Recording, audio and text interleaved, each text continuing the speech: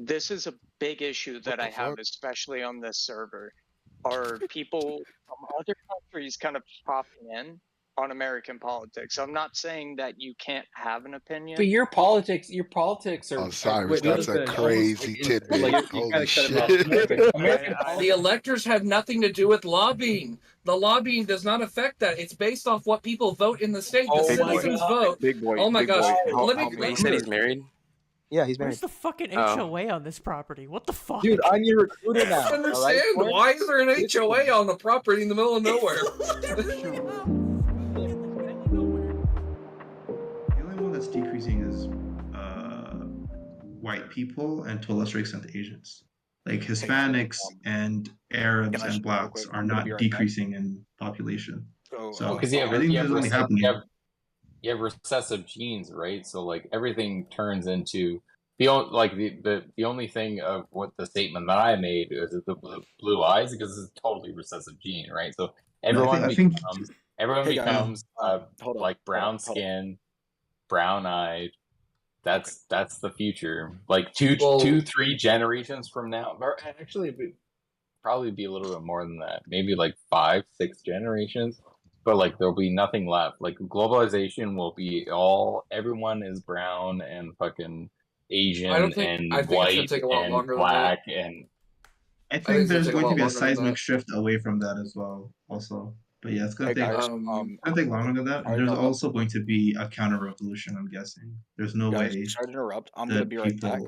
And tell me what we're yapping about next time.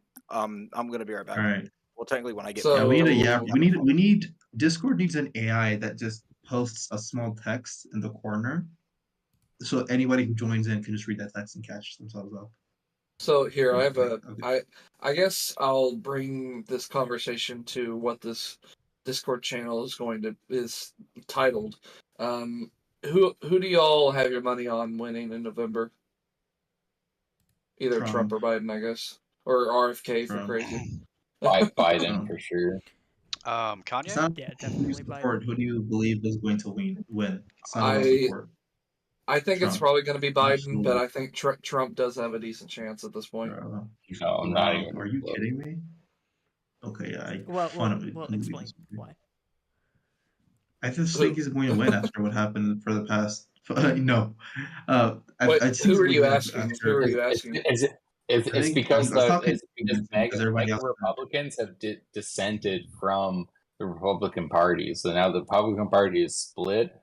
And so if you look up into like the last 15 years of Canadian politics, the right wing has been completely disseminated by a 2-party split.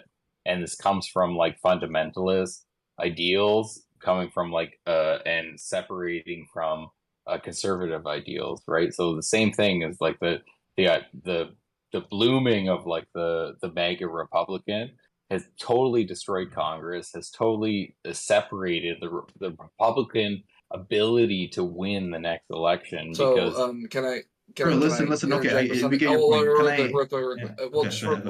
Because I think reasonable Republicans will not vote because they don't want to be MAGA, whereas the MAGA fundamentalists they're taking away a good 50% of the Republican vote at this point.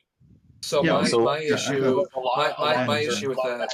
50%. Okay, we got that point. We got your point. I think. I promise you. Just trust. No, that 15% is going to go towards our what's his name? RFK people. No, go ahead. Yeah, so how do you? So my main issue is that I think this recent split with, I guess, what would you say, uniparty Democrats versus more progressive leaning, and with the split involving Israel Hamas, I think that is going to cause a similar split. What? Sorry, can you tell me about the split? Let me clarify. The Democratic vote is the same exact it was during the Hillary vote, right? The Republican vote is totally fucked. It's totally fucked. Okay, let me make my point. Where when they lose this, the Republican Party is probably fucking done, man. Okay, let me make my point. so first off, let me address the Palestine-Israel split. Trump is absolutely pro-Israel. RFK Jr. absolutely pro-Israel, and the Democrats, even they might say that they'll never explicitly say that they're against Israel. They'll make claims that they're trying to restrict Israel, etc. But let me finish this one. But of course the aid has been flowing. Right now, Joe Biden is the president, and Israel gets all the aid it needs from the U.S. You think this is going to be a significant? You think this is going to be a no? significant? I don't think so. I don't think it's going to be point? significant. I'm just resting it. I'm just resting the point. But I don't think it's going to be significant. Israel Palestine doesn't give, like, just has no contention over this. I agree. Wait. I need to say one thing. Oh my gosh. So if just real quick, I barely got to finish my point last time. I need to say this one thing. Okay, Fox. So okay, Ethic, you said you're Canadian, right? I'm Canadian, yes. Okay. We need a Gen Z debate channel. I am fast speakers. Well, I am Gen Z. You don't talk fast though. Okay, what I'm trying to say here is that if you take the Electoral College into account, the reason that this Israel-Palestine situation really does matter is because key states like Michigan and Minnesota have huge Muslim majority populations. Like especially Michigan. If Biden cannot appeal to these voters, there's less Muslims than Jews in the United States. What are you talking about? No, in Michigan has a large population in terms of being able to swing the election. It's not a majority; it's a minority. I didn't say it's a majority. It's enough to swing the election in Trump's favor. No, it's not. Not in the slightest. Yes, it is. No, it's not. You don't know anything. You don't know anything about Michigan. Then Michigan has a huge Muslim you obviously don't know anything about fucking Muslims. They're not going to vote for Trump. No, literally, we know about this. That is a reason why that Biden is skating on this issue, not willing to actually give a definitive take.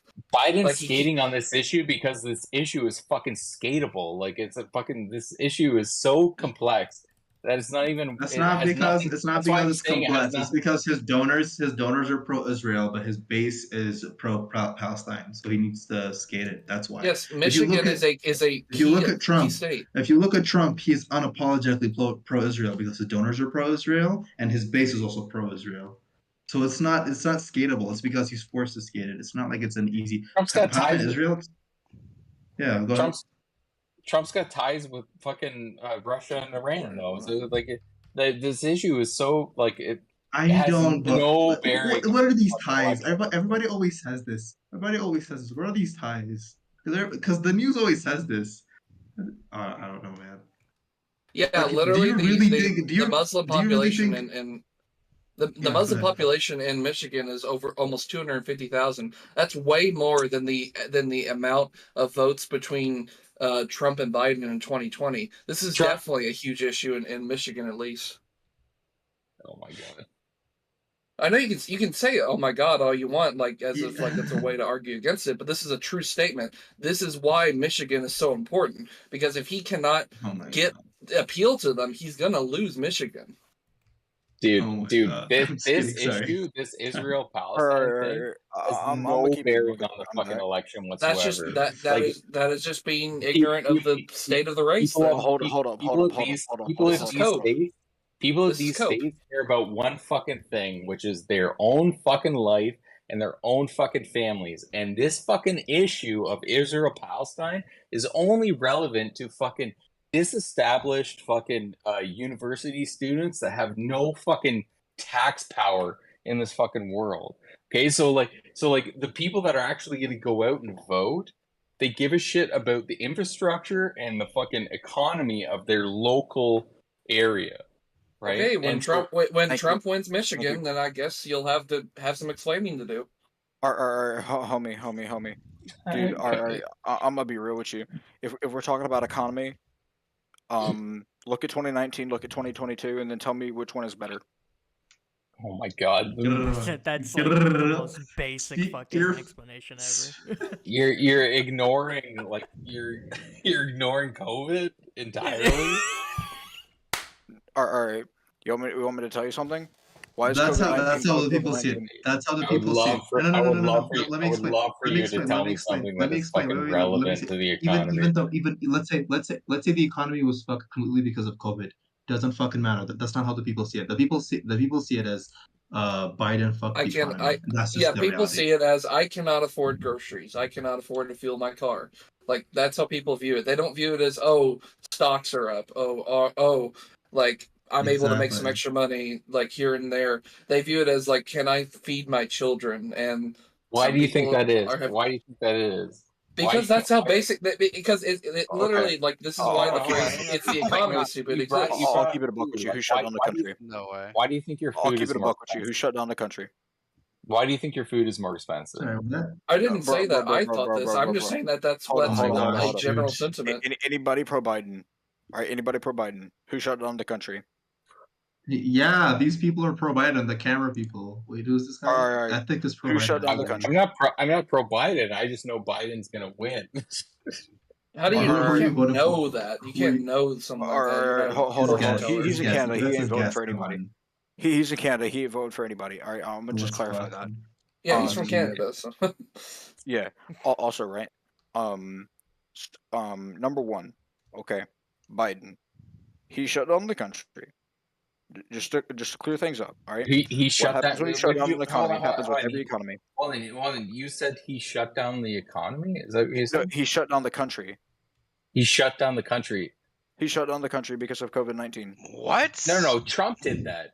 Trump did What that. are you talking about? That was a Trump What are you decision. yapping about? Who's the president during COVID-19? Wait. Trump I think you might have misspoke. I think Wild misspoke. Wild. Can you re-clarify? Listen. Question. Wild, Listen. can you Trump clarify? made that decision and then quickly backpedaled it. Trump made that decision initially and then quickly backpedaled But Trump before made it that took decision. effect in a lot of cases. Hold But on, he hold on. backpedaled it and then Joe Biden Doesn't actually matter. enforced it. The Dummy. damage was already done.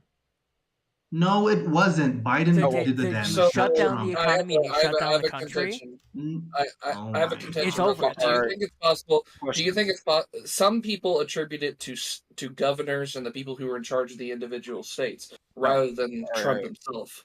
All right, I'll keep it a buck with you. All right, number one, who was the president during 2020, 2022, which was a majority of COVID? That's 3 of the 4 years. 2020 was Trump. That was Trump. 2020 was Trump. I know. It was like half. It was of 2021 to 2020, 2022, relax. and then 2023. Not in the half. So Biden. who is the president? Who is the president during the worst financial collapse in the history of the United States? You people are insane, honestly. Herbert Hoover. It was Trump. Wait, It was Trump. are you talking about the Great Depression? What are you talking about? No, the worst. Bro, we're going back in time by, now. By percentage, the worst financial collapse that ever happened in the United States was during COVID-19 and Trump was president. Wait, that was worse than the Great Depression? Are you kidding me? Or the 2008 financial crisis? Well, no. How can you say that's worse? No. I believe COVID was worse than 2008. How can you say it was worse than the Great Depression? Do you know how bad it was? Look at the Dow Jones Industrial and grab it. Oh, I don't care. I don't give two shits about the Dow Jones. I care about if people were able to keep their homes and feed their kids. They weren't able to do that back in the Great Depression. People died. Actually, Millions of people almost died. Completely different fucking issue.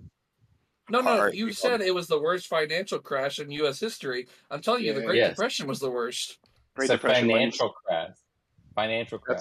That's what it was. It was what Black Friday they called it or something. That the entire Black I don't forgot. Tuesday. I forget what. Yeah, there's a nickname for the day that the market crashed. That triggered the Great Depression. You want me to tell you something?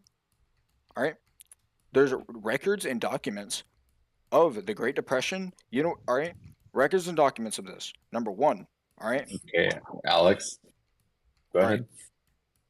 People jumped off buildings in skyscrapers because they lost their money that they had literally just invested into the market before the market crash. Black Tuesday. It was Black Tuesday, not Black Friday. My grandpa was scared of investing for the rest of his life because of the Great Depression. He would never put even the most stable companies like Caterpillar Tractor or Johnson & Johnson. He would never invest a dime in the market because he was so scarred from the Great Depression. other than the people losing their money in the stock market, I'm mostly talking about the people, like the millions upon millions of people who either lost their homes, had to stay in bread lines and soup lines every single day to feed their kids. You know what had happened? You know what had happened?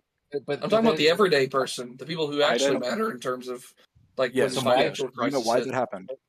As a result of the Great Depression. No. Great Depression, my family was able to buy land in Canada and buy ridiculous amounts of military equipment. So my family, my family bought tanks for fucking pennies from the Canadian military and from the U.S. military, and turned them into farming tractors that would harvest fucking carrots and cut down fucking trees. Eat up, right? Awesome. Eat up, King. Is the whole reason that I'm in like a middle class right now in my generation is because of the fucking Great Depression. So what happened in the Great Depression was we've been digging ourselves out of that hole for 3 generations now. Right? So like you can't tell me that the Great Depression was not as bad as the COVID like issues with the financial markets and people's standard of living. Ethnic. That's what you do when broke people get broke, rich people get rich. That's what's up. W moves now. I'm not talking about the mass populations and what happened to people. Yes, the Great Depression was extremely bad, but like the amount of money that was lost, like transfer of wealth during fucking 2020 was fucking way more ever in history. Right? Like tons of fucking rich people. Transfer of wealth, yeah. Tons of rich people lost so much fucking money, and so many fucking middle class money gained so much fucking money. We had a massive transfer of wealth during 2020. Massive. So here's a question. Do you guys remember which was worse? No. Which do you think was worse for the everyday person? The Great Depression or 2020?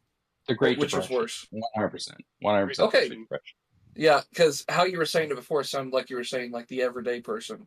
It was worse. No, I'm talking about talking about massive transfer of wealth. Like, so all you have to do is look at the fucking S&P 500 and the DGI, and look at because we were talking about Trump, and like we were talking about political leaders, and in history in the United States, the biggest drop in the financial situation of the entire country was, and so that drop is indicating of like a transfer of wealth. And that transfer of wealth, the biggest transfer of wealth ever in history of the United States, was during the Donald Trump administration. We're talking about trillions of dollars disappeared. I know but going back to what we were talking about earlier, the reason people are pointing to a Trump victory in November is because the polls show it. Average everyday American, like people are struggling to be able to pay for their groceries. It doesn't matter what. Okay. This is what I'm saying. It doesn't matter if I know this is. Let me clarify. The reason people are going to probably have to vote for Trump, or they believe they have to, is because even if you can tell them, oh, it's because of this corporation's hijacking prices or jacking up prices quite a bit.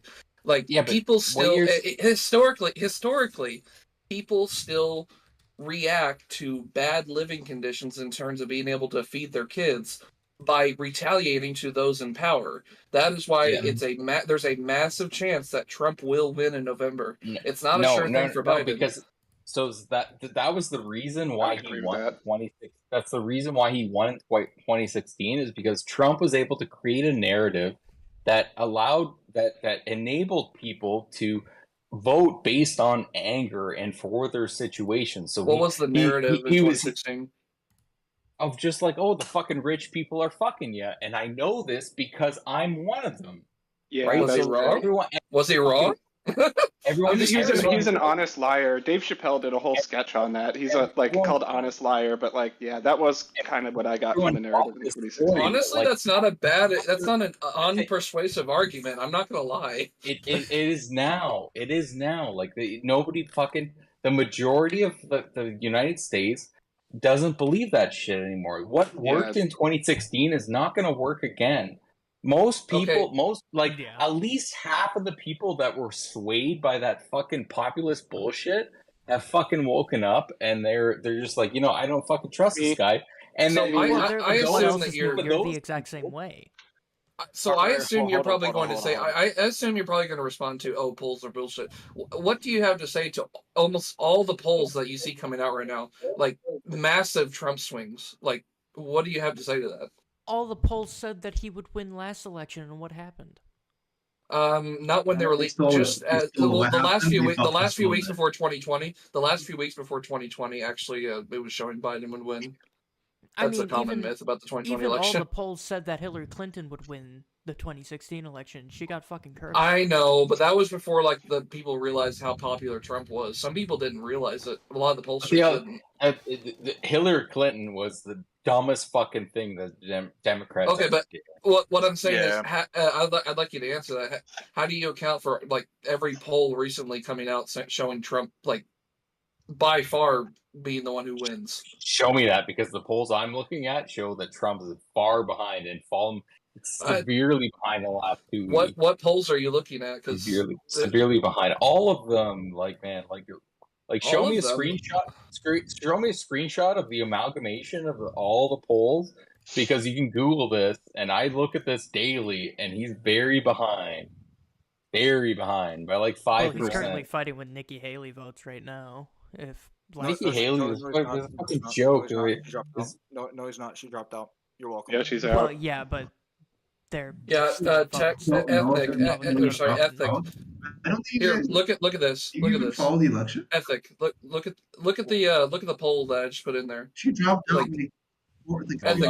I really doubt that you've actually been looking at recent polls. Like Trump is dominating. Yeah, like recent dude, polls. Trump is absolutely dude. We're winning, dude. Clink. I'm not saying I'm a Trump supporter. I'm just saying we are winning. Who said we are winning? I didn't say that. Who said we're winning? Who fucking said that? We're winning. IDF the guy playing Subway Surfers in 2024. We are winning. Who played Subway Surfers in 2024? Whoever said that, you have to realize that if Trump fucking wins, we all fucking lose. Okay, but that's a good question. Ethic. I have a question. What do you think will happen? I want you to entertain the hypothetical.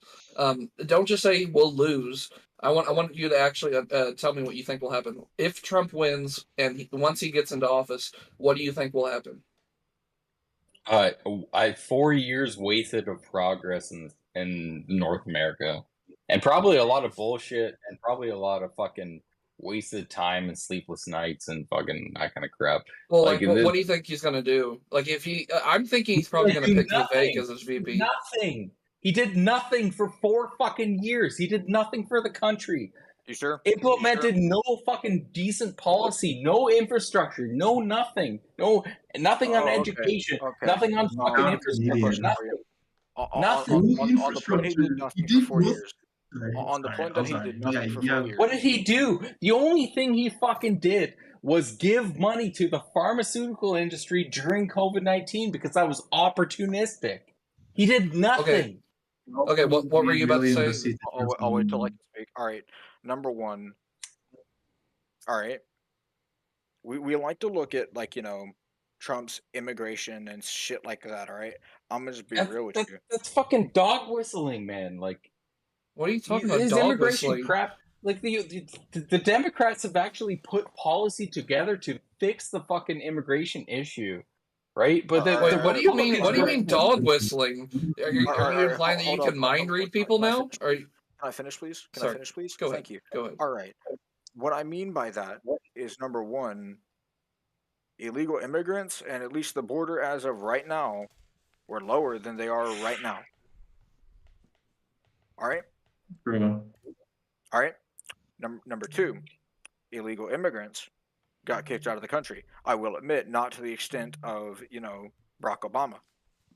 Okay, so how much has the fucking border wall reduced fucking immigration?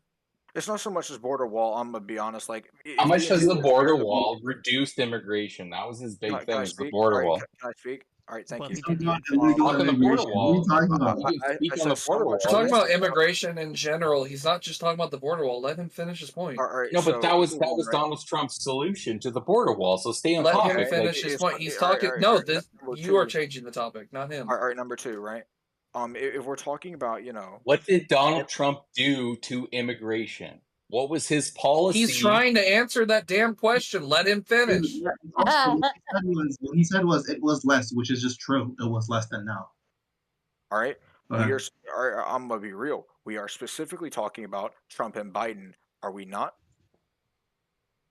Yes. Okay. What did Donald Trump do to reduce immigration during his fucking tenure? You made Subway Surfers lose, dude. I lost because of you. Do you want my honest answer? All right. What did Donald Trump do for immigration? To be honest, it doesn't take much to reduce illegal immigration. I'm sorry, it doesn't. What did he do? What did he do? Answer the question. Listen. What's this guy's name? Ethic. Maybe he doesn't know the specific policy Trump signed into office to reduce immigration, but what he does know is during Trump's presidency, I said he deported immigrants, and then I said not to the extent of fucking. What policy did Donald Trump enact to reduce immigration? Why are you trying to stunlock on this question? He's trying to answer it. Exactly. Dude, I literally just answered the fucking question. I literally just said he deported immigrants, and then I said, well, technically I answered the question the first time, but I said he deported immigrants. Hold on, I'm so Jesus sorry to Christ, interrupt. silence Is for a it second. really so black and white though? With what he did? Do you want me to be honest with you? Yes, it is. Yes. Okay. Continue. I have a question. Okay. I'm gonna sound retarded when I say this. I thought when he said build a wall, he was saying it metaphorically. Like, no, I think most people took that literally because he literally built the wall. Wait, literally built the wall. Yeah, he did build a wall, and the wall would have been finished if he did have his second term. Insane. Wait, what the fuck? The thing that's insane to have a fucking border wall. Every country has one. Yeah, I don't have a problem with it. I do not have a single problem with the border wall. I seriously don't. Like, you don't. You have no problems with the border wall. No, can you tell me? Can you tell me why a border wall is bad? Can you specifically tell me the reasons why? Okay, so we have like mass migrations of like massive animals. Like we're talking about like millions of fucking animals that try to cross between Mexico and Texas on a regular basis, on a seasonal basis. What do you mean illegally? Oh my god! Okay, so they can't are them animals illegally passing, bro? So here's a question: do you think that the wall cannot accommodate? Do you think that border policy cannot accommodate this? Do you think that maybe in those sections where we know that migration occurs, there can be no wall there, or there could be there could be some sort of patrolled section where there is no wall, but there is something to accommodate for the fact there isn't one there? You don't think that something could be used to accommodate for that fact? The historical fucking schadenfreude of this entire thing, the historical schadenfreude of building a wall actually does something is like fucking hilarious. Walls have never worked. That's true. Then why does every Democrat politician who says that they don't like walls have walls around their house to protect themselves from robbers? Bruh. Walls don't work.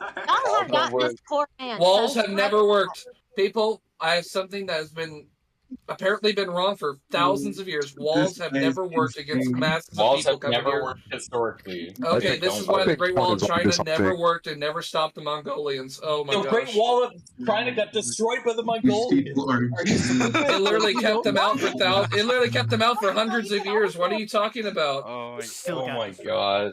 Walls are my god. What is to argue? Walls are effective. What the fuck? Totally destroyed. What? Wait, why do we put wall? Why do you put a fence or a wall? Or why do all the Democrat politicians who say that they don't like walls? Why do they have walls around their house with security guards patrolling them? What do you mean walls don't work? Because they love random people walking through their yards. That's why they put fucking walls in. I feel like what do you mean walls don't work? Are you know what actually works? You know what actually works is enforcement and policy, right? So okay, how do you enforce it? Okay, What? so you want armed guards on like every mile, and like 5 armed guards for every mile on the border? Is that what you want to do instead of a wall? And that's what the Democrats proposed, and the Republicans fucking shot it down in Congress, man. Because they stuffed Trump so much wanted shit inside that bill. You do realize how stupid it was? For like the reason the border bill got shot down was because the Democrats kept shoving stupid shit in there, like Ukraine funding, what had nothing to do with that actual border fund. It had nothing to do with the border.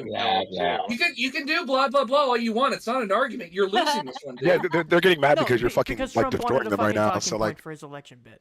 The reason the border bill failed is because they tried to put stupid shit in there that had nothing to do with the border. That's why why Republicans didn't vote on it. And maybe I was misled by a headline, but I remember like recently Trump saying that he was going. Biden saying that he was going to extend the wall. So is that not true, or was that bullshit?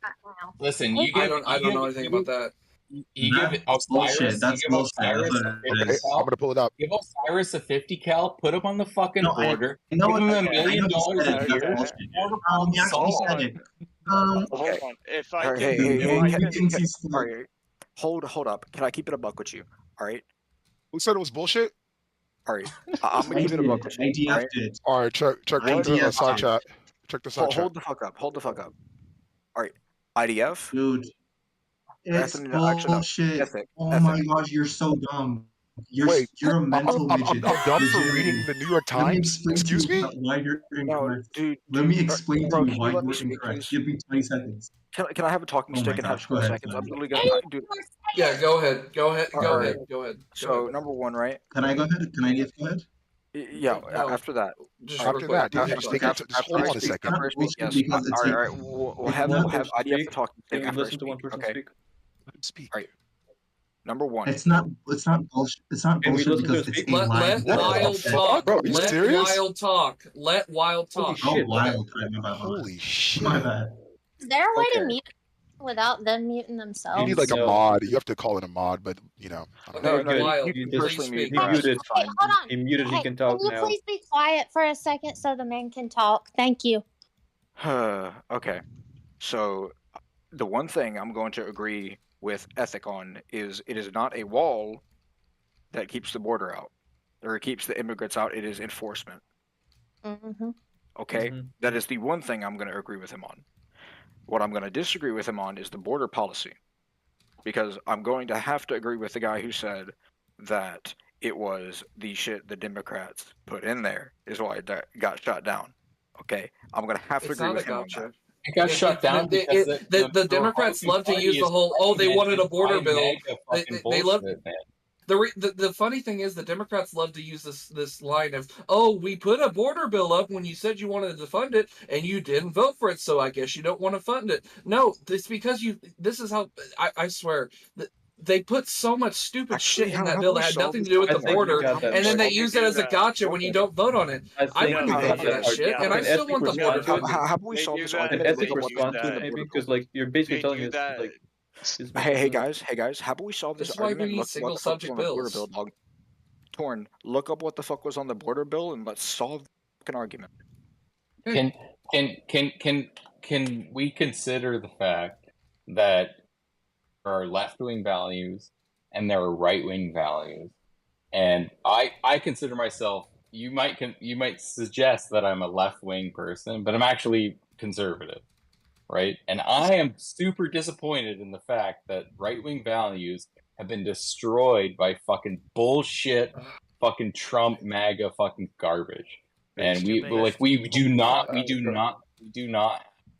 a solid fucking bro. Like you make it think I'm a conservative, but I'm not. I'm actually a libertarian. But okay. Y'all are actually losing. And that's fine. Y'all lost a bit.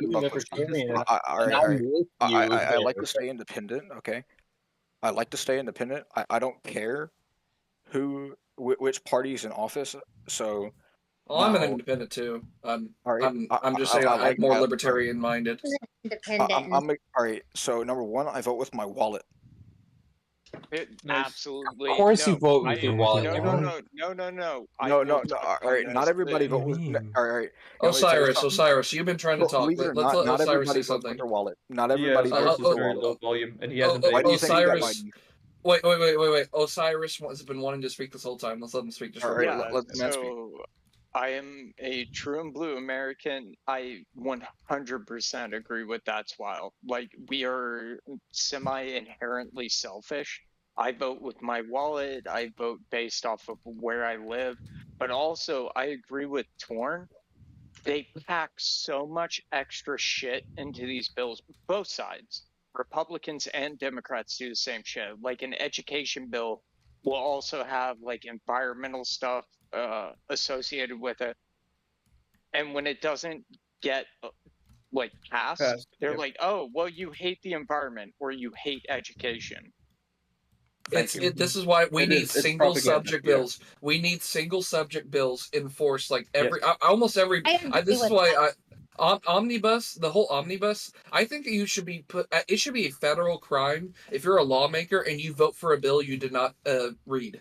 And it is so obvious that nobody reads the omnibus when it gets passed. They have to literally bring it in on a wheelbarrow. It's like 5,000 pages, and they give you like less than a week to read it. If that, they sometimes give you a day to read it. I think every single lawmaker who doesn't vote, does not read a bill and votes on it, that should be a federal crime. That is not how you do your job. I mean, we have secretaries and people are supposed to read for them. I don't care. The gridlock is the point of it. It's so that people don't just ram through stuff. That's the point of the gridlock. He's right. Can we agree that a functional United States is based on a two-party system, right? No, I think it's based on a no-party system, and people run as themselves. Parties should have been outlawed. Parties should never have been a thing in the country in the first place. I think parties should be completely outlawed. Can I go my 2 cents? I'm gonna have to go with ethic on this one. In reality, U.S. is a two-party system, right? Yep, so you have in reality, it is a Republicans, and they keep each other in check, right? That is the whole point of democracy: is that Republicans keep fucking Democrats in check, and Democrats keep Republicans in check. But when you have a fragmented Republican Party, you do not have a United States. And that is the point that we're at right now, is that we have a dysfunctional Republican Party. Therefore, they're not properly keeping the Democrats in check. And the Democrats have full fucking bore over top of the Republicans. Not we. We've talked before. You're in Canada. This is a big issue that I have, especially on this server. Are people from other countries kind of popping in on American politics? I'm not saying that you can't have an opinion, but your politics are. Oh, Cyrus, that's a crazy tidbit. Holy shit! American politics are influential. Hold on. I'm gonna keep it a bunch. Sorry. Because I was interested. Osiris, can you finish what you're saying? I was actually very interested in what you were going to say. He's trying to dig at me because I'm Canadian, but I can't fucking properly. No. Don't sorry. All right. 1 second. Good. I'm gonna have to go with. Sorry, I'm just gonna have to go with ethic on this one. Everybody here realizes, at least I hope you realize, that American politics. You do realize we are a superpower in the world, right? So American politics affects every country on the planet. No, they do, and also we pop up in the news all the time. But I would never pop up in the news. The United States controls the news. So wild. I think real quick. I want to say one thing, and I'll stop. I promise. Let me respond to me. So wild. One thing I wanted to say. Well, just real quick, wild. I understand where you're coming from and I do agree that the fact that the U.S. is a superpower in the world, that it does affect everybody else in the world. But I think what Osiris is trying to bring up is that people that try to understand the American system that don't live here, they aren't voters. Like my issues with that mindset is that could lead to maybe people who are outside the U.S. should have a say in how our elections go as well. I don't know. I'm gonna respond to that. You ready for this? Sure. Just because they aren't voters doesn't mean they can't have an opinion. Oh, you can have an opinion. I didn't say that. I did not say that. Make that very clear. What are we talking about right now? What are we talking about right now? Okay, let him finish, and then you'll know what we're talking about. So, we pop up a lot. A lot of people have opinions on America, but I think they underestimate the cultural differences in America. I would I've traveled probably half of this fucking world. I would never travel to someone else's country and say, like, hey, this is how you fix it. There is a monumental difference between like Georgia, New York, and Mississippi. Yeah, How many times you've been countries on their own. To the extent that the news is not going to inform you on that. But also, Cyrus, never you're running other channel. You're running other channel making opinions about Canada's politics. No, I haven't. I never did. I know nothing about Canada. Sorry, but all right, I'm gonna tell somebody. Well, the guy who said you can't tell somebody how to fix the country. You can always tell somebody how to fix the country. All right. It really just depends on whether or not they're gonna listen. All right. That's an arrogant. That's an arrogant thought. I think I understand. I understand. He's basically saying that if you tell somebody how to fix their country and how their politics works, but you're an outsider who's never lived there before, they're basically saying that probably not going to listen. Those people, they're not going to listen to you, and they're not going to. Who do you think you're fucking talking to, Trudeau or fucking like Biden? Who exactly do you think you're speaking to? Who's going to listen and make like effective change based on what you're saying? Not about effective change. It's about the fact that people can agree with them about the policies. You know what servers? You know what okay. Okay. All right. So question. The guy who says who thinks you're going to make effective change. All right. I'm just going to let you in on a little secret. Okay. This server, we're in a debate 2 channel where it says politics. What are we doing right now? We're debating politics. Thank you. My TED Talk is done. Okay, I have a question. You must be new here. Ethic, I have a question for you. Can I ask you a question? Sure, man. Yeah. Go ahead. Okay. Ethic, as a Canadian, what do you think of the Electoral College? Well, so we have a similar issue here. You think it's an issue? Yes. The electoral college. Yeah, I don't know. I'm kind of on the fence about the electoral college. I think the issue with the electoral college is that it's swayed, right, when it comes to electoral votes, right? So like there's a lot of fucking weird shit going on there that I don't fully understand, and I can explain to you. I think the premise of the electoral college has good intentions, but like somehow it is like swayed in certain ways, and we see things like I don't think the last time it was actually like a big issue was Bush versus what's his name? Gore, yeah, like the electoral college was like kind of like an issue there, and it was kind of like called into question. But like, I think it's important. I think it's important that like rural people that own majority of land and like a lot of economics have like a bigger say in a certain way, so they should have more electoral votes. In some senses, but like at the same time, like, you know, populations of cities. You know, like I live in the country now, so like I'm just so I'm very I don't know. I haven't. Yeah, really I can tell you're speaking out of a shipping container. Yeah, noticed. Called out, bro. Called out. That's a hard question. I don't have an answer for that one. Like the electoral college. I have an answer. I think people that so my understanding of the electoral college is like people that own land versus people up. Versus population. Well, and there should be some balance. Ethic. That's actually so. The original purpose of the Electoral College was that basically the founding fathers, they did not believe that a direct democracy was the issue because it would turn into a mob rule situation where if somebody became able to get 50.1% of the population, they could use that tyranny of the majority to oppress the rights of the 49.9. So basically, the Electoral College allows for people who live different lifestyles, maybe in a more rural area, cannot be outvoted by the millions that live inside of huge. Well, that's cities. What I just said, right? That's what I'm saying. A farmer in Wyoming should not be able to be ruled by a guy in California. That's the issue. Wait, so here's my perspective is that a farmer in Wyoming that owns 1,000 acres of land that feeds a fucking city of 1 million people, they should have some fucking a little bit of sway, and that's the benefit of the Osiris, I Electoral can College, see and I you believe- squirming, No, Osiris. that's Do you have a something to say? rough take. I'm about to have an aneurysm. Okay, No. Osiris, go. Yeah, I am not a fence sitter on this position.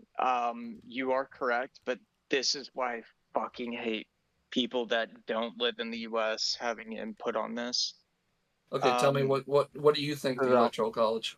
I agree, actually. Well, too. I like it, but I don't think that ethic has a fundamental understanding of what it is. Oh yeah, that's what And I'm understanding too. This is why I have an issue with. So I've traveled to fucking Jordan, Afghanistan, Iraq. I have no fucking input on their countries because you a I veteran? don't understand. Yes, I am. Oh, thank you for your service. Yeah. I So, don't- Osiris, Thank you for instead paying of your all of taxes. that, just tell me what your perspective of the Electoral College is. I know exactly what it is. It's exactly what Torn was bringing up. It's so that representation is equally distributed, and so that like New York, LA, Atlanta, major cities can't make all of our decisions for us. That's And what I'm even saying. That's what I'm saying. That's what I'm saying. No, exactly. You were saying something like that, but okay. So you were in the realm ethic, but I feel like there were some issues there. All right, the definition. I'll tell you Please right, identify them for me. I'm willing to learn. Osiris has the benefits. Hold up. Osiris has the benefits of the Electoral College down 100%. All right. He didn't say anything, so he. No. The purpose of the Electoral College, yes, is the benefits of the Electoral College. Okay. Because that is what the Electoral College was made for. Okay. Yeah, but how does that differ from what I just said? Like, it's the same thing. Let Wild finish. I think he was about to go into a second point. So the problem with the Electoral College, number one, is that we have lobbyists giving money to, number one, politicians. Number two, we have lobbyists giving money to the people of the Electoral College. A lobby would exist within the How often does that happen? How often? That's like. What do you mean? How often? How often do people lobby? All the time. No. Wild. I have a question. What do lobbyists have to do with? How would a lobbyist affect the Electoral College? Okay. Yeah, it has no bearing on this system whatsoever. Because lobbying. No. I asked Wild. I want a Wild answer. All right. Number one, people are selfish. Number two, people tend, number one, people give them money because people are selfish. Right? Wait, give who money? Who gives the money? The Electoral College and politicians. This is the same issue why Biden is on the fence about Israel and Hamas. You can't give money to an. Wild. That's not how the Electoral College works. That's not how you don't give money. You can't give money to an elector. That's not how the Electoral College works. And even if that did happen, no, it doesn't. That's not how that works. That's not how that works. And even if electors aren't representatives. Where do politicians get most of the money? Even if it did happen, the times when electoral colleges vote against their party is like 0.1% of the time. Like that should never happen. Yes, that is correct. All right. I'm not saying that they vote against their party, okay? I'm saying that people are selfish. That was my main point. You're talking about your issue with an electoral college. Like you gotta explain what it is. The lobbyists. Dude, I really Wild. I agree that lobbyists are an issue in government, but I do not think that they are a factor when it comes to issues with the Electoral College. I pretty much don't have any issue with the Electoral College except this. I have an issue with Electoral College not applying statewide.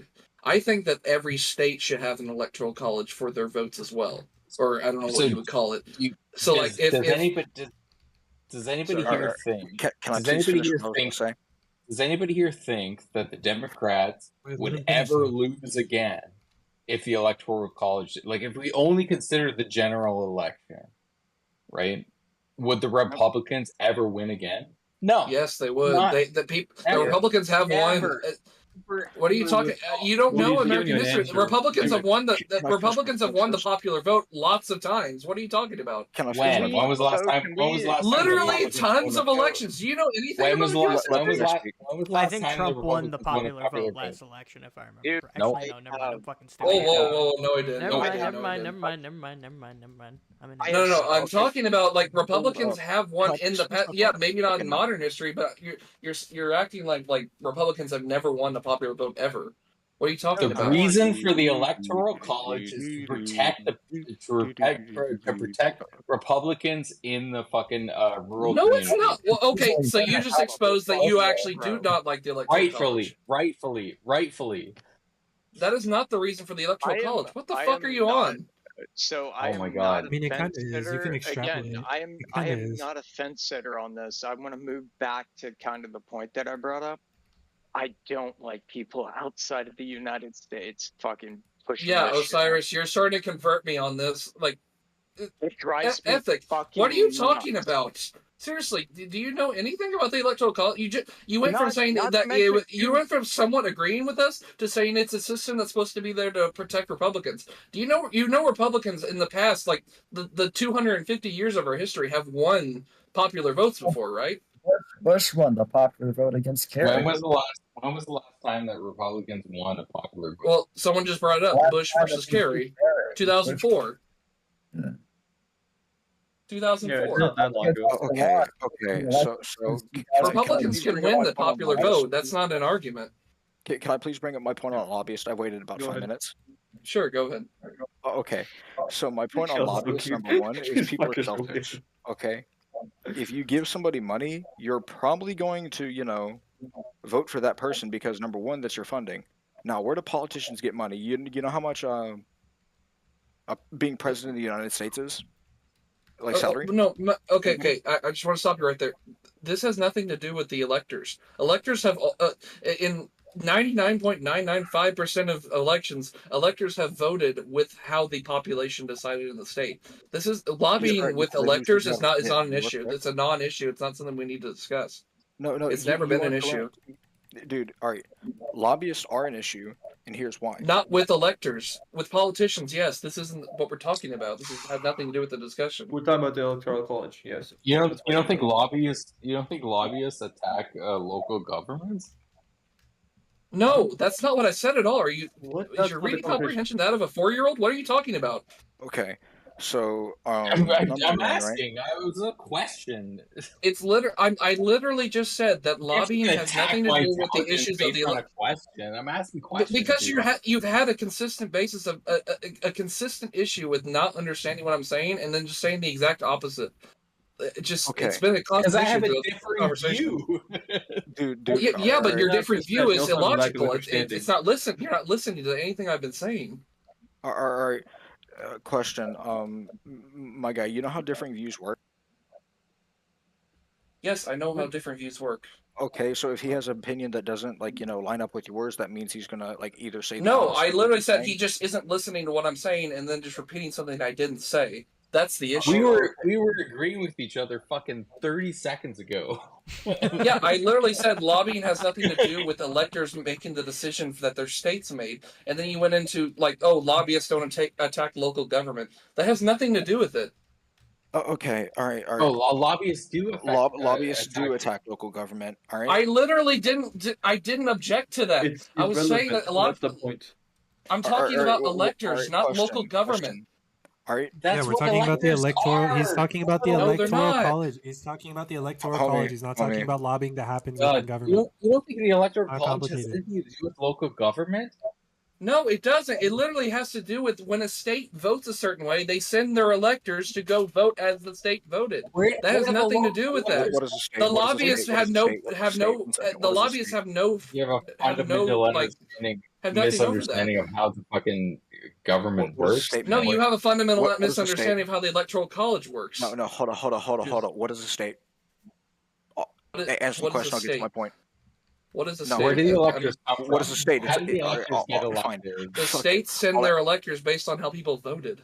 Okay, where do the electors come from? It's called a local government. Is it a national government? No, it is a local government. Thank you. Okay, this is not even if I was talking about electors, not even government but officials. where did the electors come from? Where did the electors come from? This has not this. They come from the government, obviously, but they're appointed based on what the people do. This has nothing to do with the lobbyists. I would say that you're acting like electors this is a could be gotcha. This manipulated. isn't a gotcha. You're acting like this is a gotcha, but it's not. Dude, homie, you literally just told me. You don't think the electors are local, man? That you like, Jesus. That's not what I said at all. You aren't listening. Homie, dude, all right, sorry, but you literally just told me that you're local. All right, no, you literally just told me that the electors are elected by the government. They aren't elected, no. Okay, they're appointed. They're appointed by the government. Sorry, use a different word, dog. Yes. Sorry, use a different word. They were appointed by the government. Yes. All right? Which government? And the Whole government is elected by what? The people. Yes. The local our lobbyist people. Our lobbyist people. And I'm talking about lobbyists do not affect electors. The electors just go. Oh my God. The electors just vote how the people voted. This has nothing to do with lobbyists affecting them. You don't think lobbyists go to fucking municipalities, man? That is not what I said. See, you're doing it again. You just did it again. You just did it again. You put words in my mouth. No. You literally just. What do they do? Literally just put words in my mouth. Big dog, he put words in my mouth. You can call me Big Dog. No, I mean, I don't know what you're doing there, but no, he did technically ask you a question. Answer the fucking question. Do you not think that lobbyists do not lobby municipal governments in the United States? Of course they do. This has nothing to do with the electors themselves. The electors aren't government officials. They're just people that the government appoints to go to the. They go and tell people how. Hey, this is what they. If you think there's an attachment between municipal governments and electors, then you have a fundamental misunderstanding of how you have a fundamental misunderstanding of the electoral college and how it works. No, he's right on this. No, he's not. My guy, I'm sorry. Like, I understand you're passionate about this, but like, where the electors come from is from the municipal government. The electors have nothing to do with lobbying. The lobbying does not affect that. It's based off what people vote in the state. The citizens vote. Big boy. Oh my gosh. Let me just say that. No. Let me finish. Let me fucking finish. I want to just explain this clearly. Shut up and freaking say it. Spit it out already. I said all right. Come on. Fine. People vote. The citizens vote in a state. When those citizens vote, they tell, okay, when it's collected, the vote count, it's collected at the state. The state then says, okay, the people voted for this candidate. We're going to send these electors to the electoral college and say, hey, this is how our state voted. This has nothing to do with lobbying. This is not something that is affected by government. In terms of lobbying, this is not affected by that. There's no connection. You're saying there's no connection between municipal government, electors, and 99.995% of states that have ever sent their electors to the electoral college have never wavered from how their citizens voted. You're saying there's no connection. Hey, you want me to tell you the reason? There have been certain cases. You want to talk about 1876? Do you want to talk about Richard Nixon actually allowing the fake electors from Hawaii sign? We can talk about that. You're saying that your argument was that electors can be affected by lobbying. That is not how electors work. No, all right. So number one, right? That's two fundamentally different things. All right. If people, what is your point? Can I speak and without being interrupted, and then I'll tell you my point. Okay. Go. Okay. So, electors, all right, they come from the municipal government. Can't pronounce shit right now. Sorry, but yeah. So they come from the local government. I'll just say it that way. Yep. And if they go against their college, not college, they go against the popular vote, they lose their job. Yep. Okay? That is why they don't. Okay? Now that is completely irrelevant to the conversation that fuck it, I'm losing my words here. That lobbyists influence them. Yeah, so like let me give you an example. So like let's say in Kentucky there's a municipal government And again, I'm in Canada, so I don't know Kentucky very well, but there could be a municipal government, and that municipality could be called. Yes. Hypothetically, yeah. So there's a municipality called Kevin, and in the municipality of Kevin, right, they are the ones that have the authority to approve certain types of developments.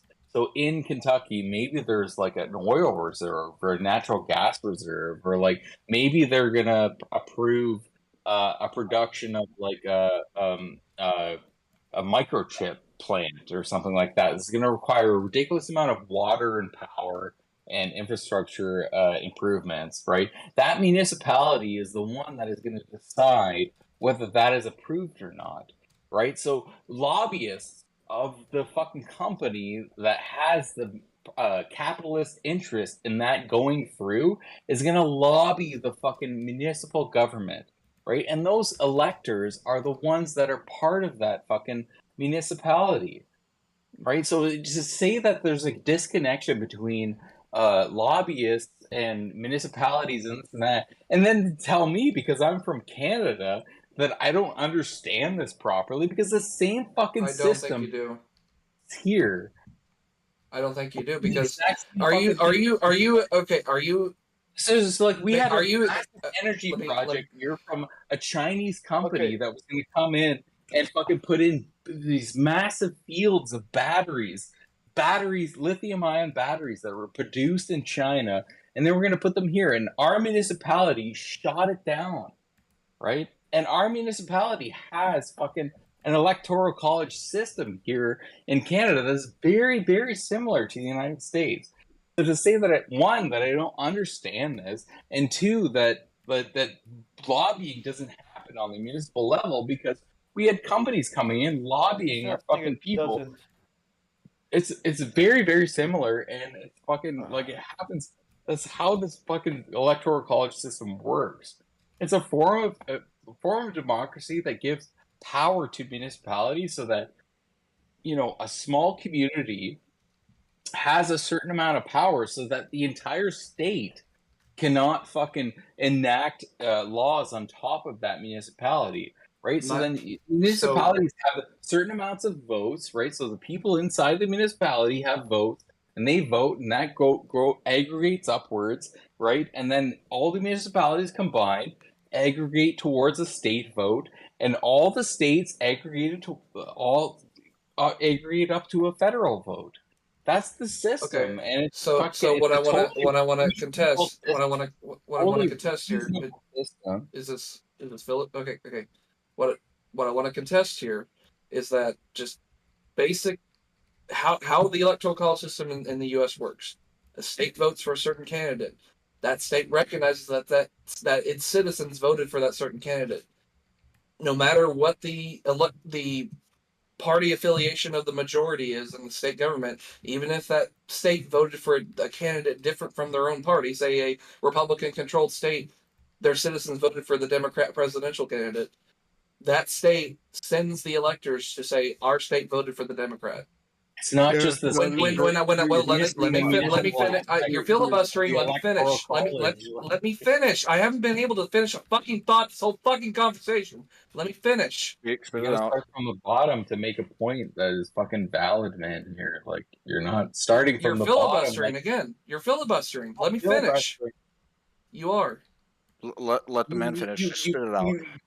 What I'm trying to say is your problem. I'm trying to understand what your problem is in terms of understanding how the electoral college system works. Are you saying that law?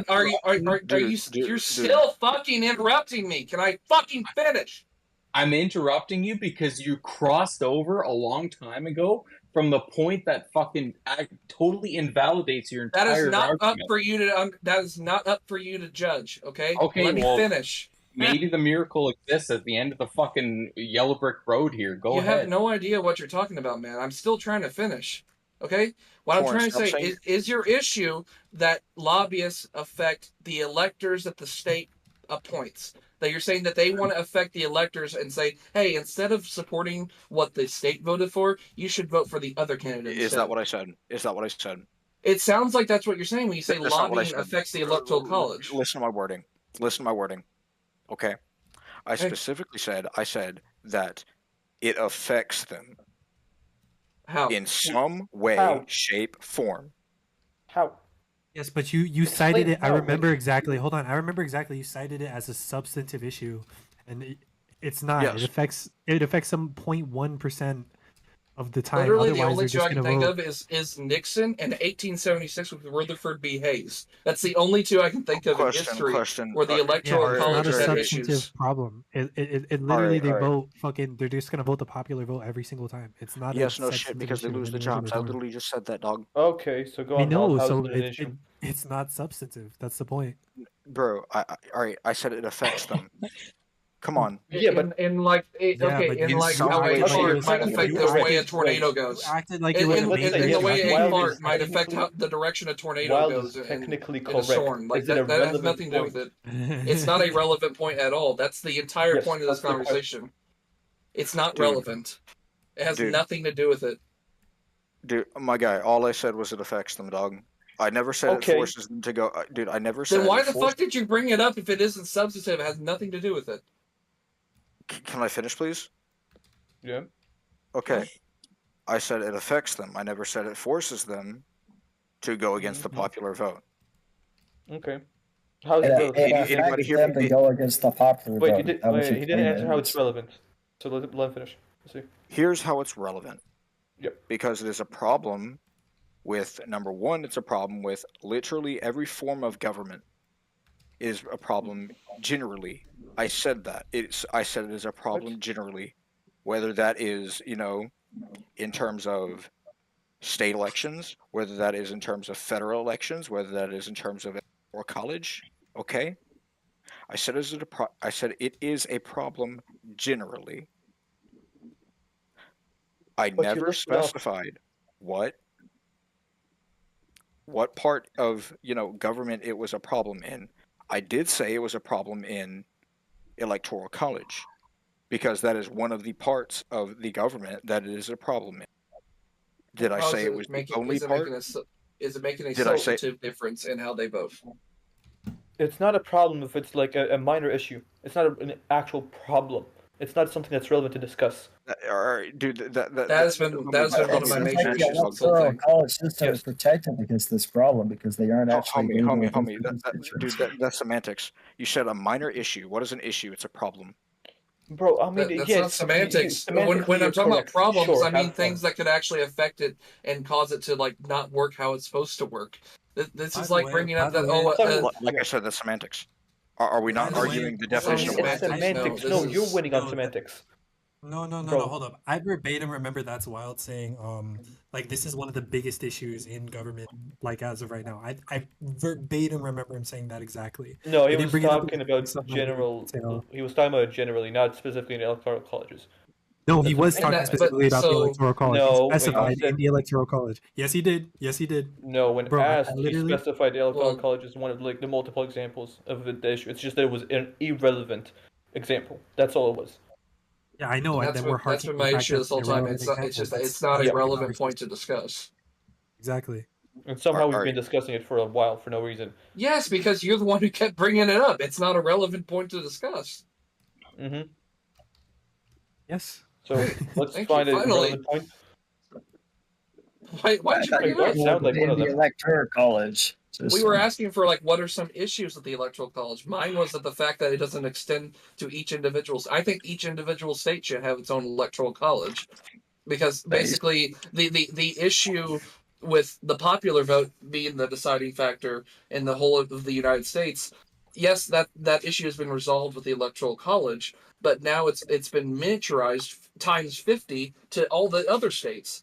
So, the city of Chicago controls what the rest of Illinois votes for, and that's been that's a major issue. I know I live in Indiana. The people in Illinois, the people in Southern Illinois, have been suffering for decades because of Chicago. You should just look up how bad it is in Southern Illinois. It's a ghost town. It's ghost town after ghost town. It's one of the most depressing areas in the country to visit. Horrible. And it's all because the people down there never get a voice in their state when they vote. That's why I think the electoral college should be extended down to each state individually, and the way it used to be. That's the way it used to be historically. Yeah, it's state electoral college now. That would be my like movement if I ever could have one. Would be every state gets one.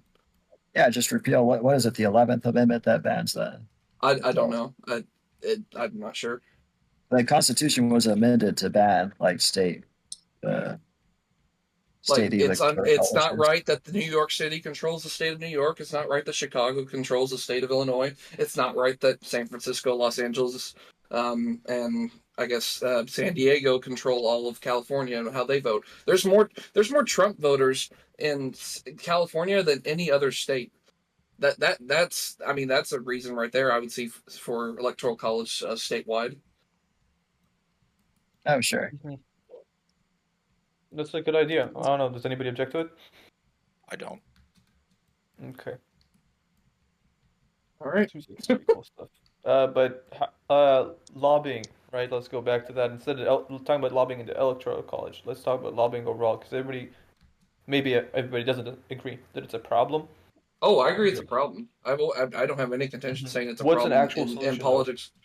Oh, an actual solution? I mean, I'm not sure, honestly. Pretty easy. Pretty easy. Let's hear it. Let's hear it. In the world. Pretty obvious solution to lobbying. What? I mean, for one, I think getting rid of political parties would be one solution, because you'd have to go to each individual. I mean, is it likely to work and happen even? What, getting rid of elected political parties? Yeah, I don't know about that. So like not a maybe realistic solution. Yeah. Okay, that's how it was in the Confederacy. Utopia. Yeah, I'm gonna just point that out. That's not a realistic solution. And number two, me personally, I believe a realistic solution would be to limit the amount of lobbying you do and the amount of money you can give politicians. Lobbying is very easy, guys.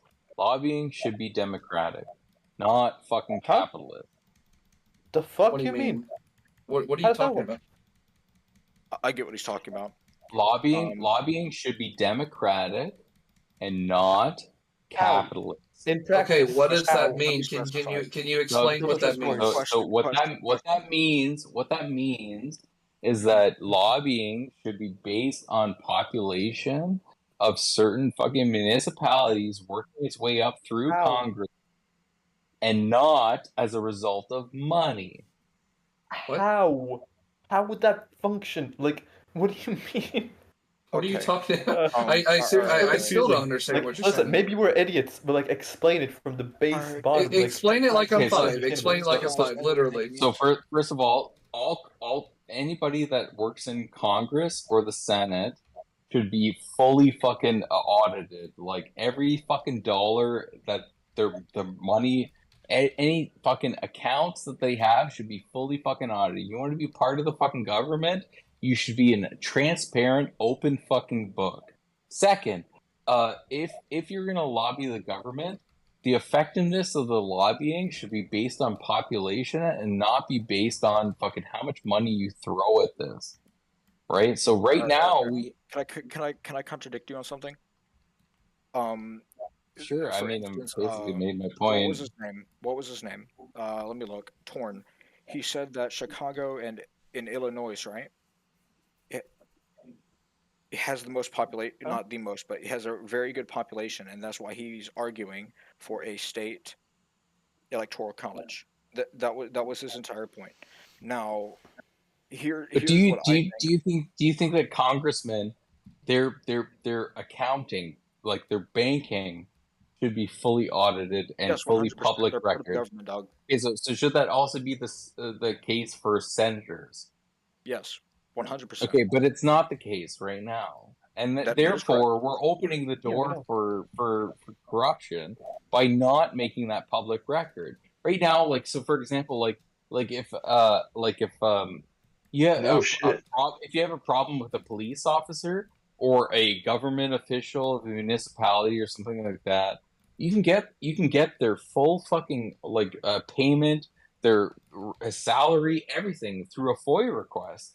Right, through the Fourth Amendment, but like you can't do that right now with congressmen and senators. Therefore, we've open the doors for corruption in fucking not only in the United States but in Canada as well. We follow like Canada does the exact same fucking thing, right? It should be an open fucking book. Like I should be able to do a Google search right now to my prime minister and see his full fucking records. And if you want to be a leader of a country or of a state or of any fucking people whatsoever, you should be a goddamn open book.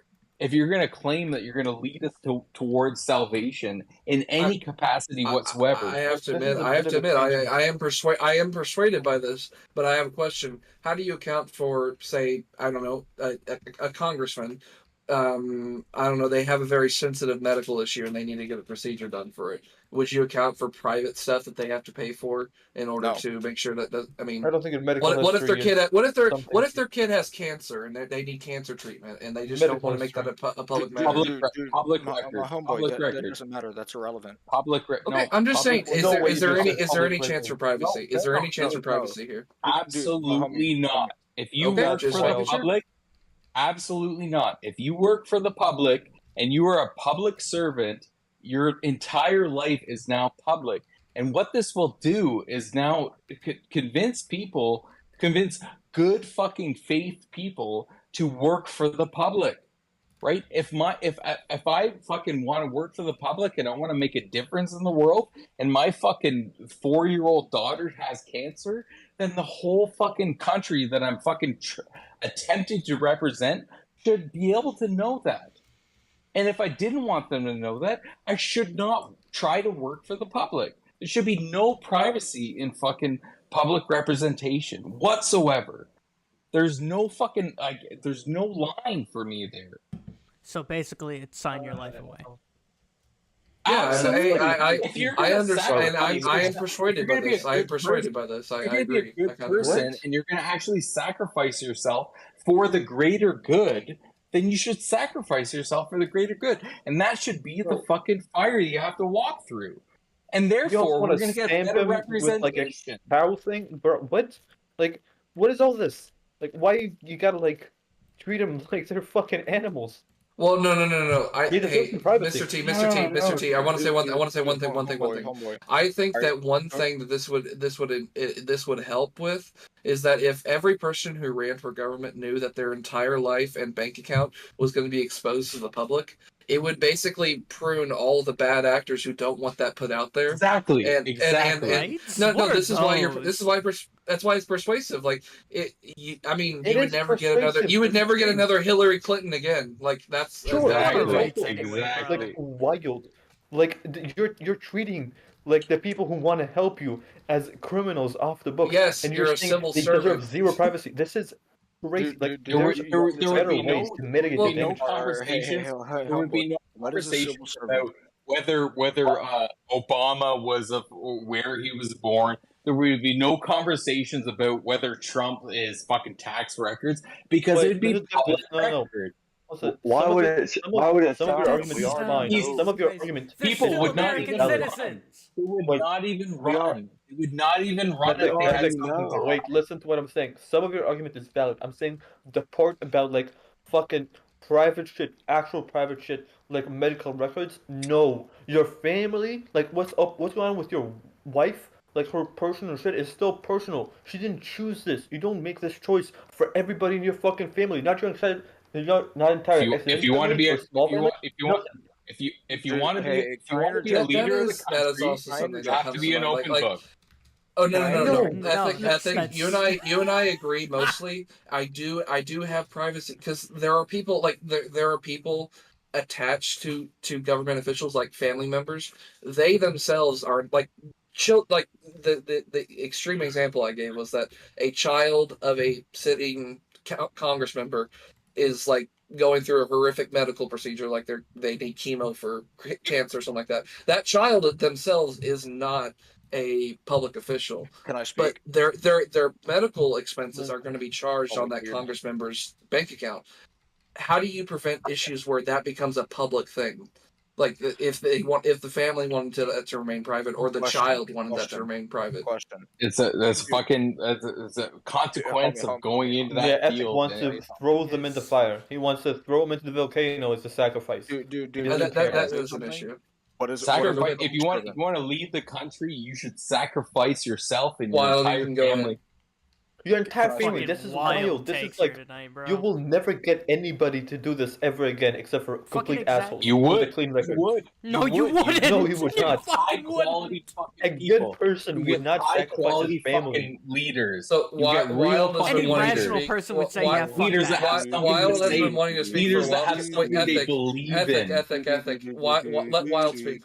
Wild wants to speak. So, all I'm gonna say on this, I do believe there should be, records of things like, the checkbook, because what is the main problem with corruption? Because people are selfish and they end money. All right, because in case you didn't know, the salary for a president, I'm not sure if it's changed in the past 5 years, but it used to be $400,000 for technically, $400,000 for a 4-year term.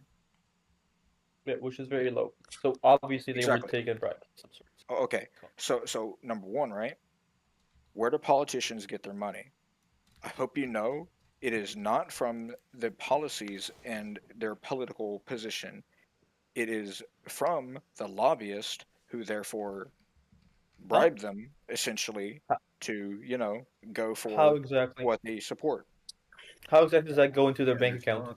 Explain that to me. How as far as I know, work? that's like completely illegal. How does money work, dog? It requires a bank account. Yeah, so you tell me they get like money put straight into their bank account, or there's no way you actually think this? There's no fucking way. Honestly, bro. Dude, make a logical connection. Right? How do you get money? You get it through a bank account. You get it through checks. You get it through upfront payments, just like your everyday citizen. So you think they're getting checks from the lobbyists that get put into their personal bank account? Did I say this? Yeah, For real. Chest. I gave you examples, dog. That's exactly they what's could happening. Get wire transfers. What do you mean? This is exactly what? No, because y'all are simplifying this as if us having their bank statements is enough. It isn't. That wouldn't prove enough. You don't think senators are getting money from lobbyists? Straight into the bank account? No, it's more complicated than that. They do insider trading. They do other shit. It's more complicated than just being like, the issue they is just get an they influx funnel their money. They a lot of politicians probably funnel their money through bank accounts that aren't attached to them. Yep. That would be an issue with this. Which means what? Which means that even if their life was public, we still don't have the info. We still haven't we have a bank account that is public. Let me give you let me give you an example. Guys, let me give you an example. So like in Canada, it's illegal, and this is also the same thing in the United States. It's illegal for a physician, so I'm talking about a doctor of a certain field, right, to take money from the pharmaceutical industry to prescribe certain things, right? But but what they can do is bring you to a fucking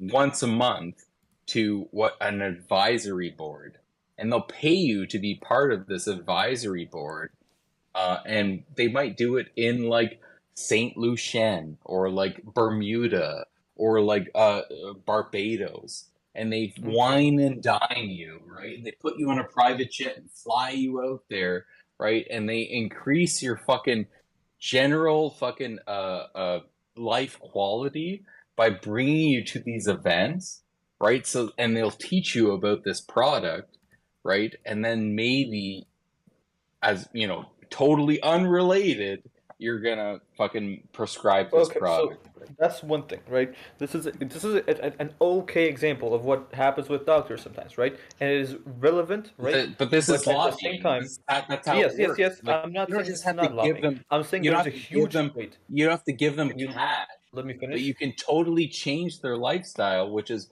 potentially Totally more change valuable it than pretty extreme. Totally changes is pretty extreme because you don't buy them a new house, and you don't buy their wife You can like buy a new them in the dress. US. You can do that. You can buy them No, with you private don't. jet. Bro, Oh my god. like you don't do this with doctors. Let's be clear about that. You also really don't do that with politicians. Let's be clear. Like, come on. This is not how it works. It's not that simple. And the point of explaining that it's not that simple is to say that us having like access to their personal records to know even their bank statements is not enough. Wait. Let me finish. It's not There's enough.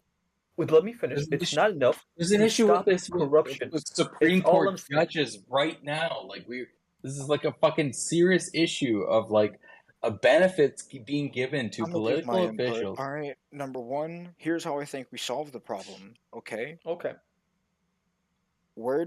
For instance, I'll give you a Biden instance.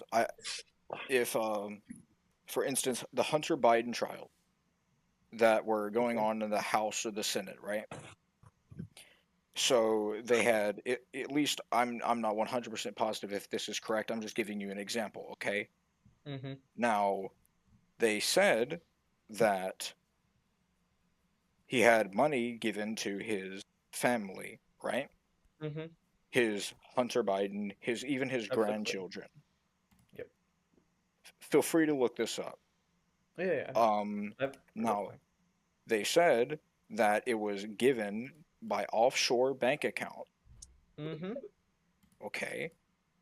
Now, I'll just put this out there, I'm not entirely sure if this is entirely related to lobbying or if it's also influence laundering. Because, by the way, both of are those... possible. Yes, influence laundering. You know what that is? You're describing lobbying, though. It's the same thing.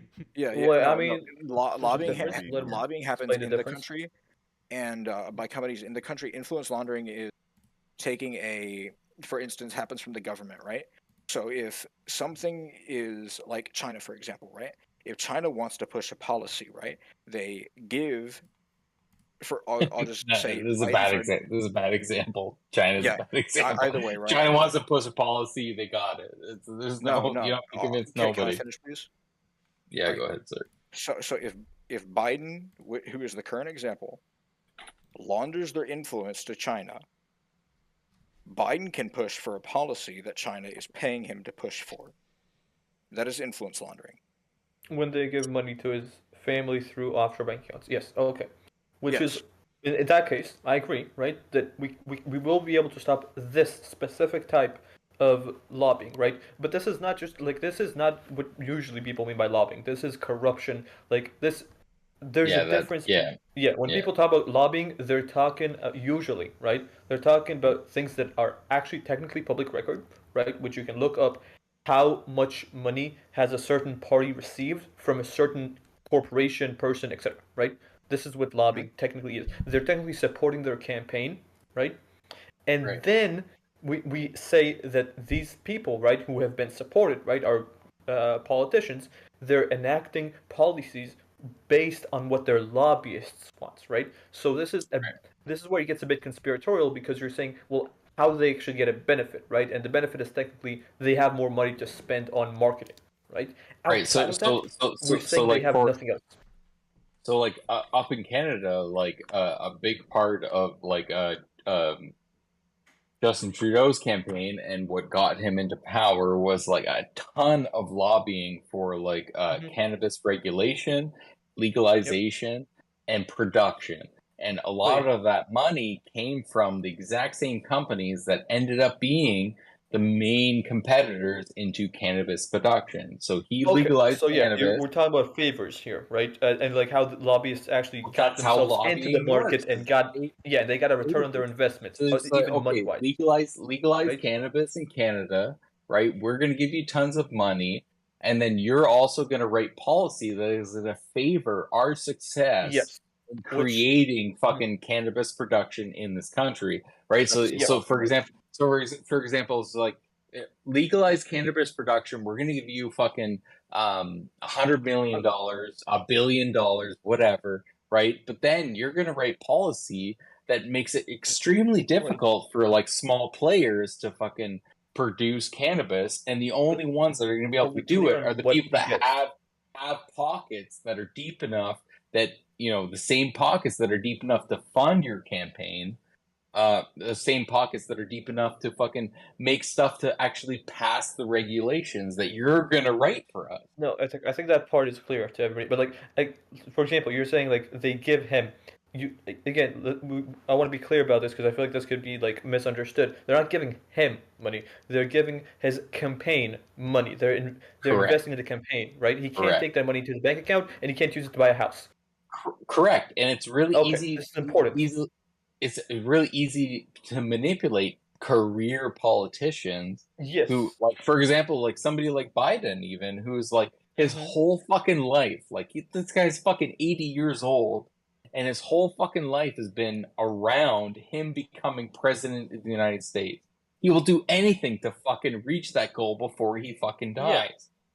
Yeah. I'm not saying this doesn't have an effect, but this there's a and so there's the same benefit for like the other side, which is like Trump.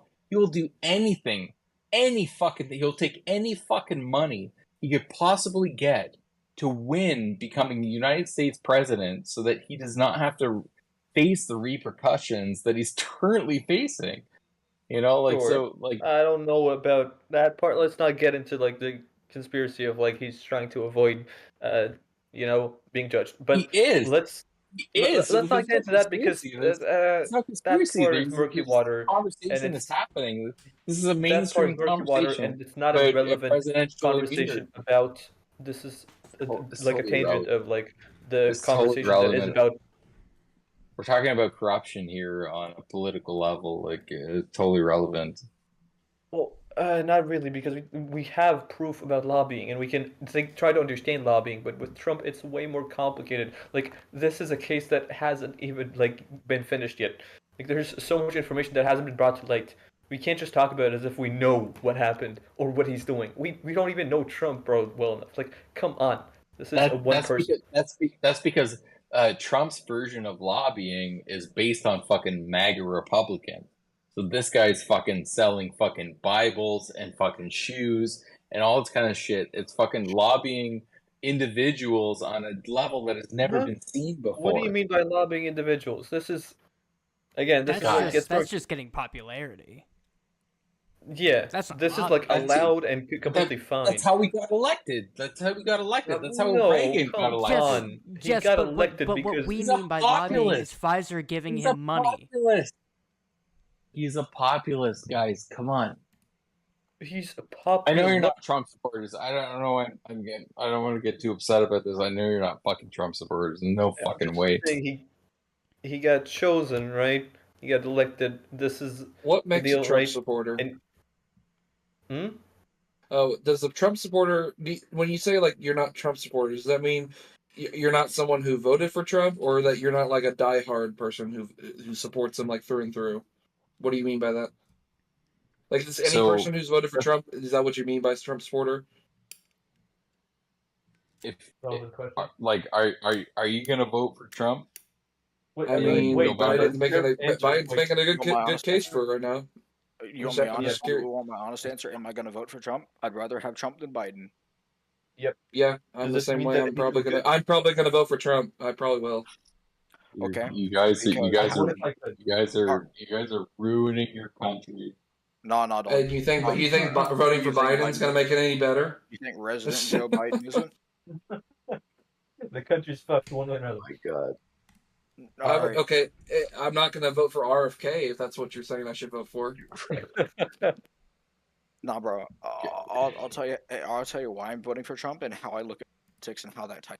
Okay, the reason I'm voting for Trump is number one because he's better than Biden, right?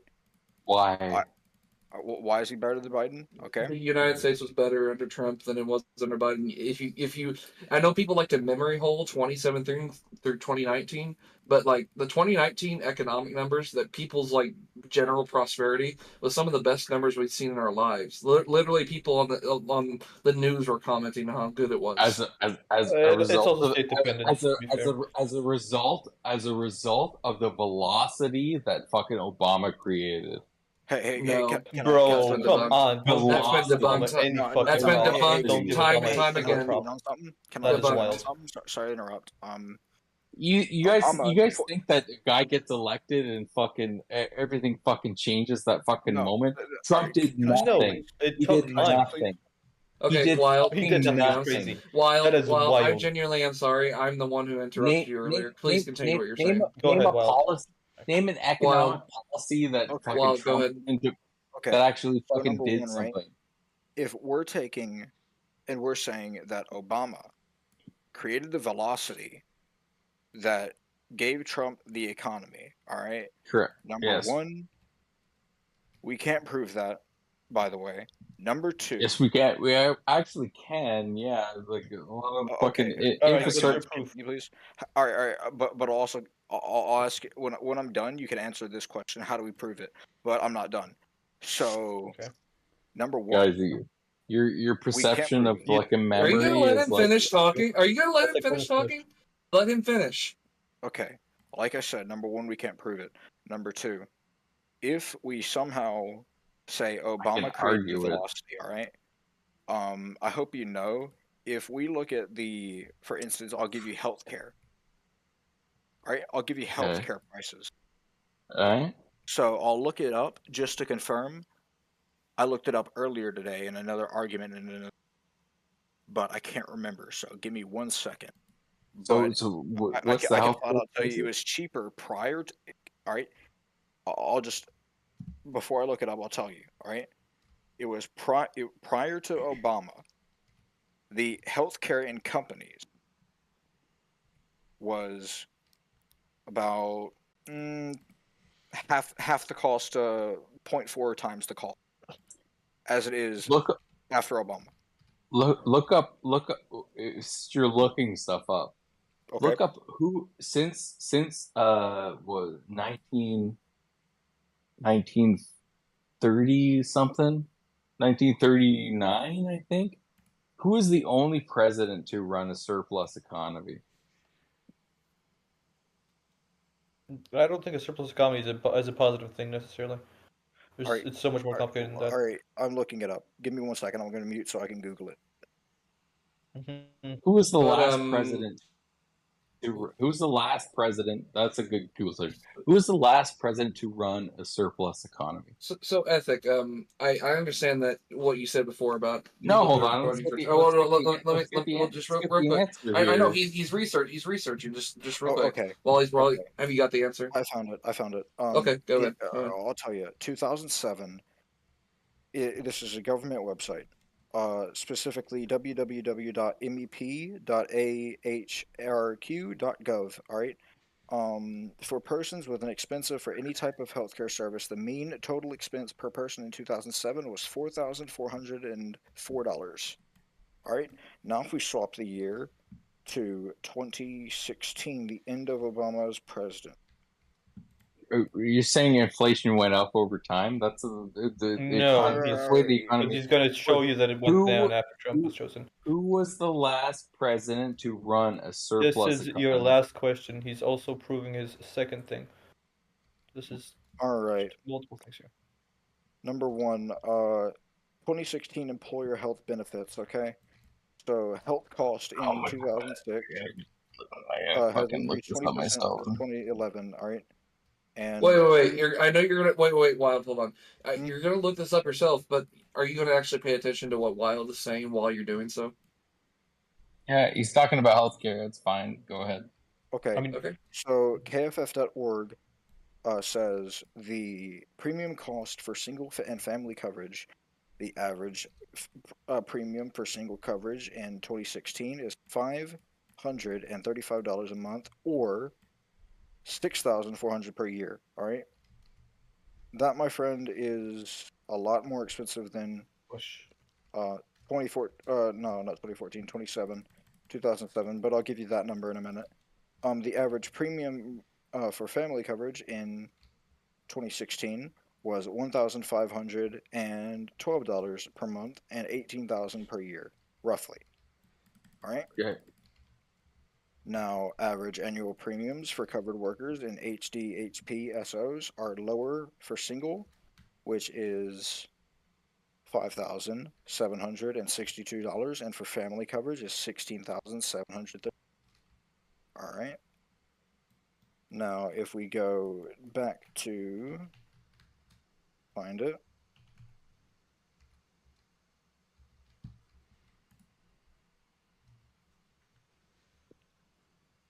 All right.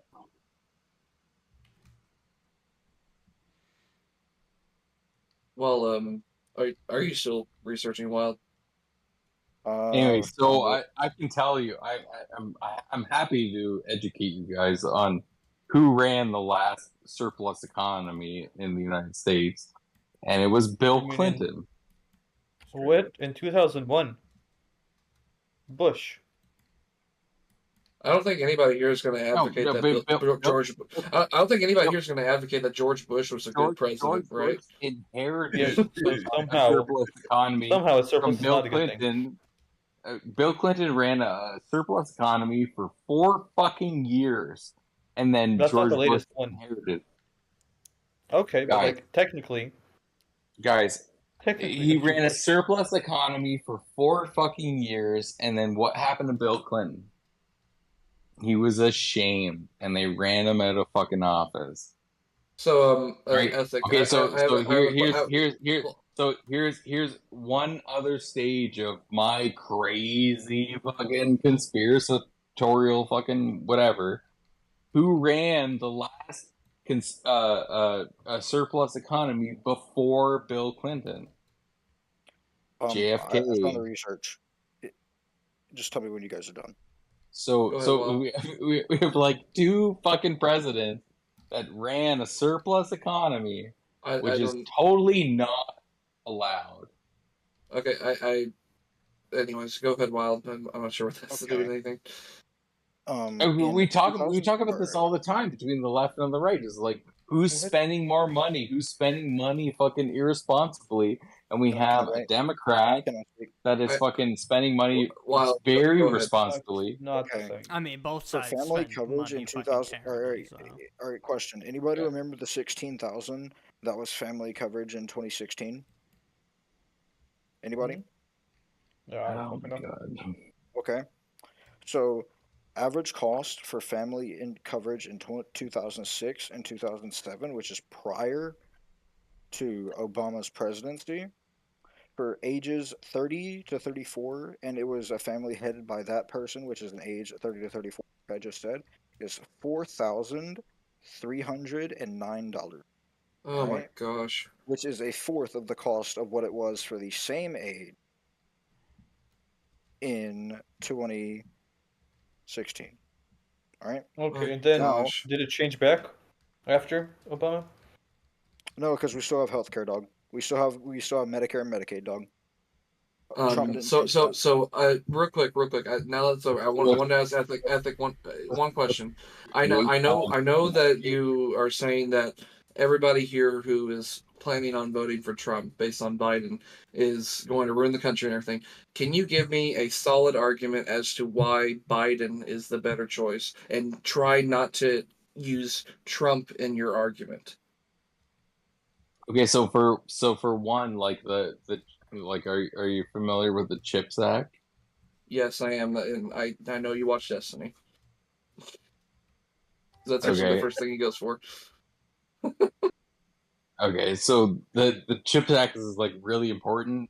It's like probably like the future of humanity, and the fact that we're trying to bring this back, like this is like a military issue.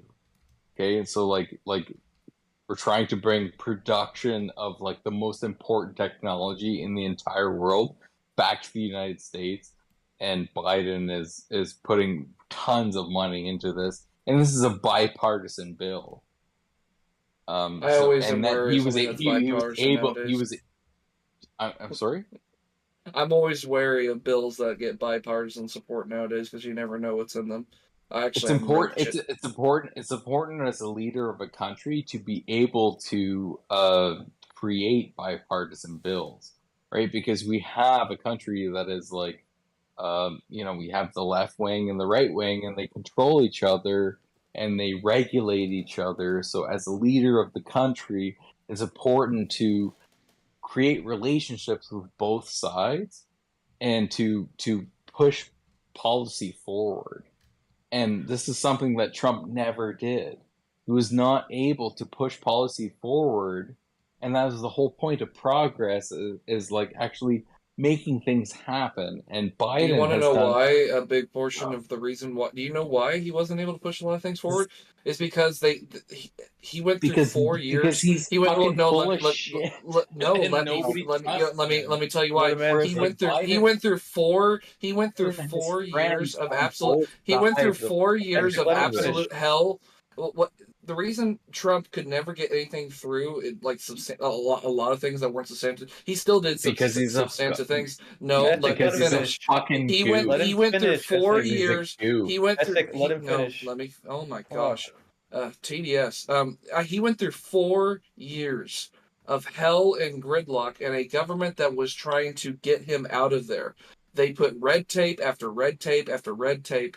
They put bullshit investigation after bullshit investigation. On him, right? He practically did not have a. No. They practically denied him his first term as a president. They practically, he basically didn't have one based on the fact that the government did so much bullshit to stop him. Because he's a liar and he's a criminal and nobody fucking trusts him on He either might as side well of have not. He might. It doesn't matter. There's a reason why. Like the majority. If you get voted to president, you can't justify like Donald Trump didn't have his first term as a president when he had all three when he had all three chambers of Congress as a with him. Like it had a Republican's House, Republican Senate. He was a Republican, and he couldn't do anything. They denied him that. How did they deny him that? He had a Republican. Supreme Court. What was he? Big boy. Who was leader of the House? Who was leader of the House when Trump got elected? Anything that he fucking brought to fucking Congress. Sorry, hold up. Who was leader of the House when Trump got elected? The leader of the House. McConnell, maybe? No. Leader of the House. Nancy Pelosi. This is a fucking stupid talking point. Nancy Pelosi, like the leader of the House, is a fucking figurehead. Dude, like, you think this person has power? The leader of the House has no power. You want me to tell you? Do you want me to tell you why he has? Technically, she at the time Oh, Paul Ryan. Paul Ryan was Speaker of the House in 2017, 2018. Yes. Okay, so a Republican with a Republican House, with a Republican Senate, and he couldn't do anything? The leader of the House has no bearing on how the Congress fucking votes. Yes, he does, because he brings bills to vote on. He's the one who selects bills to vote on. He doesn't decide on how they vote. He does. His party does. The Republican Party does, and they can pass a law, and then the Senate can pass it, and then he can pass it. And you're telling me that Donald Trump couldn't get Nancy Pelosi his party together to do it? No. Oh wait, let me. I want to hear what Wild was trying to say. Wild, what was the point? What was the point you were trying to make earlier about whenever you were responding to what Cha-Cha said? What were you trying to say? Okay, the leader of the House for half of the election of Trump was Nancy Pelosi. Okay. Yeah. Now, what did Nancy? Are you talking about the second half? Give you a quote from Nancy Pelosi. Are you talking about the second half or the first half? Second half. Okay. Go ahead. So, number one, how she got elected as, the Speaker of the House. By Congress. Yes, by Congress. You are correct. All right. Number one, the House shifted in power after Trump got elected because it went from majority Republican in the House to majority Democrat in the House. Okay. And then Nancy Pelosi got elected. All right. So when Nancy Pelosi got elected, what she ran on was impeaching Trump. All right. Now that's incorrect. That's factually incorrect. All right. What did Nancy Pelosi try to do 2 times? Yeah, she impeached Trump twice because he's a fucking criminal. Oh, okay. You want me to tell you something? You ever heard of political immunity? No. There's no such thing. It doesn't exist. There is a such thing. It's an amendment, big dog. Okay. So explain it to me then, please. Okay. Dude, anybody remember the Hiroshima and Nagasaki? Yes. Okay. That's international law. All right. You do realize that international law is also subject to national law. No. No. It is. No. It is decided by nations. All right. We have political immunity for number one times of wars. You think that Nagasaki was decided by more than one country in the entire world? No, it was decided by the United States. Question: Who bombed Hiroshima? The United States. Thank you. All right. So, who was the president of the United States at the time? That was Truman. Was it Thank Truman? You. All right. Now, did you know that it is still a controversial topic today, and it was a controversial topic back then, even in the House? So why didn't matter? Didn't matter. It does matter because the Speaker of the House has the right to impeach presidents. Yeah, they could have impeached him, but the president of the United States is the commander in chief, and if he wants to attack the country, he doesn't have to go through the House. That is correct. That's not the point. You only have to go through the House if you want to enact policy that affects the taxes of the American people. That is correct. That's not the point, though. So, ethic. Just to bring us back just a little bit. Number one, I'm not done with my point. I'm not done with my point. Okay. If he would have gotten Truman bombed Nagasaki within the federal military budget. He did not need Hiroshima to and Nagasaki. That is correct. However, the budget was already please. Jesus fucking Christ. The Manhattan Project was already funded. Ethic. Let Wild finish. He's trying to make his point. I love go ahead. It's totally like my favorite thing in the fucking world, dog. I'm sorry. Go ahead. I'm sorry. Go ahead. So when Hiroshima and Nagasaki were bombed, I told you. You can look this up, by the way. It's still a controversial topic. It was a controversial topic back then, even in the House, like I just mentioned. All right. Given the fact that the Speaker of the House has the right to impeach the president, why do you think the president was not impeached? Anybody want to tell me that bombing another country? Because it was globally accepted that yes, it was globally accepted because it was World War II. Was it nationally accepted? It was a very controversial thing. It was globally accepted that doing that ended World War II. It wasn't globally accepted because the main country that we're talking about. That's not the point, dog. That's not the point. I asked you, was it nationally accepted? The answer to that is no. No, it was not nationally accepted. I still and Wild. But it didn't matter because the budget already funded the Manhattan. So Wild. I want to steer this conversation just a little bit back to what we were talking about. So other than the CHIPS Act, and I need to do my research on that because I honestly don't know if that was full bullshit. You really should do your research on the CHIPS Act. No. I want to ask you. Other than the CHIPS Act, can you give another argument as to why people who are considering probably voting for Trump, why they should go with Biden? Can I tell you the Infrastructure Act? Who's a threat? No, he said the Infrastructure Act. The Infrastructure Act, yeah. I mean, dude, it's got it's fucking so cut and dry. Well, I mean, okay, what can you explain why that would be a persuasive argument? So we have a government that is persuading effectively not only the House but the Senate to pass policy that is benefiting your average American. How has the Infrastructure Act benefited me? On a 30-year basis, when it comes to trades, developing infrastructure, and not only infrastructure but technology over the next 30 years, and divesting billions of dollars and getting bipartisan fucking support to do that. That tells me that, and like this is one of the biggest investments ever fucking being passed through the House and through the Senate in history.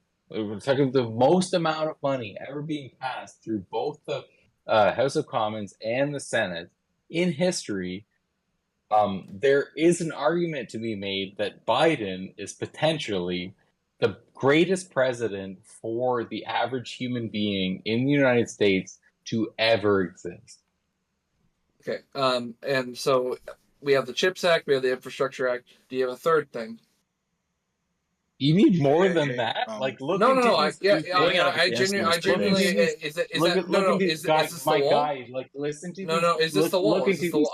I'm not trying to do a gotcha. I'm literally asking for points here. How do you know? Maybe I'm wanting to be persuaded away from Trump. Just give me something else. Is there anything else? Look into these two acts. And is there anything else? I'm genuinely asking you a question. It's not a gotcha. Is there anything? Is there a third thing? Is there a third thing? That's all I'm asking. I don't need a third thing to define. Okay, there is not a third. There is not a third. He's not fucking with you. I swear. He's not fucking with you. I swear. Okay. Biden is potentially, if these two acts actually fucking work out in the direction that they haven't even worked out yet. How can you say they're a success? They're massive investments. We have. So hey, can I input here, if you don't mind? Sure, go ahead. Okay. Here's why Trump is a better president. Oh my god. Okay. We let you talk. Can you let us let him talk? Oh please, please enlighten me. Okay. Okay, you can act like a smug asshole about it, but we were trying to be respectful to you. Okay, let him speak. All right, I'll share my screen here in just a second when I find the State of the Union address, 2024. What's it called? The transcript. This better be policy, or I'm gonna fucking interrupt you, fucking all over the. Well, okay, but that just makes you look That's bad. just That being doesn't an make us asshole. look bad. Yeah. It better be an enacted policy, or else fucking you have no argument. You're not, and if you interrupt us, that actually looks bad on you. That doesn't persuade anybody. A State of the Union address is not State fucking of the Union, big boy. All right, go ahead and enact a policy through Congress, through the Senate. How a State of the Union is fucking helping your argument whatsoever. He hasn't even said anything. You're arguing against a straw man here. He started with the State of the Union, which is a lot of talk, which is Trump's favorite fucking thing. It's talking shit. So it better be policy. That's all I'm saying. Like, don't waste my time with shit that's not policy. I have a point. All right. Guys. Look. All right, he's streaming. Let me look at you. Let me look at it. Okay. Look at the stream, big dog. All right. I've been quiet for an hour, so I have to put it 2 points or 3 points across. First of all, whether it's Biden or Trump, I look at it as an example. Well, highlighted a quote. Hold up. Yeah, that I look at him highlighted as. A quote. Can anybody tell me what's wrong with that quote? Whoever just started talking, somebody else was on their way to something else. So you're getting in line. Okay. Can anybody tell me what is wrong with the quote I just highlighted? All right. You want me to read it out loud? Sure. If Americans sent this is Biden, obviously, right, from this year. This is Biden's State of the Union address 2024. This is what I'm going to read out loud, and just nobody interrupt me. Let me read this. If Americans send me a Congress that supports the right to choose, I promise you, I will restore Roe v. Wade as the law of the land again. America cannot go back. I am here tonight to show the way forward, because I know how far we've come. Can anybody inform me what is wrong with this quote? I can tell you, but anybody? Roe v. Wade was.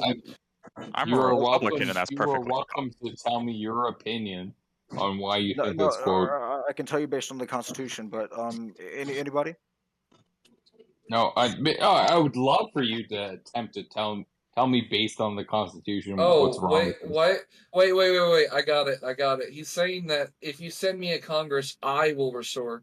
Wait, he's not supposed to have any influence over the legislative branch. That's a clear violation of the separation Nope. of. That's not it either.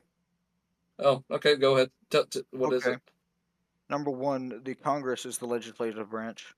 That's if the Americans send me a Congress that supports the right to choose. That is correct. However, I will tell you, I promise you, I will restore Roe v. Wade as the law. So, it's also dictatorial, but problem is neither one of those branches power to tell you what the Constitution and what the Constitution can do and what it can't do. That's the judicial branch, homeboy. That's the Supreme Court. Well, on the issue, You're misinterpreting the Constitution. You think the Constitution real quick. allows for I do not. suppression of abortion rights?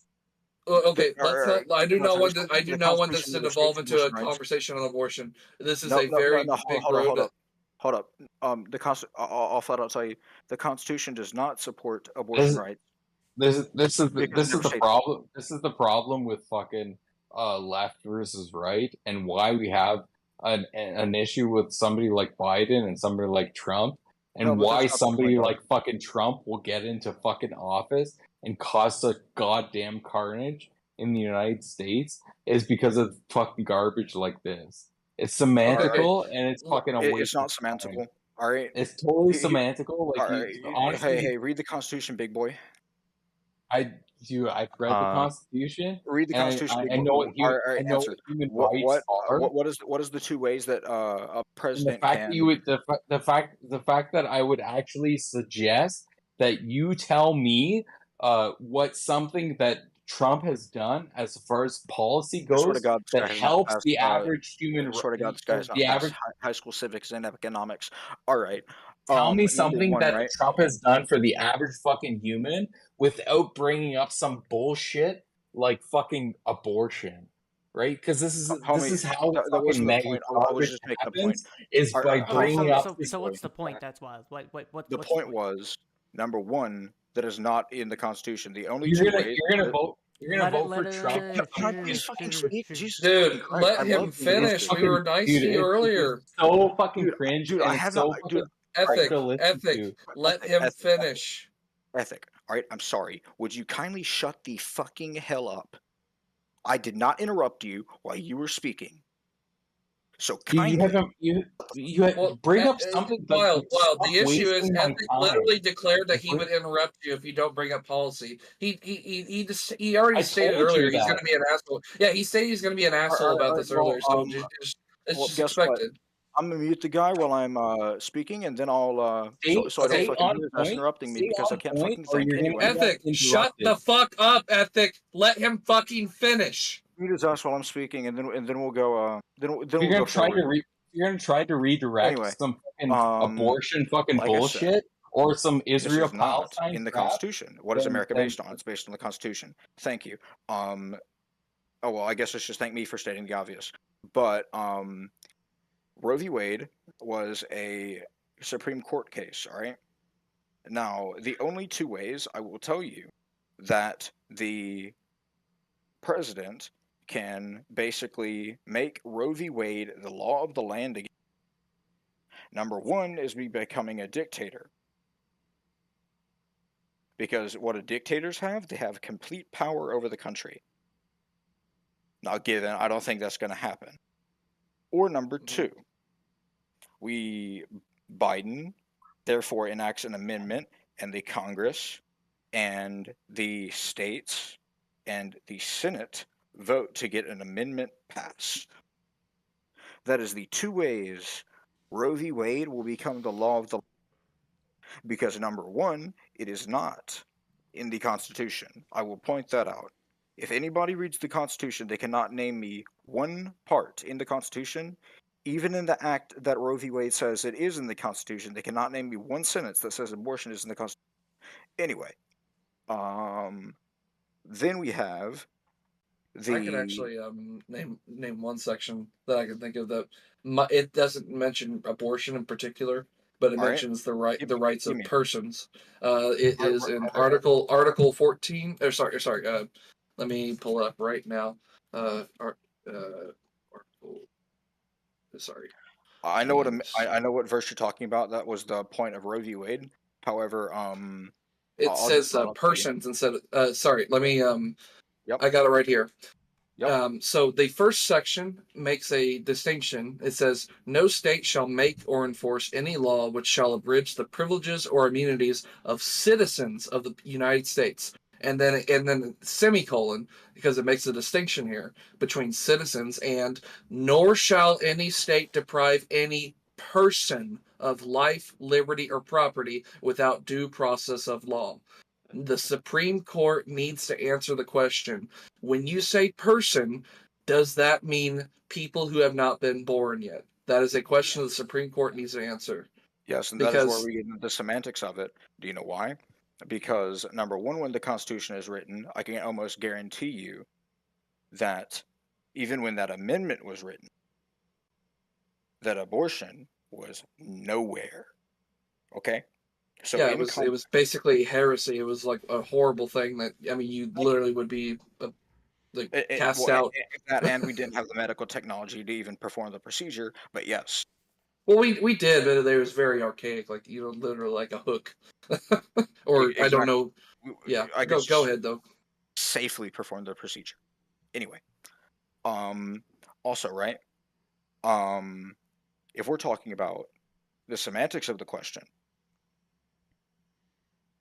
a lot of people would like to say that it does specify, because persons, all right? Now, here's where the semantics of the question really comes in, all right?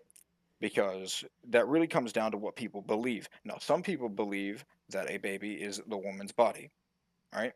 Now, I can tell you what I personally believe, but that goes into the semantics of the question. I'll tell you what I personally Now, what I personally believe is if it has different DNA, it is a different person. But and I don't want this to go down to a I guess a abortion conversation. You were making the point that the reason you do not want to support Biden, this is the reason right here, that he is speaking like somebody, like a dictator would. Yep, and that's the main argument I see when I speak with Biden supporters, is they say Trump's going to be a dictator, and they mention the quote that said, if a news anchor, well, technically it wasn't if, but a news anchor asked Trump, if you were elected, would you be a dictator? And he jokingly answered, like, literally, if you look in context, he was laughing about it. And he jokingly answered, maybe just for one day. That's the main quote I get. I've talked with plenty of Biden supporters in this server. Okay, that's the main quote I get. Now, given I just rejoined the server today, but I'll just point that out there. Yeah, and I can understand that. I just my basic thing here is the reason I want to vote for. I think we need change, whether that's Trump or if for some reason if there's another candidate out there that has a shot against Biden, I would want to support them. I can't. I'm struggling, like, personally. Like, my wife and I, we can barely afford our groceries every month. It's becoming insane how much I can't, like, provide for my family. Like, I might have a kid on the way soon. I can't live in a country that like this anymore, and something needs to change. And even if you'll say, oh well, it's the corporations that are jacking up prices. Well, why hasn't Biden done anything about that?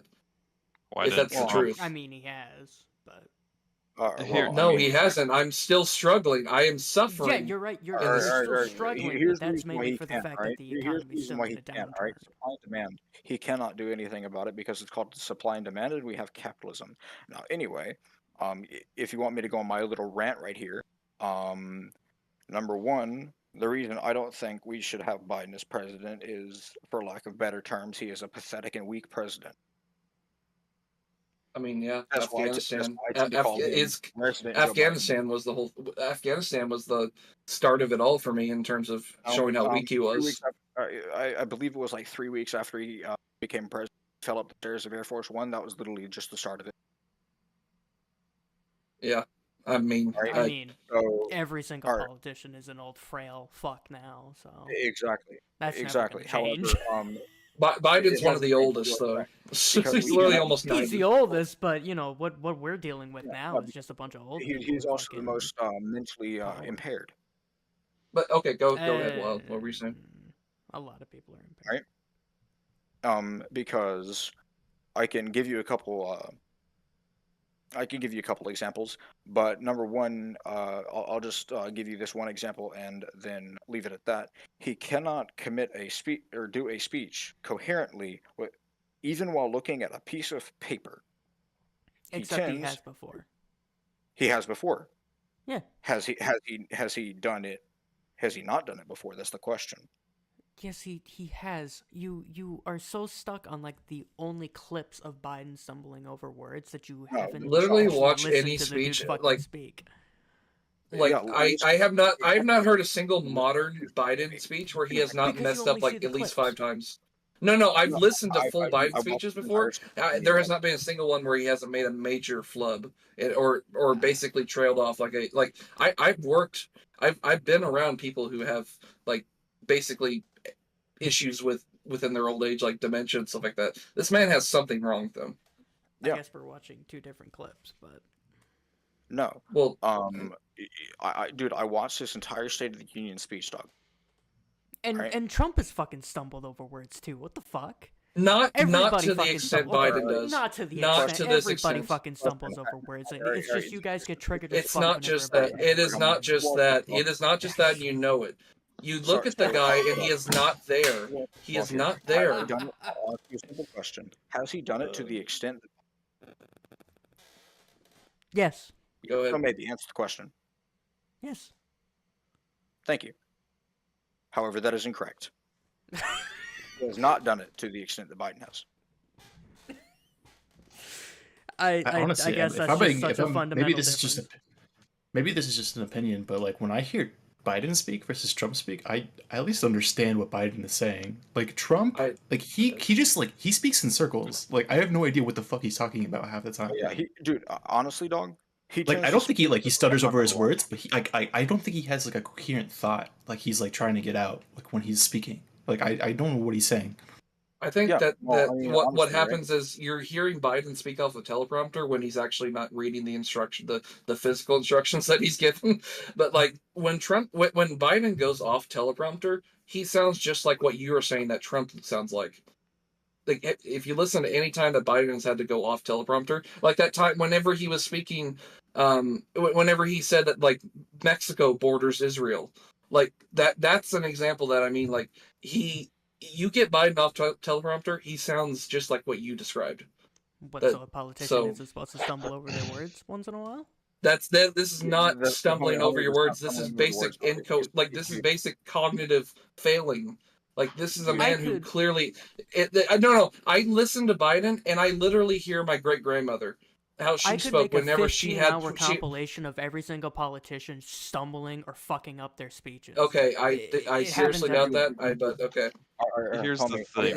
It's not the same. All right, I feel like I'm talking with a brick wall because you're saying that Biden is stumbling and incoherent or stumbling and stuff with his speech. Yes, that is correct. However, he is also stating shit that is fundamentally and factually incorrect. And you don't think Trump does that? Or sorry, to the extent Biden you don't think Trump does that? To the extent that Biden has, yes, no, maybe. Absolutely not. Absolutely not. Trump says Trump talks all the time. He says random shit all the fucking time. Biden, you're right. Biden does speak off a teleprompter. He just reads just from the teleprompter. Maybe that's true. At least it's correct. Like that's probably true. Yeah. And well, even when he's reading from the teleprompter, he screws up massively. All Sure, I mean sometimes, yeah. I mean, at least he's not saying like random shit like we should pump chlorine in our veins or some shit. Like this is and Trump retarded. didn't even say that. Oh my gosh. He said something about like Anyway. drinking bleach. He said something about drinking bleach. No, he literally did not. That is a That's debunked exactly lie. what he said, fucking verbatim. He said he looked at the Drink fucking doctor bleach? and said, "What the fuck are you on?" He never even No, he said inject bleach. My bad. He said inject bleach. Gosh. We should inject. That's what he said. He didn't say that either. Oh my gosh. You probably believe that he said there were very fine people on both sides. He probably believed that he said that, and that's all he said. You probably believe that narrative too, don't you? Anyway, back on the conversation. Here's why I personally believe. Now, given this is speculation, I'll point that out there. Here's why I believe Biden is a pathetic and weak president, other than his incoherent speech. All right. Number one. All right. I'll just state this before I say anything about my reasons. If it's too much of a coinky dink to be a coinky dink, it's probably not a coinky dink. Coinky dink stands for coincidence by anybody not getting the quote. Anyway, 1 year after Biden was elected, anybody want to know what happened? Ukraine, Russia. All right. 2 years after Biden was elected, we had a conflict with. We had news of a conflict. Not sure if it was really a conflict. I'm not gonna lie, but with Taiwan and China. All right. 3 years after Biden was elected, which is technically we're on the 4th now, but this is when it started. Anybody want to guess? It's what they were talking about earlier in the chat. It's called Israel and Hamas. All right. Now, I'll give you a couple reasons why I think this is not a coincidence. All right. Number one, there are two main world powers on this planet. All right. That is the U.S. and that is China. All right. So if China, which has a dictator, which is in power 100% of the time, per dictator, of course. And number two, America, we have something called 4-year terms, and we have a maximum of 2 terms. So that's a maximum of 8 years. If anybody fails to do simple math. Number two, all right? Technically number three, because I said number two earlier. If Biden is a weak president, other people will look at him weak. That's why, me personally, I do believe that Biden is not a major factor in the conflicts, but I do believe he is a pretty damn good factor in the conflicts that we have currently right now. Because like I said before, America is one of the 2 major, biggest world powers on the planet. And if we have a weak president, you bet your ass leaders of countries are going to take damn well advantage of that. All right. Okay, but here's the counterpoint. Hold on. There's a counterpoint to that. One, the Russian buildup happened under Trump's reign. We had already had intelligence. It happened to 2004, but yeah. Yeah, we already had intelligence that Russia was probably building up to attack Ukraine again during Trump's reign. They were already planning bases, so they were already prepping for this. You can't blame it at the feet of Biden. Two, the Chinese and Taiwan conflict. Hold on. I let you talk. Let me fucking talk. Two, the Chinese and Taiwan conflict has been raging since fucking World War II. They both hate each other, and also, nothing has happened since then. Taiwan hasn't attacked China. China hasn't attacked Taiwan. They're basically at a mutual-ish assured peace. And when it comes to a terrorist group attacking Israel, there's nothing we can do to fucking stop that. It's a terrorist group. They attack shit all the time. You might as well just blame fucking, George Bush for ISIS. It's a terrorist organization. That's not a president's fucking job. Well, yeah. And that conflict has also been raging on since, the fucking 40s.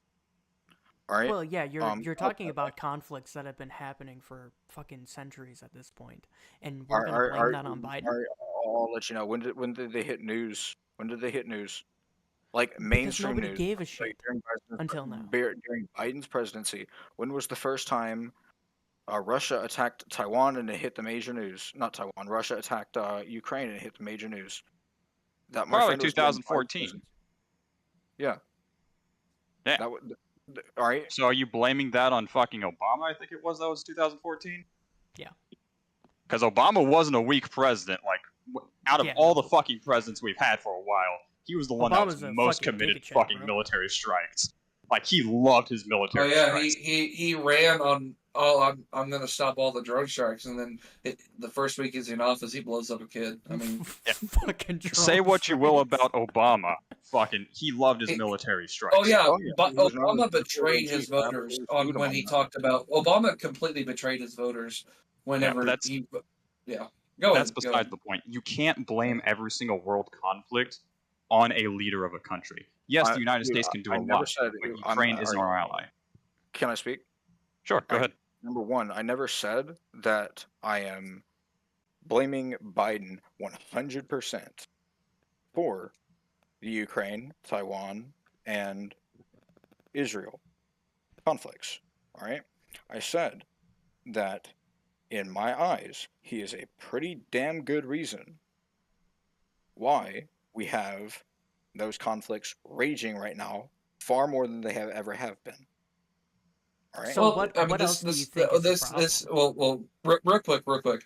This often echoes the argument that you'll hear from people who support Trump that there were no new wars underneath his watch. So, what do you have to say? Usually, that is an argument that you often hear: no new wars. What I mean, and I honest to God thought he was going to make that argument, but my general idea on that argument is that again, these conflicts have been problems for years. Well over 10, 15 years, or That maybe counting Israel and Palestine. That's been a problem for decades, millennia, for like ever. Nah, I mean, to be fair, the state of Israel, I dare say about 70 years. I wouldn't say a millennia, but I dare say about 70 years, yeah. But I mean, to be fair, it is still raging on far more than it ever has been under Biden's presidency. My point still stands. Also, I wouldn't so much as say there are no new wars. As I say, my guy, he was the first president in the history of, president to make peace with North Korea, dog. Okay. We were never at war with North Korea. What the fuck? Exactly. No shit. North Korea is the least of our fucking problems, my guy. Okay. I do want to say one thing on that one. Came back alive. No, yeah, real quick. To be fair, he was also the only person who went to North Korea. Yeah. I want to bring that up. Trump crossed the DMZ with no security detail as a sign of faith to Kim Jong-un. They literally could have grabbed Trump at that moment and scurried him off, and they would have kidnapped the president of the United States. See, here's the thing. As a sign of faith, he literally crossed over into North Korea as a sign of faith. That showed strength in my eyes. Okay, no, because I was in the military at this time. They had the entirety of the fucking 3rd Marine Division on standby, like actual standby, to go like, all right, if shit goes down, we're going in. Trump didn't go in there with no security. They could have just assassinated him right there too. They could have just shot him. He had no security detail. Because it would have been fucking game over for their country. If you assassinate the United States fucking president, you're fucked. Okay? He didn't walk in there with no security. He had the 3rd Marine Division on fucking standby in Did you see the video I saw? He had no security detail. He walked into North Korea. He had an army backing his fucking steps. They weren't in frame. You had an entire country backing him. Do you think it was a sign of strength? No, absolutely not. I mean, if you want to look at it in that's image, insane. I'm sorry. He gave a fucking pisspot dictator the time of day. What American president has ever stepped down to meet with some dictator of a 3rd world country that doesn't fucking matter? That's not a sign of fucking anything. This is the issue. This is the issue with America. It's one screen, 2 movies. We're both watching the same screen, but you're seeing a different movie than I am. Well, yes, can you tell me? I don't think it's a sign of strength to go to some fuck off dictator fucking country. Fucking what if fucking Biden? I would prefer that he try. I mean, did you see like the amount of like tension that we had with North Korea leading up to that visit? The fuck were they gonna do? What were they genuinely going to do? what I know is that when he crossed over in the DMZ with no security detail, anything could have happened at that moment. Anything could have happened. Yes, he might have. I highly doubt that.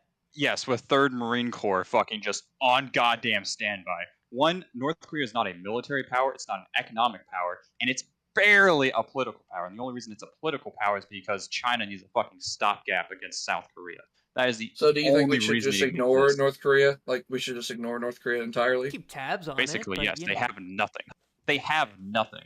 Sure, they might launch a Okay. missile every once in a while that fails and falls into the fucking ocean, but they have practically nothing. South Korea alone could dominate North Korea any time of the fucking day.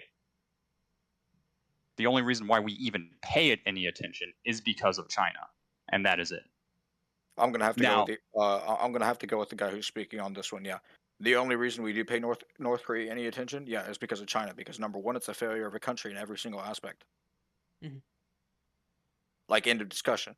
But either way, right? Now, I personally don't believe it was a sign of strength.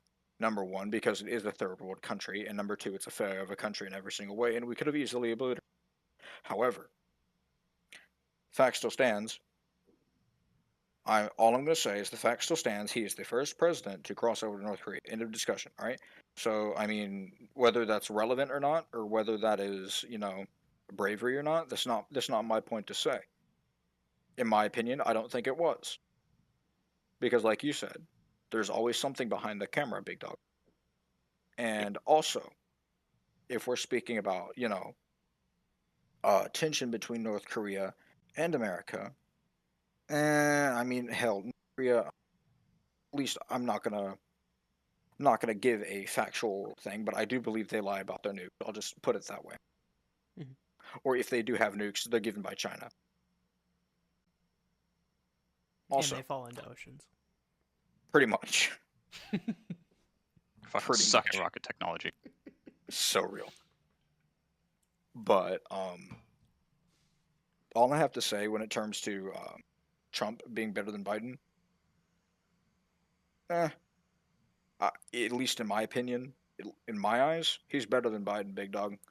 If you're looking at the quote, I would accept that if it wasn't for the fact that even with all of Biden's gaps, even though we all know he's probably a dementia-ridden old man, he can still run the country better, because Trump, he made enemies of every single sector of his governments. The Republican Party, the ones that actually held the power, the whips, they fucking hated Trump. The only reason that he even got into office was because he managed to become such a populist leader by the people. The fucking Treasury, the Treasury fucking hated Trump. Trump blasted the head of the Treasury over and over again. His advisors, how many advisors did he fire over the course of his reign? His military generals, fucking shit. You say great, but that's not a people. That's not I will agree with you on this point. I love the chaos sometimes. It's just great. I will agree with you on this. But that's why we like Biden. We don't like the chaotic nature of fucking government. I mean, shit. The government. Well, should, I prefer that over the slow opinion, steamrolling of our rights. I mean, in my honest opinion, I believe that a government should just be the fucking most boring fucking thing in the world. You know, like I agree.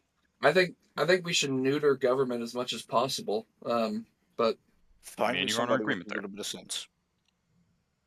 I think government should be as neutered as possible, like to the point where it almost is irrelevant to the average American. And the thing is, though, I don't want to have the idea that somebody like Trump can just waltz on in and fuck shit up, or let me look at it from your side. Somebody like fucking dementia riddled fucking Biden walking in and fucking shit up. Yeah. So, like, I get your point about chaos. I will admit, right? Both the presidents are ass. Flat out to you. Both the presidents are ass. I don't believe... Wait a second. You have to determine what's important to you, and then assess from there, right? Like, I don't know how we're assessing these two candidates. I'll tell you what's important to me. Number one, a border. Which me trailed... personally, I'll be flat out honest. I believe anybody in the country illegally, no matter how long they have been here illegally, I believe they're actually get deported because of the singular fact they came here legally. And yes, I will admit, the system that which you come here legally is ass. Okay, we can make improvements to that. We can make improvements. Now, if you give an illegal person, like we are attempting to do right now in New York. Oh, you live in New York. I'm so sorry. Yeah, exactly. Come to Indiana. I'm just so saying, much better. in New York, I'm in North Carolina, big dog. Oh, Still my bad. Democratic state, Sorry. but in New York, you are still trying to give rights to illegal immigrants, specifically refugees. I still don't believe they should have rights because they're refugees. They're not here legally. They're here. Okay, but how does that impact you? Like, what does that like? How does that impact your day to day? Like, are you missing out on jobs or yeah? Well, number one, the American people will be missing out on jobs. All right. Number two, it defeats the right of being a legal citizen, to be honest with you, because if a illegal person can have every single right that a legal person has, what the fuck is the point? It should be illegal for any business in the United States to hire somebody who's here illegally. It should be a federal crime if you hire an illegal. Hold up. What the fuck is the point? To put it bluntly, to being a legal citizen, if you can cross the border illegally and get every single right and I dare say medical health care, fucking everything that a legal citizen can, defeats the entire purpose of coming in the country legally. Which I do agree with you, but Trump barely did anything to solve that. Like, it was his last year in office that even Biden's worse though. That's the problem. Biden was at least able to be bipartisan enough to put forward a bill saying, hey, we'll give you Republicans whatever you want when it comes to the border. Like, hey, you can shut it down. Just ask for funding for Ukraine. And that is bullshit. That is absolute bullshit. That is how that is how politics. I don't care. I don't give a shit if that's how it works. If you make a bill about the border, make it about the border. If you're gonna stuff stupid shit and it has nothing to do with it, my way or the highway, my guy. No. Every bill should be single issue. This is the problem. No, do you know why you don't want single issue bills? Is because if Congress is fully in control of the Democratic Party and it is only a single issue bill, do you see the problems that can arise with that? Where I want government to move as slowly as humanly possible. I don't care how. That's why we don't have single issue bills. No. I think it should be single issue bills, and it moves just as slowly, if not slower. The more the more hobbled the government is, the better it is for the average working American. Always. That's always how it works. Well, yes, I agree with that we want the government to be as slow as humanly possible. The other side of the coin that we all have to understand is that there are things that the government does that we need. And if it takes 58,000 years for a goddamn bill that people actually need to get through, then we fall apart as a country. Make it single issue, and you never have a problem again with this stupid insert nothing to do. I'm going to play devil's advocate real quick on we need a government. All right? Now, this is not what I believe. To be honest with you, I do believe we need a government, but the government should be as crippled as possible. Like, to the point where it's barely existing. Kind of crippled. But that's just me. Now, I'll play devil's advocate. Name 10 things, or hell, I'll even make it 5, that we need a government for, and that we don't have other solutions for. Checks and balances on corporations. That's one of the bigger ones. Gigabase. Without that, we're kind of fucked. Sorry, I didn't get that. I was checks and balances on corporations, yeah. Yep, we need that, especially military control, of course. At least some type of political force in the world to make deals with our allies. Some type of economic regime. I mean, economics I'll counteract you on. Laissez-faire economics. It's what America was built on. Yes, and there's a reason why we went away with it when we started poisoning rivers. I agree. That is true.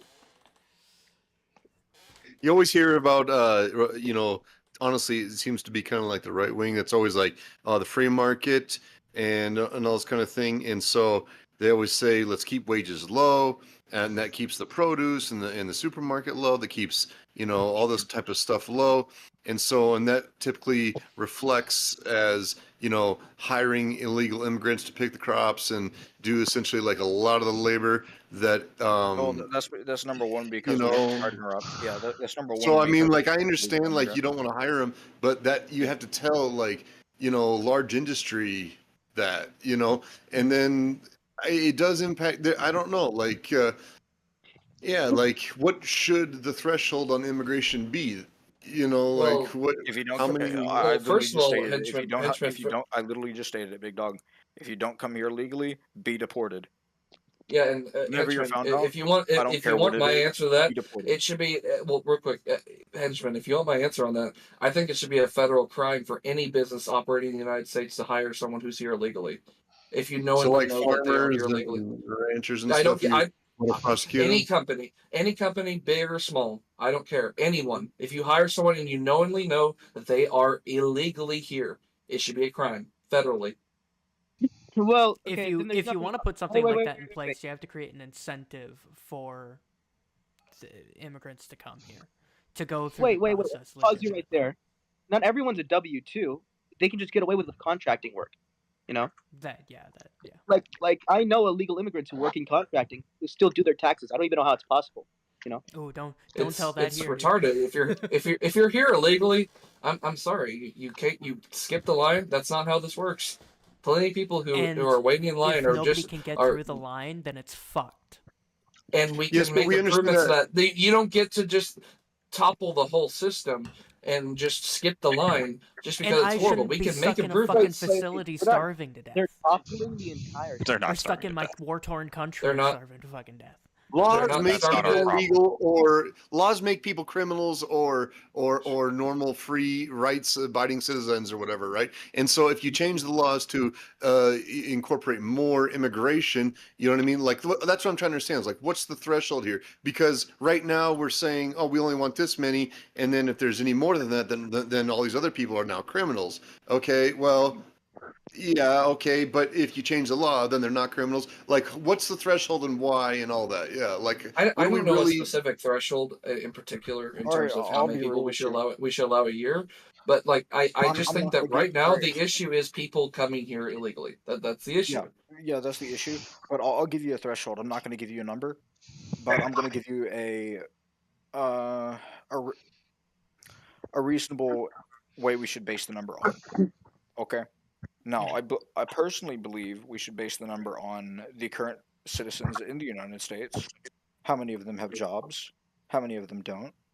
How many of them, can survive with the certain amounts of immigration? How many of them can't? And we should base our number of immigration based on that. Because if we look at immigration, right, and we're saying that the more immigrants we have in the country, all right, we're saying we want a shit ton of immigrants, all right? We'd have to create a shit ton of jobs. That's just how that works. That's wild. I have a question for you, bud. Sure. What jobs do you think these illegal immigrants are getting? Illegals? I personally don't think they should get in any of them. I think they no, should no, get no. That's what I'm asking. Well, what do you think they are getting into? What jobs do you think they're getting into? Farming. I can tell you, farming. That's what the most of them are in, dog. I have to maybe on the border, but most illegal immigrants within, like, stating around the state of Georgia, Tennessee, these, like, south. That is true. It varies on state. Yeah, that is true. Most, if not all of them, are in contracting. Do you know why? Yeah. Contracting is really easy to get away with. It's really easy to not file your taxes with it. And why would any illegal immigrant work for taxes? That is correct. They wouldn't work for a company ever. Like, if you were making a law to where companies can't hire illegal immigrants, they're already not hiring illegal immigrants. Because they get fined for it. Yeah, that wasn't my point, but yeah. I'm not saying that's your point, but I'm responding to the point you made earlier. No, I didn't make that point earlier. That was another guy that's telling you. Oh, so shit, I'm talking to him then. Never mind. That's you. My apologies. Continue. You're good. But to the guy who said that earlier, I'm talking to you, buddy. My finger's pointed right at you. Oh yeah, I understand that. Yeah, buddy.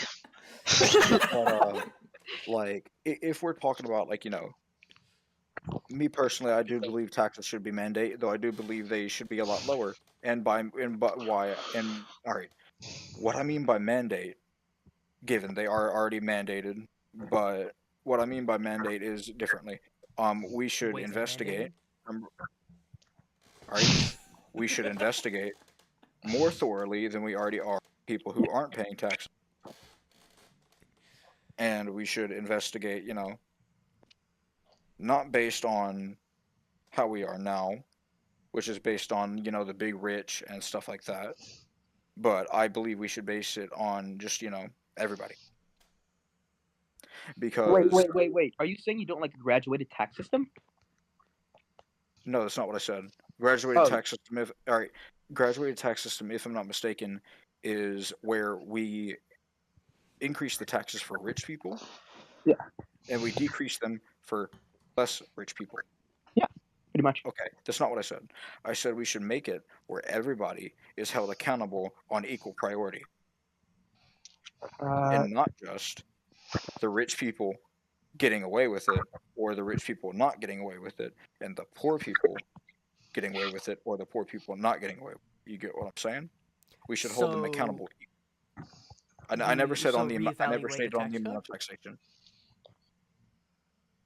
No, this is more of an argument to support the IRS. No, I'm talking about the IRS specifically. Yeah, this is just more like funding into the IRS so they can have a job that at least efficient for them. Yeah, and we should put regulations on the IRS on how they, How about just abolishing the IRS altogether? Hell no. Abolishing federal income tax. Hey, Federal big income dog. tax. You do realize the IRS is how they pay how we get taxes, and you do realize the American government does not function without taxes. Oh, I'm saying abolishing the federal income tax. Are you high? No, I'm not. That's how they make their money. What do you mean? I'm okay with that. All right, that's definitely something a high person would say. Anyway. No, I'm okay with abolishing federal income tax. Constitutional, if you ask me. All right. Federal income tax should be unconstitutional, but all right. All right. It's literally federal income constitutional, tax, right? Is question. Do you know how the fuck we fund the government? I mean, we funded it pretty fine for 100 years before we got it. So I mean. We didn't have a federal government really for 100 years. Okay. It was pretty weak. This is starting to get more and more incentivizing to me. Wait. Because we have a graduated tax system, all right? Federal income tax is good because when rich people have a lot of money, the government taxes rich people a lot of money. But then we live in a system now where the rich people aren't getting taxed. So why should we have a federal income tax in the first place? That's like. I don't see anything for. I mean, the government steals a third of my paycheck, so I don't see anything that I get from that. All right. Well, then we gotta change the system of the government. Number one, that's your paycheck. Number two, they get a third of everybody's paycheck. It is my paycheck. It's my money. They steal from me every 2 weeks. I mean, big dog. That's what JG Wentworth said too. Yeah. And you do realize that as you grow older, right? The reason why they're taking all of this money is for 1, paying for the defense of the country, 2, paying for Social Security, and 3. Oh bullshit! I'll never see a cent of that Social Security. That's been a lie ever since. I mean, it's bullshit. Wait, more people are. Hey. Question on the Social Security shit. What do you tell my grandparents? Number one, the first one who's a military veteran who gets Social Security, and number 2, the one who is under what's that? It's a lung condition when you smoke. Forgot the name of it. I believe it's COPD. Who rely on that. Number 1, my grandparents with COPD. They rely on that to get by. And number 2, because number 1, the grandparents I just mentioned, COPD, they're less wealthy than my other grandparents. They rely on that. So yes, it does exist. All right. Also, I didn't say it doesn't exist. I'm saying that Gen Z is never going to see a cent of their Social Security. Are you saying? Question: Are you saying that every single person in Gen Z is going to die before they get to see? No, I'm just saying that I'm just saying that. Wait. They're just going to keep raising the age that you have to get it, and I'm saying that more people are not going to be able to get it. It's going to be almost impossible to achieve. No, and to be honest with you, I agree with Do you know why? Because the more Social Security we get, all right, the more money that is being used by the government, all right, to then more debt. I'll just put it bluntly: we get more debt by more security because, in case you didn't know, if we didn't raise the age of Social Security, well, I'm a lot just of people saying will the be getting government more ran Social fine Security. for 100 years before they started stealing a third of my paycheck. That's all I'm saying. Before they started stealing a third of people's paychecks. I just took a macro econ class in college. We went through an entire thought thing about this, okay? Apparently, within the next 70 years, it's highly likely, very, very highly likely that Social Security is going to go away. Because I think it's a population demographic for boomers, right, are about to hit the age where they get access to the Social Security. And this is going to be more people who's ever gotten Social Security than any other time in American history. And it's all going to happen right around at once, right? Do you know how much stress that's going to put on the system? Thank you. A lot. Thank you. Yeah. So no, I don't think we should have Social Security. It's a bad idea. They're taking up part of your paycheck, right? That you're probably never going to see. And even if you do see it, there's so many stipulations on that money. My grandfather also was a military vet. My grandfather also had Social Security. And do you know how many times he got cucked by both? Yes, because that depends on the government. Yes. Thank you. Yeah, but Okay, saying it's a All I'm saying, like I keep repeating this, but I mean, the government ran it fine for 100 years. All right, I'll specifically put in my grandfather's situation. All right. However, it was funded before. I just don't want them stealing a third of everybody's paycheck. However, it was funded before. I don't give a shit. Okay. It's not my business. My business is my money. Dude, That's if all you're it gonna, is. dude, homie, hey, can I let you in on a little secret? If you're gonna start an argument and state a point, you might as well have the information to back it up. No, my business is my money. When the government comes for my money, that's all I care about. If my, Okay, then how are I'm we literally supposed to using the deal JG with Whitworth things that the defense. government You're not provides getting to my you? point. You're not getting my point. All right, If dude. the government loses a ton of funding, I actually think that's a good thing. I don't care how much they lose. I care about hobbling the government as much as possible. I gotta disagree with you on that one. I mean, hobbling the government is a good thing. However, not as much. I dare say we take it down by about 3/4 and leave it for bare minimum. And by bare minimum, I will specify. Number one, I believe we should support, homeless people who aren't drug addicts. I'll specify. Because majority of homeless people, there's a reason why they're homeless. I'll leave that one there. Then I'll say that I think we should support, funding, not healthcare. I'll flat out tell you that one. Obamacare was a joke. And if you fund healthcare, you get high taxes. I'm not for high taxes. Also, and actually no, I'll go back on that point. To fund healthcare, you get high taxes, and I'll give you a country that does that. Highest tax country nearly on the planet, if not the highest, Canada. And we have more MRIs in fucking Texas alone than Canada has in its whole entire nation. Yeah, exactly. No. He's completely correct about that. Canada has a 0.44% tax rate, 44%, which is absolutely crazy. I know a construction worker from Canada who was taxed like nearly half of his entire check. It is crazy. Yeah. Like I said, it is the highest, if not, it is one of the highest, if not the highest tax country on the planet. That's what you get when you fund the entirety of healthcare. Money has to come from somewhere. That's what a lot of dipshits don't realize when they're going for free healthcare. Well, it's more like there's so many social systems in Canada where they're kind of like dog shit. And because of this, there's so much money being invested in these social programs, but not really any results coming out of them. That it's kind of retarded. Yeah, I agree with that. Yeah, like but also, I like social programs. If you're going for the healthcare social program, here's why it's retarded. All right, number one, if everybody gets free healthcare, then you have to go through the government to get said free healthcare. That's just a necessity. Also, if you go through the government to get said healthcare, doctors have to go through the government to get said healthcare. All right. Now that slows the system down. In case you didn't know, because if the government is getting every single doctor's appointment in the country. What do you think it does to the government? It sure doesn't. It sure as hell doesn't speed it up. Okay.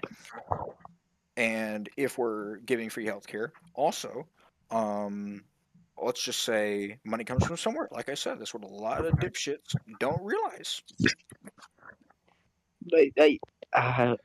Maybe. I think people understand that money's getting taxed, but they don't understand like the derivatives. They don't of it. understand how much that is. That is exactly correct.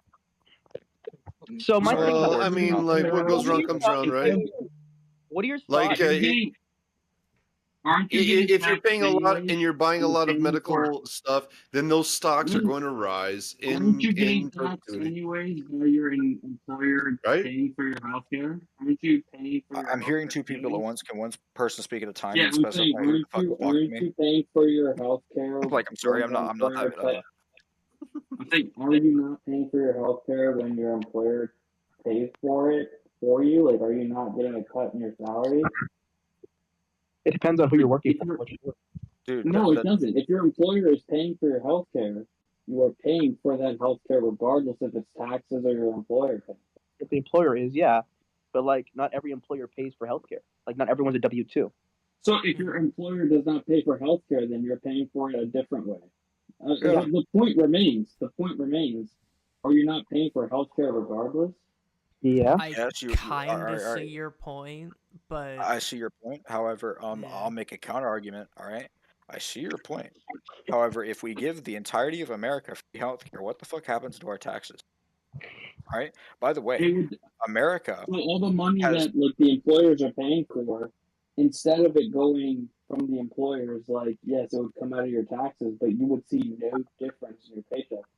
Wait, let me see. That's wild. That's wild. What are your thoughts on this, B? Okay. In the state of Georgia, there's something called Georgia State Healthcare, which it's not free healthcare, but the government pays for about 60% of it, and you pay for the other 40% if you're viable for it. I had Peach State Healthcare for a long time, and I thought it was a really good system. My healthcare was really cheap. Government paid for a good chunk of it, and I paid for the rest. And then the taxes in Georgia did not change at all. I promise you, they don't. Okay, they're going to spend the money one way or another. They decided to spend it like that. Okay, so what are your thoughts on that? Do you think that would be a viable solution? All right, you want to hear my personal opinion? I don't believe that's a good solution. All right. Because if we look at, I stated this subsidized. Earlier. It's called subsidized healthcare. Yeah. Yeah. Well, technically, I looked at this earlier before Obamacare, 2006, 2007, which was the country paying for healthcare for a small minority of people. Okay. Number one, it hurts the healthcare industry by quadrupling their prices. By the way, a family coverage was $4,000, 2006, 2007, and then in 2016 it was $16,000. Now I realize inflation is a thing, but here's what I don't believe. I don't believe inflation quadruples prices even over 10 years.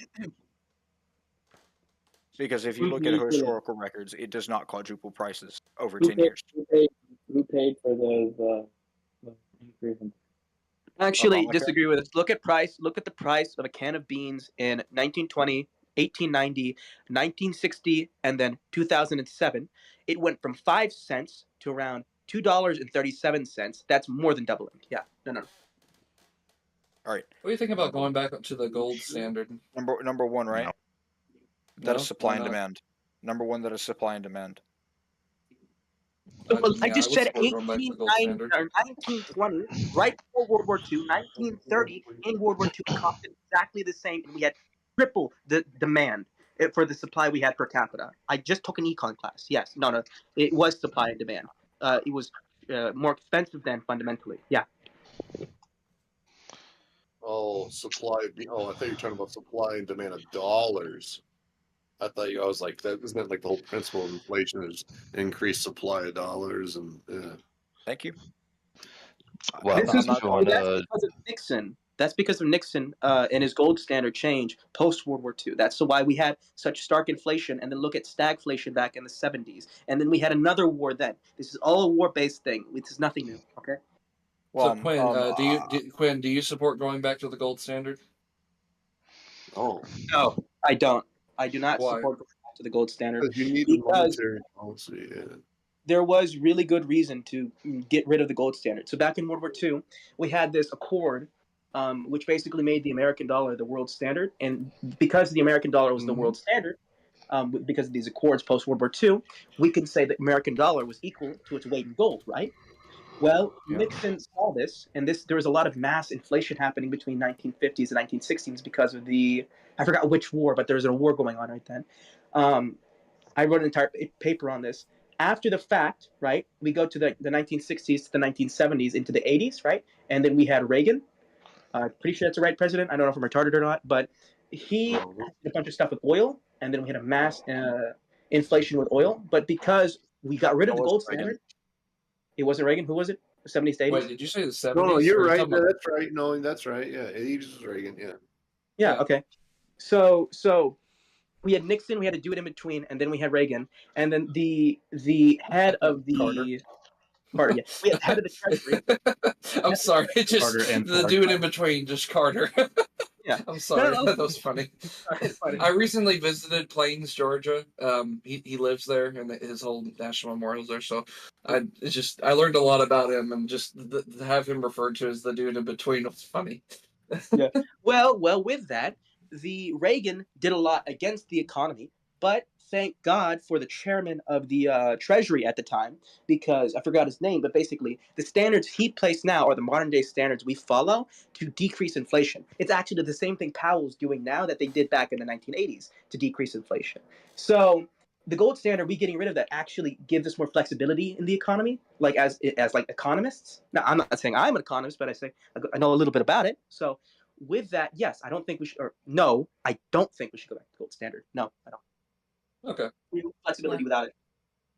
Yeah, you give me something to think about. I just notice like the issues that we have with the dollar, losing its value, and it's just something I thought of, like, hey, something I thought might actually help, but I don't know. Well, I think what really gives there's two things which give the American dollar value. It's land and oil. Or not land and oil, but land and then some kind of substance which drives the economy as a force, right? And these things give value to the American dollar. It does not need to be in writing for it to have real value. And this is the theory Nixon posited, and it worked. The American dollar still contained its value, even though inflation did a weird chart thing between the 50s and 70s. All right. So this is why I personally invest in gold and silver.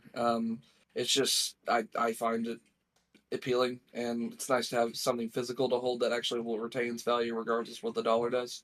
Which is why it kind of influenced my opinion on the gold standard, but like I said, you gave me a lot to think about. Okay, not investment advice. Gold fluctuate?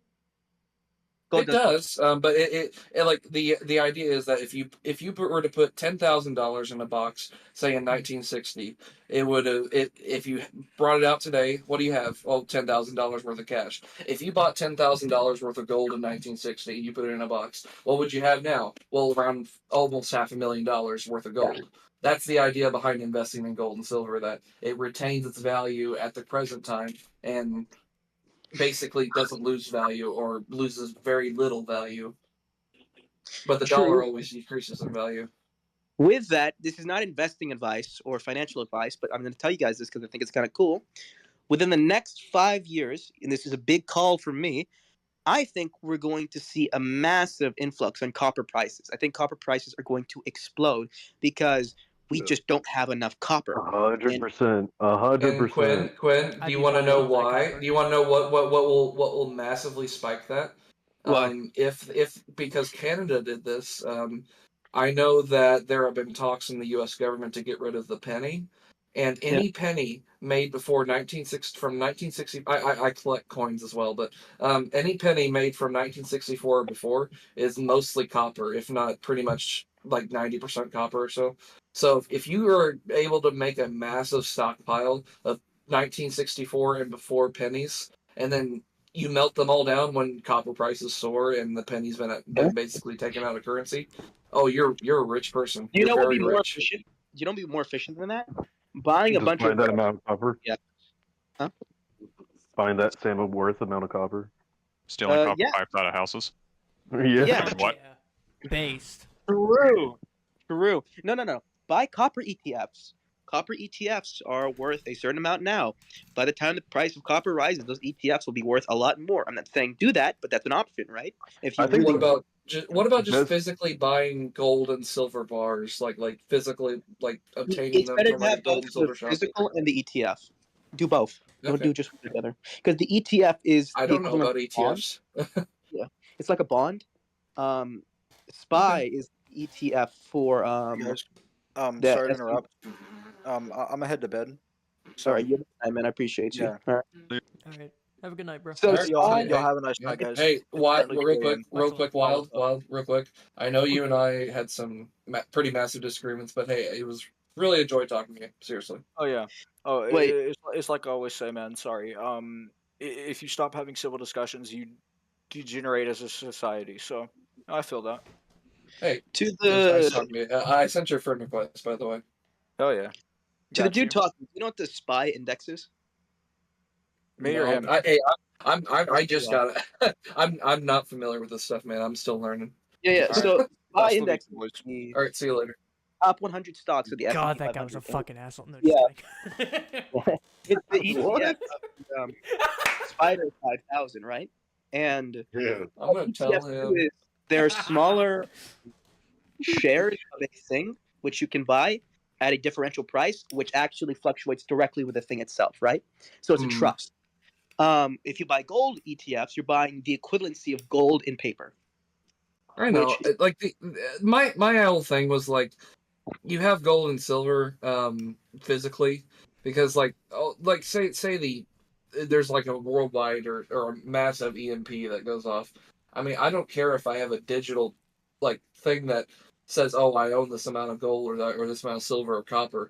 If I have the physical gold and silver on me, I can still trade it to like a local shop somewhere for currency, or I can use it for actual bartering purposes if currency goes out the window and people are only able to buy and trade with gold and silver. Like that's my idea. My idea is it can it's no, it's I don't a lot. think. Well, gold and silver also it's not the only thing.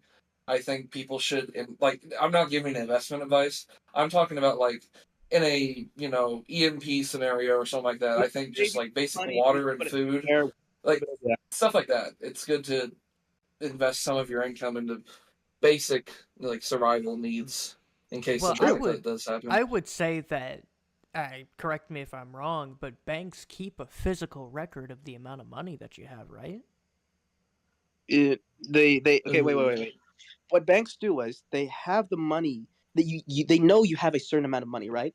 But then once you give a bank let's say you give a bank $1,000, right?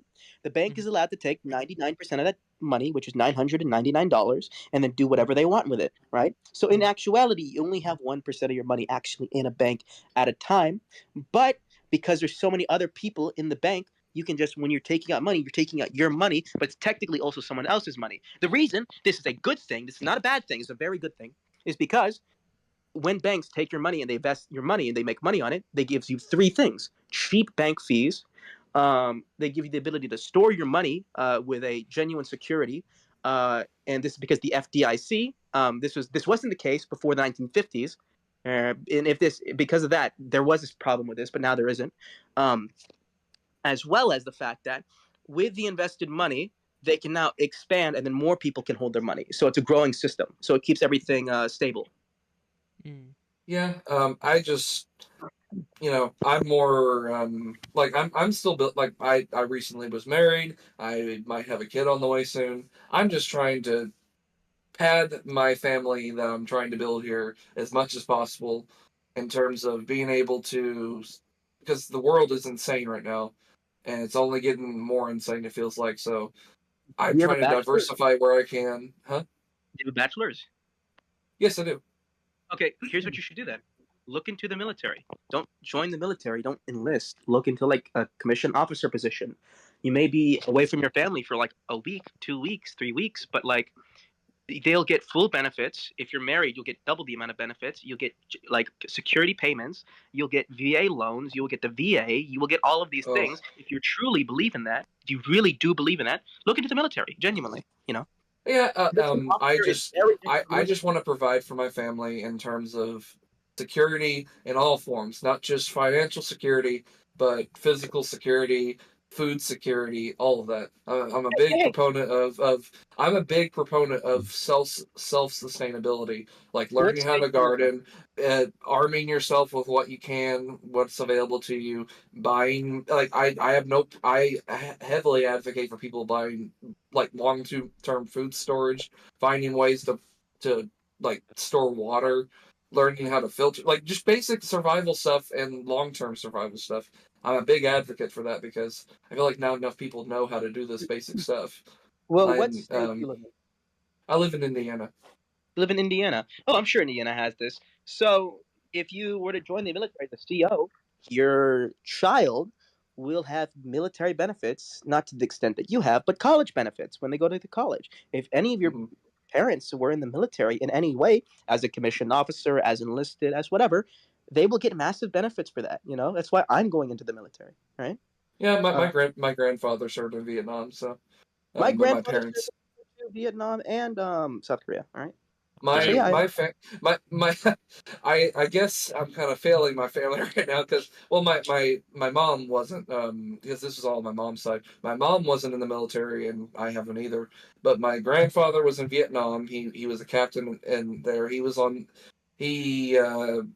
basically was in helicopters all the time. He was part of a crew that would go out to helicopter crashes and recover or rescue whatever was left after those horrible crashes. His dad was in World War II, and he stormed Omaha Beach on D-Day. And then his dad was in the trenches in World War One. So my family's kind of cut that off at Vietnam. I don't know what happened with my mom. I can tell you exactly what happened. The Vietnam War happened. It was a fucking yeah, Vietnam happened.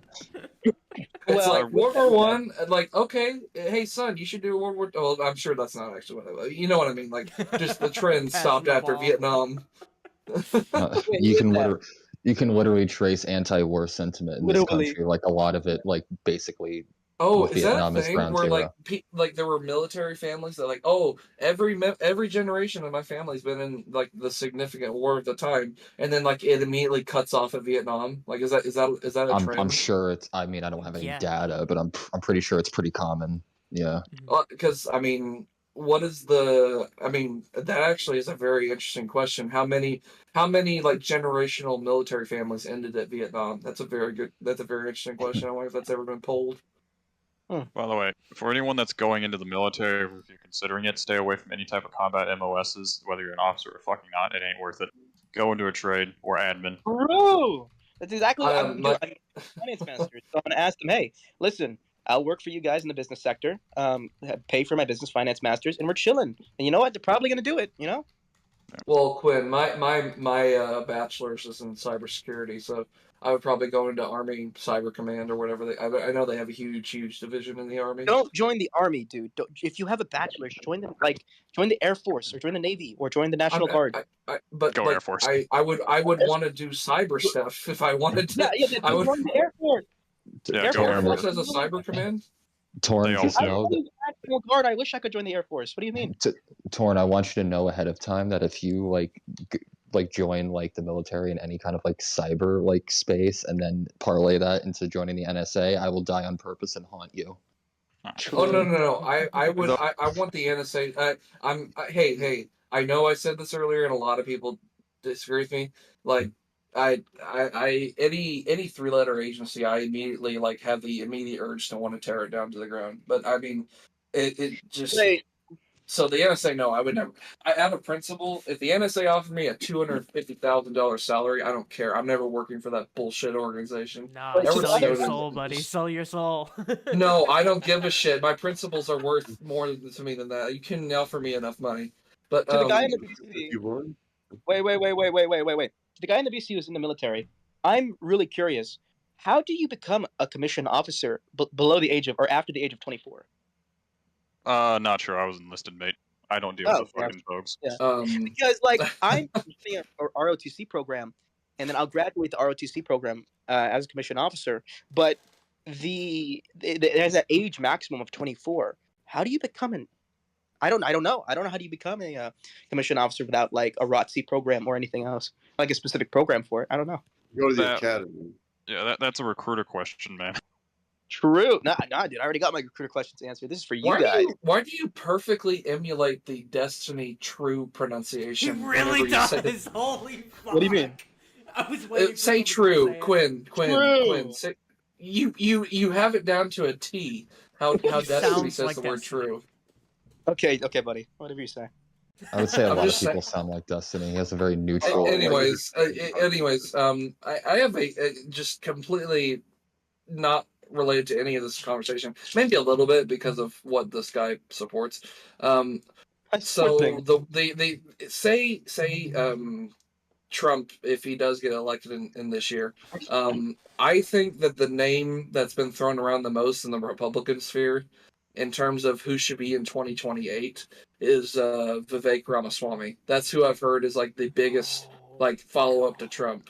And have you heard his platform? Basically, it's destroy all the three-letter agencies. No. Vivek Ramaswamy is basically the follow-up that people are most supporting after Trump.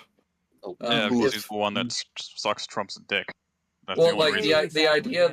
the idea that I understand is that Trump basically is. This is just. I mean, I have a lot of family members who to be fair say this to stuff, Vivek. but let me just finish this real quick. I have a lot of family members who say this. Trump basically is going to go into office and get the job done. Vivek will be there in 2028 to ensure that his job will never be allowed to be undone ever. It will be illegal to undo it. Basically, just to neuter the government after Trump has done what he needs to do, and then that sounds tyrannical as shit. Yeah, that's basically very... it's the 1-2 combo. Trump and then Vivek in 2028, and then you have Vivek until 2036. I have a question.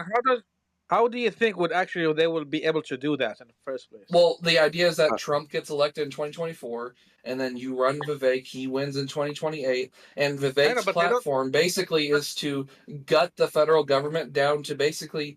I mean, he pretty much wants to get rid of nearly every three-letter agency. He wants to repeal. Oh yeah, no. You should no. I need to explain how because I've done research into this guy.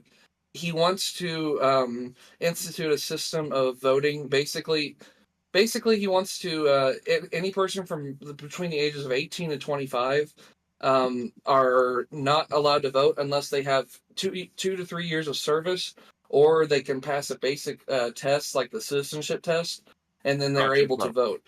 And then in 2025, when they turn 25, then they have the right to vote, or they still have to take a test. He hasn't really decided. It's kind of confusing. How do Jim Crow shit. Do you think Congress would actually allow such a bullshit to happen? No. This is I'm just saying, all of you right now.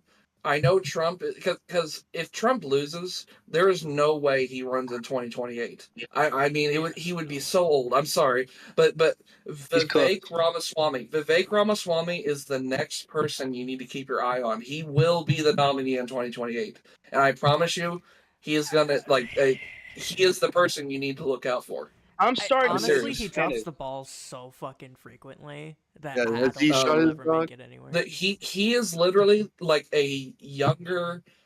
He is a younger, browner Trump. Well, he's the offspring of the MAGA fucking movement. He is a generation. That is and I come from a family of hardcore Trump supporters, so just understand that. Basically, there is a huge discussion in the Trump wing of the Republican Party who will be the heir to the MAGA empire after Trump, because he needs to declare a successor. Well, no.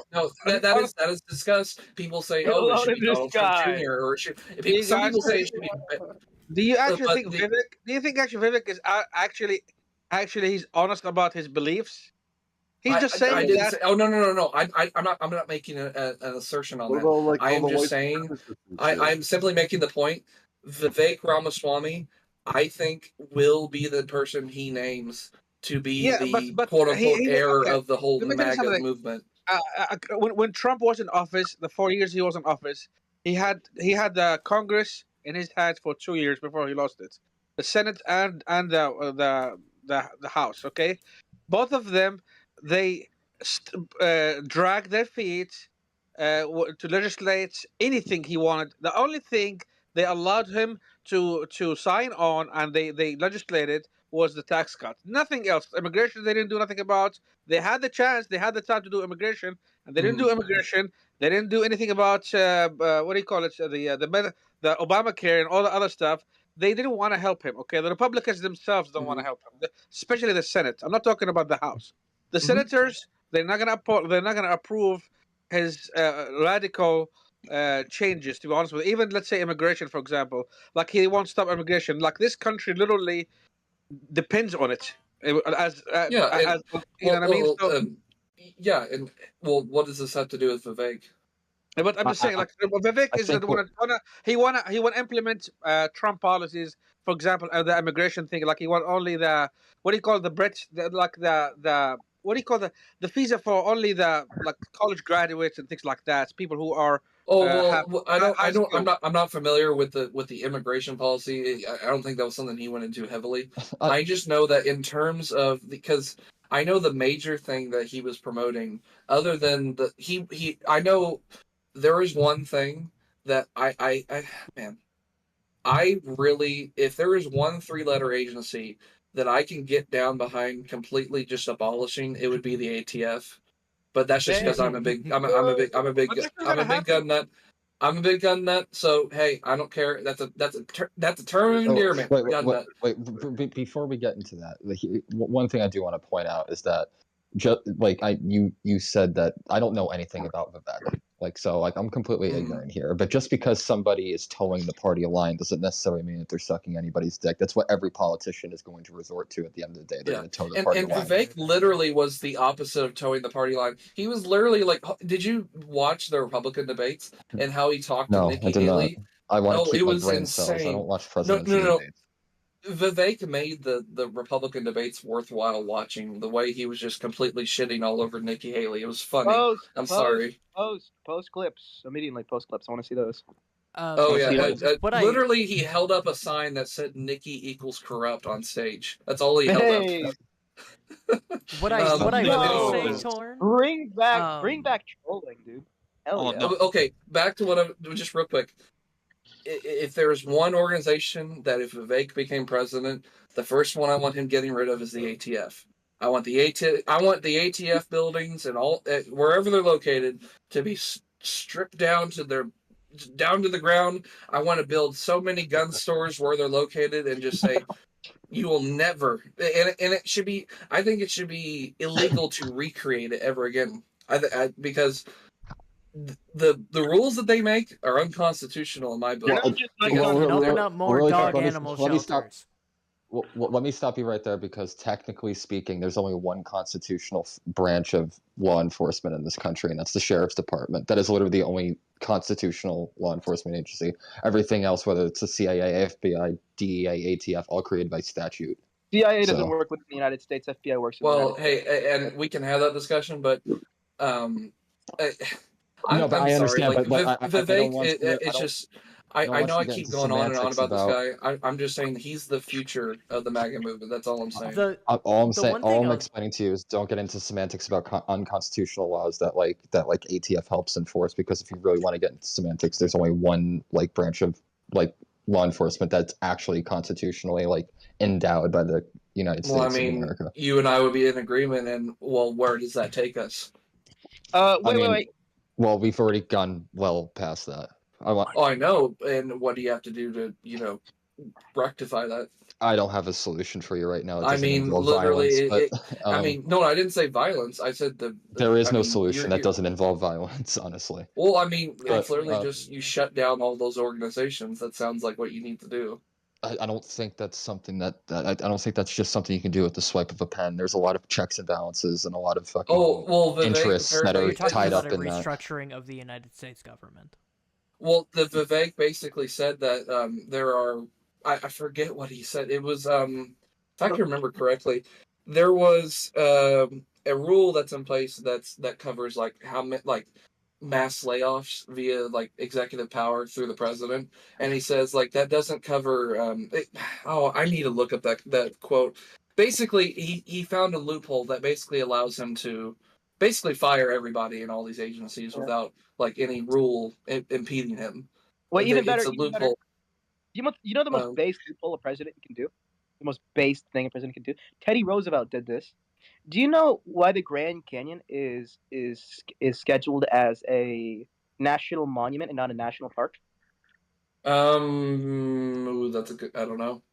It's because national parks have to be allowed by, I think, Congress, and national monuments have to be allowed by presidents. So if the president could say anything as a national monument, literally anything, and then Congress, the military, no one can touch it, no one can break it. It's now a national monument. It has to be state certified, all that. So yeah, I'm a big supporter of the National Park Service. That's one piece of the government that I'm like, okay, I'm fine with this because I love nature. So well, here's the base thing, though. Here's the base thing. Because a lot of congressmen were being lobbied by these lumber agencies who wanted the lumber from I don't know why lumber. It seems really weird. There's lumber in the Grand Canyon, or maybe it was mining codes for quarries. I don't know. But with that, Teddy Roosevelt wanted to make it a national park. Congress wouldn't do it, so he decided to make all of the Grand Canyon a national monument. The biggest national monument we had, I think, was this. What was it? I don't know. It was nowhere near that big, the Grand Canyon, but that's crazy to me. I don't know. Might have been like and Grand Staircase in Escalante, Utah. I'm not sure. Glinton did that too. Yeah. Does anybody here have a problem with abolishing the ATF in particular? No, not really. Yes. I hate the ATF. No, not after Waco. No. Okay, Mr. Riddles, what is your I guess what is your argument in favor of keeping it? Even though I actually definitely fucking despise the fucking ATF, you need some type of regulatory agency when it comes around, well, alcohol, tobacco, and firearms. There has to be some regulation around firearms. There has to be some regulation about alcohol and tobacco. Do we have to give them weapons? Wait. What sort of regulation are you talking about? Is this going to be laws passed by Congress or like amendments to the Constitution? Because that's all that can be done to rectify the Second Amendment. Because otherwise, the Second Amendment clearly states you can't do that. Yes, preferably it would be laws issued by Congress and approved by the Supreme Court. The way the ATF works now is they are effectively a judicial and enforcement branch, which is fucking stupid. Yeah. That needs to change. But actually getting rid of the entire agency, no. You can restructure it, but don't fucking get rid of it entirely. Here's my thing. I think that any change to how guns are owned or transferred or sold or whatever, needs to be done through the constitutional amendment process, because the Second Amendment is very clear. Like, and people say, "Oh, well, regulated." That doesn't mean you can impose regulation. That's not what that means. Well, I mean, let's not get into the weeds about like the Second Amendment and like actual gun rights, because we're talking about let's zero in on the ATF, because the ATF, like, my issue is the same thing that Riddles just brought up. They're part of the judiciary branch, correct? Yes, they are both the judiciary and enforcement.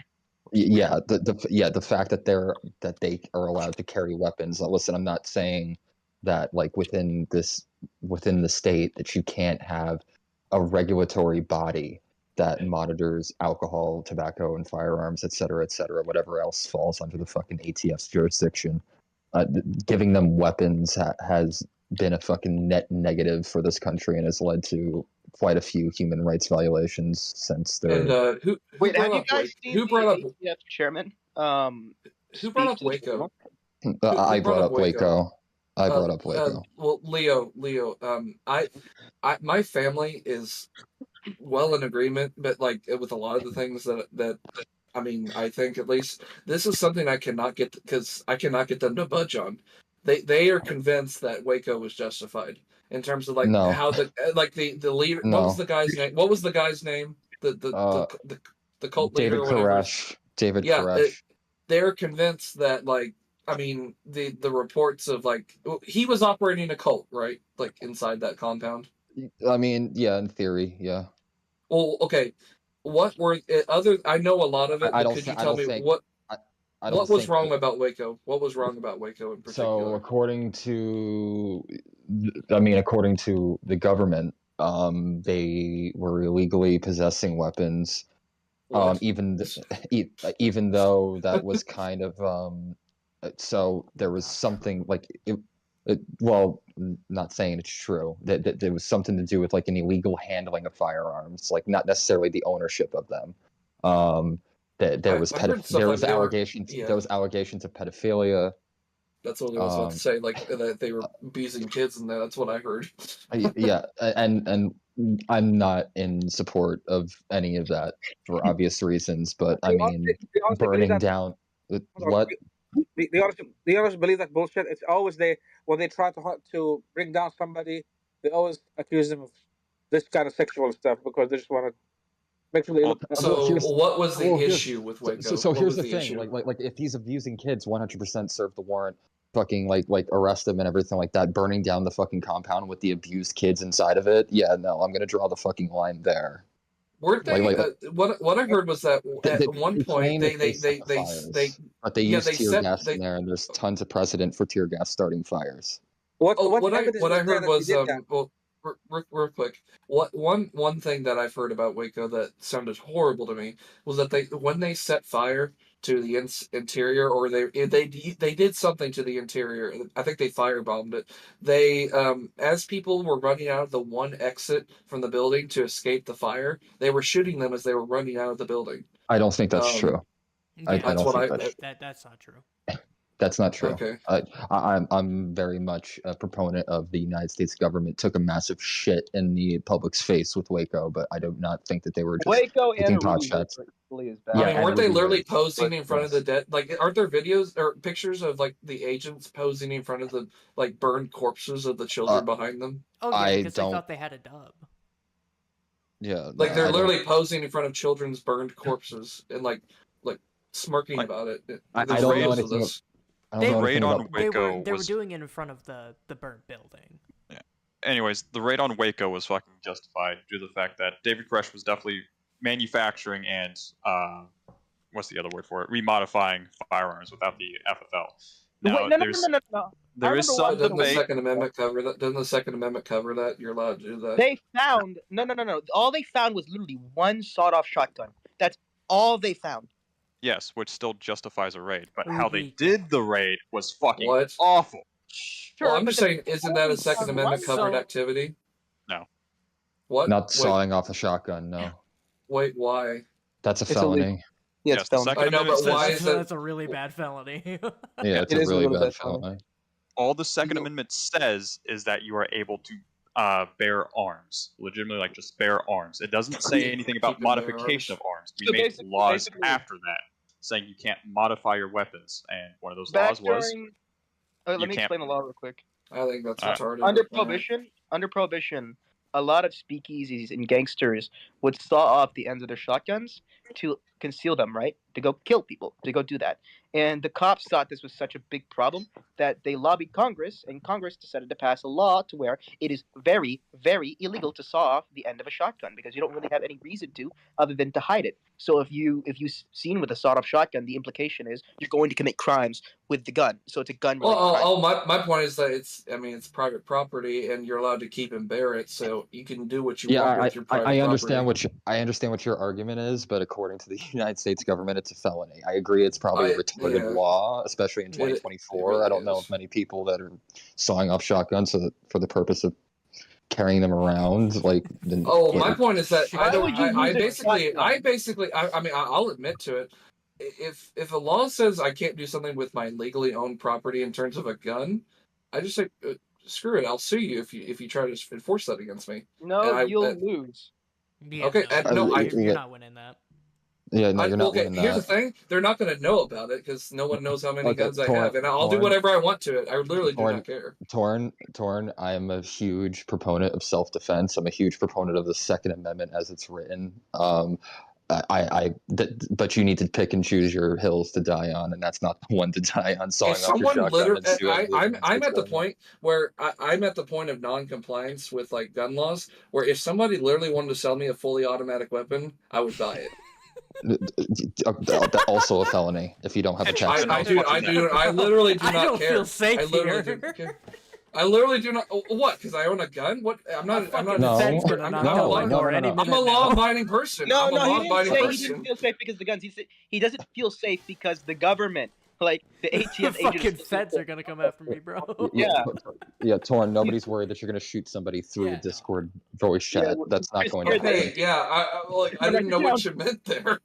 I just don't. I think that pretty much all gun laws are pretty much null and void based on the fact of the Second Amendment. They're pretty much all infringements. All right, listen, wait. The biggest thing that opened my eyes about guns in the United States is talking to other people about guns in the United States.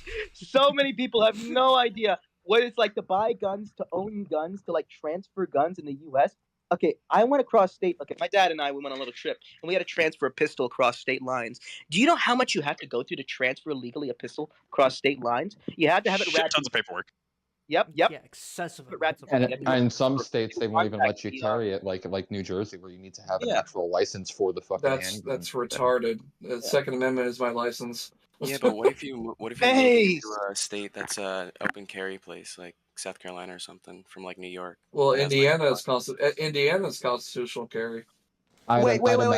In New York, is open carry legal if you have a license? No. You have to go through a bunch of it's like the most rigorous background checks. I'm going to be I'm saying if you move from New York into South Carolina, it's not the most rigorous background checks. It's just the most rigorous laws when it comes to actually owning. Yeah, that's what I meant. But what if you move into a place that's open carry? Leo, I have a question. So probably a lot fewer paperwork. Like I would imagine if you move from New York into Pennsylvania, you probably don't have to do as much. So Leo, I have one question, or actually I have two, but one's just make it count. Follow up. Okay. Are you aware of the Convention of States? The Convention of States, yes, I'm aware of the Convention of States. And the idea that there's a huge movement in the United States to call that and have proposed amendments to the Constitution. Listen, I know exactly where this is going. I'm aware of the movement. I'm aware of the people of these states taking the cases to the Supreme Court and trying to say that their state's laws about guns are unconstitutional. That's not where I was going. That's not where I was going. I was going with when the Convention of States gets called, because I think it will be in our lifetimes. I wonder if there will be someone who proposes a clarification amendment to the Second Amendment that basically says the right to keep, bear, modify, basically do whatever you want with your firearm or arm in general shall not be infringed. I think there should be a modification exactly what I was talking about, where people are taking it to the Supreme Court and trying to dispute their state's gun laws, basically. I mean, literally, I think that there needs to be a constitutional convention. Okay.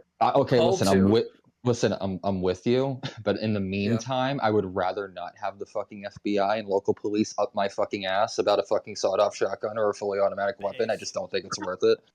I think that's retarded. Americans have a duty to not comply. Wait. You think it's retarded that I don't want to paint myself as a target in the eyes of law enforcement and possibly go to jail for 25 years? I'm fucking 31. To not comply to unconstitutional laws. Okay. Explain that to a fucking local New York judge who's gonna throw me in a fucking cell because they don't give a fuck. You live in New York. You live in New York. You're fucking stupid. I'm from New York. New York.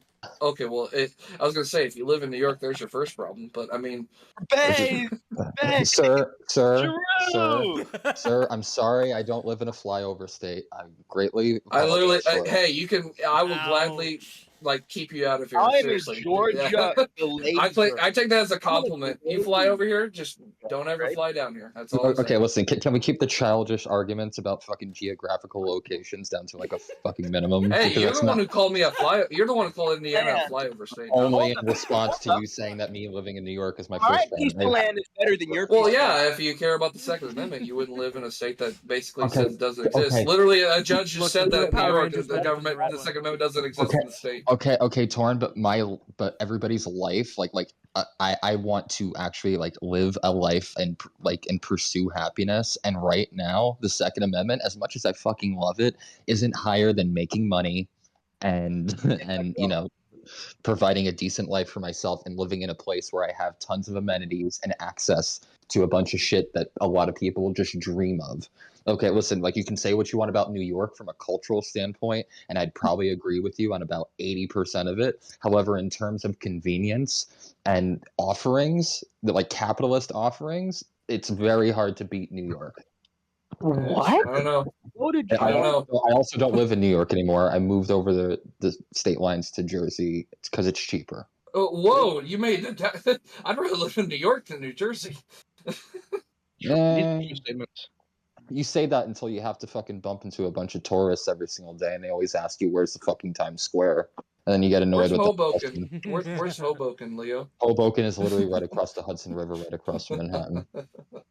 Just pretend that you're like mentally retarded. There you go. I mean, I am mentally retarded. I live in fucking New York. I'm just saying, Indiana is a very peaceful, loving state, and will gladly accept you. Yeah, you're a bunch of Northerners. With nothing in it. There is a lot Don't to do talk here. shit on Northerners, bro. Well, get a load of this guy. We'll fucking kill you with kindness. How much does anybody here actually know about Indiana? I'm just curious. Like, does anybody know like anything substantive about I Indiana? don't know anything about Indiana outside of that the Pacers can go fuck themselves. But other than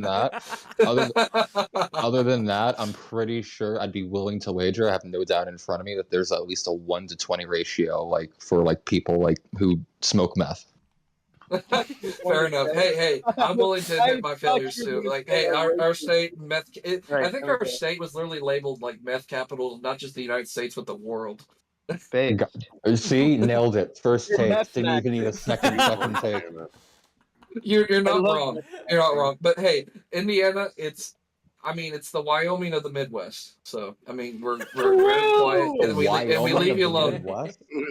That's like saying a Delaware of like the West Coast. It's like I'm wanting to move to no. You don't understand. I want to move to Wyoming. It's one of the freest states you can live in. Why am I It's roaming? fucking boring. I know it is one of the most beautiful states in the country. What the fuck are you on about? I only know Wyoming as a state that always has its roads closed due to fucking stuff. Wyoming's one of the most beautiful states in the country. Do you want to know why Wyoming is so free and so lenient? Because if they dropped a nuke in Wyoming, fucking half the population wouldn't even know you fucking dropped it because there's nothing.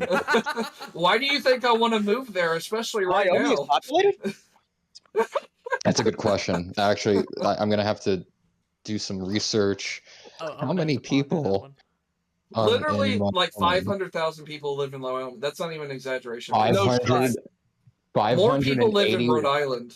581,000. This is basically one like small portion of like one borough in New York. I want to live in Wyoming. I'm not joking. This is not like whatever the kids are saying nowadays. I do want to live in Wyoming because I think it's in that case. And it's boring, has no economics, and fucking you can only stare at a mountain. So but there is one thing with Wyoming. Wyoming has the highest suicide rate of any state in the country, though. That is I wonder why. Get those numbers higher, baby. If a tree falls in Wyoming, does anybody know? Also, you were mentioning nukes. You were mentioning nukes earlier. Wyoming has the biggest nuke in the world. It's called Yellowstone. Wyoming's got to pump those suicide numbers up. Those are rookie numbers. Wait, so when is there a first-person shooter on the fucking Leo.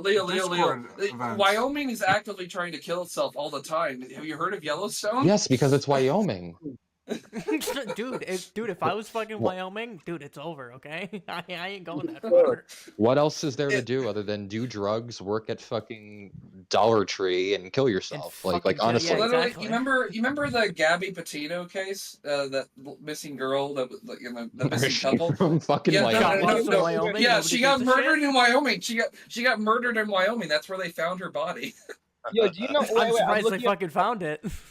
Wait, guys. Do you know what coincides with most of the suicide rate within Wyoming? The closing of Blockbuster. When Blockbuster closed, suicide rates went spiked. It was over. Wyoming. Dude, could you? Fuck yeah. Could you imagine if Gabby Petito was black and dead in Wyoming? Jeez, they would never find her. Oh no.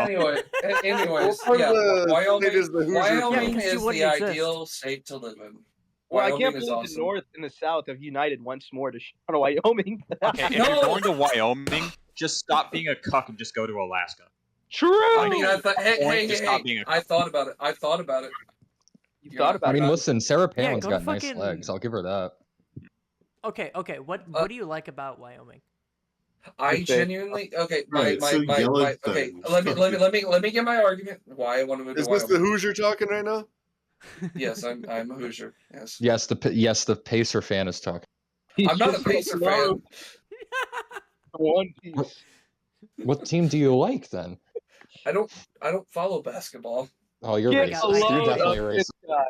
I'm pretty sure there's a giant Navajo reservation Well, like people from right Indiana, they're called smack dab in Hoosiers. the middle. Like, Anyways, Lives in Indiana. my argument. Doesn't watch basketball. I gotta know I what know. this guy likes about Wyoming.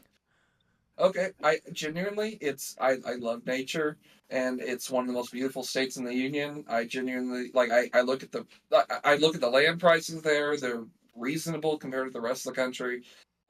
Wide open spaces. I can be left alone. Me and my family can be left alone. I mean, the gun laws are some of the freest in the country. I mean, it's literally What about like jobs? it's one of the freest states in the. Well, it Is there doesn't anywhere matter to now. make money in Wyoming? No, it's called I can work remote from anywhere at this Hey, point. Torn. Do you get internet in Wyoming? Yes, you do. True. It's also called Starlink. Torn. Wait, that's actually so funny that it's the freest state in the country Wait, and they all Quinn, just kill what are you trying themselves. to ask? Fucking empty. Torn. Hear me out, Like, Torn. they're so free so they decide to just kill themselves. Wyoming has a population of about 500,000. I only need to convince so many of them to become the governor of Wyoming. I'm going to become the governor of Wyoming, and I'm going to make it into 1984. All right? Into 1984, I'm going to bring the ATF in. I'm going to ruin it just for you, just to spite you. Just for you. And then you know what's then gonna I'll move to happen? Nebraska. Those no. You know what's gonna happen? Those mountains are gonna start whistling back at you. Mountains. I'm not going to touch the You guys can have the mountains. I'll take your land. Bro, Come the to only Wyoming. place Where Jordan's you- gonna be able to go to after Wyoming is fucking New Mexico. Come to Wyoming, where you and your crack-addicted family of 8 can enjoy our 50 meg internet. True. Quinn, stop turning into Destiny every time you say the word true, okay? I'm not turning into Destiny. Okay, no. All right, buddy. Whatever you do. Wyoming, one of the last places to buy pure black tar in the country. Get it while it lasts. Hell yeah! Wait, no, that was what's the name of Washington? Is it Washington? Hey, unironically, the state. You want to know what's after Wyoming in terms of where I want to move? Where? For you in Wyoming. I'm just trying to the one thing that I'm looking for here in a state that I'm looking for here is just I want to be away from like all the just drama and stupidity of politics and everything like that. So what's after Wyoming?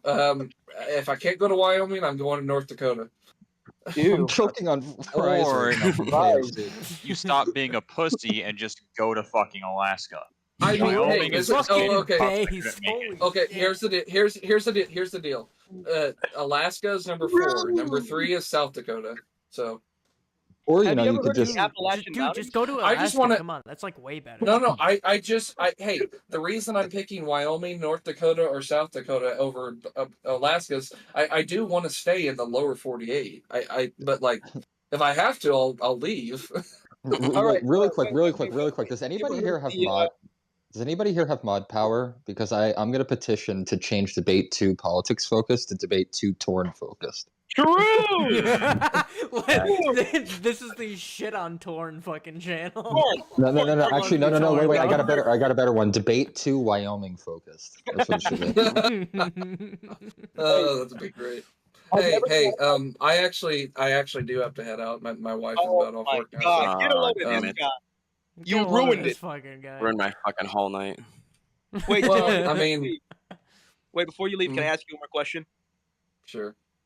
Why don't you go to the Appalachian Mountains? I mean, I thought about it. West Virginia is pretty nice. Okay. I like Indiana. I've lived here my whole life, but I do want to get out and maybe explore a little bit. So that's why I'm considering moving. Why are you picking all the crappy states and not the The staff. Okay. What is it? What is that's another question. Okay, Quinn. What is a good state in your mind? What is a good state? None of the states you listed. Okay. What is a good state in your mind? What state would you move to? Like pretty decent states. Georgia's pretty decent. Tennessee's pretty decent. South Carolina's pretty decent. Except North Carolina's kind of weird in certain respects, but they have a lot of casinos. Tennessee is on there. Mainly because of all the cities, of all the giant cities I've been to, Nashville is the only one I would ever consider moving to if I had to move to a big city. I genuinely do like. I do like Nashville when I visit it. So you don't want to live in Nashville. Don't well, say no. that. I didn't say I do. I didn't say I do want to. But if I was ever forced to live in a big city, I would pick Nashville. That's what I'm saying. If you think New York is better than Nashville, you're like smoking the fent. All right. I'm not saying that, but you don't want to. That would be a mistake. It would be like if he just said, "I want to live in New York." It's like, no, the fuck you don't. Stay where you are. I'm come here right now. I stay in your region where you can buy a house for the price of a VCR. Just do that. Whoa. I am comfortable. I am comfortable in Indiana for right now, but I probably will move later in my life. So no one said Texas, and I feel angry about that. 200. Well, hey, that's also on there too, but Texas is based. Except for Austin. Austin Dallas. Can suck my dick. Yeah, Austin fucking sucks. I thought about Oklahoma because I'm a big weather nerd and I'm a storm spotter. Why are you picking all of the meth states? Hey, listen. Okay, here's the deal with Oklahoma. Have you thought about I want to explain Oklahoma. I want to explain Oklahoma, please. Okay, what does it have shitty roads and meth? I'm a storm spotter for the National Weather Service. Where do you think most of the tornadoes happen nowadays? Oklahoma. Trailer homes, meth, and shitty roads. My bad. And tornadoes. And tornadoes. Yeah, there you go. Breaking that spot. He's trying to gauge like what Debate 2 tornado focused. Putting it in I just need my Jesse. Who wants to be? Perfect. Who wants to be my Jesse? And we can go to Oklahoma. I don't want to be your anything, Torn. I want to be your fucking travel agent and direct you the fuck out of here. I'm 18. I would make the perfect Jesse. I'm young enough to be Jesse, dude. And I speak like a millennial. So it's like, or I'm a Gen Z. So you're like, it's exactly what you want, man. So hell yeah. Well, why don't you just go to like Europe or something? All the meth you can smoke, man. Ew. America's land of the free. No. Fucking European properties for like the price of fucking dirt. Okay, listen. In the middle of fuck all nowhere. The move to Europe. Let's take come this on, argument let's not get. Okay, instead of going to Europe where you have to deal with European laws, go to the Philippines. You're just as free as you are in the United States, and everyone there speaks English, and you get a lot of women, and you're the cultural minority, and everything's cheap, and like they're sucking your balls. Okay, there you go. Right. Yeah, but Torn has a wife, I think. And he can get a nice infected tattoo. That'll I have a wife. I have a wife, and I have a kid on the way.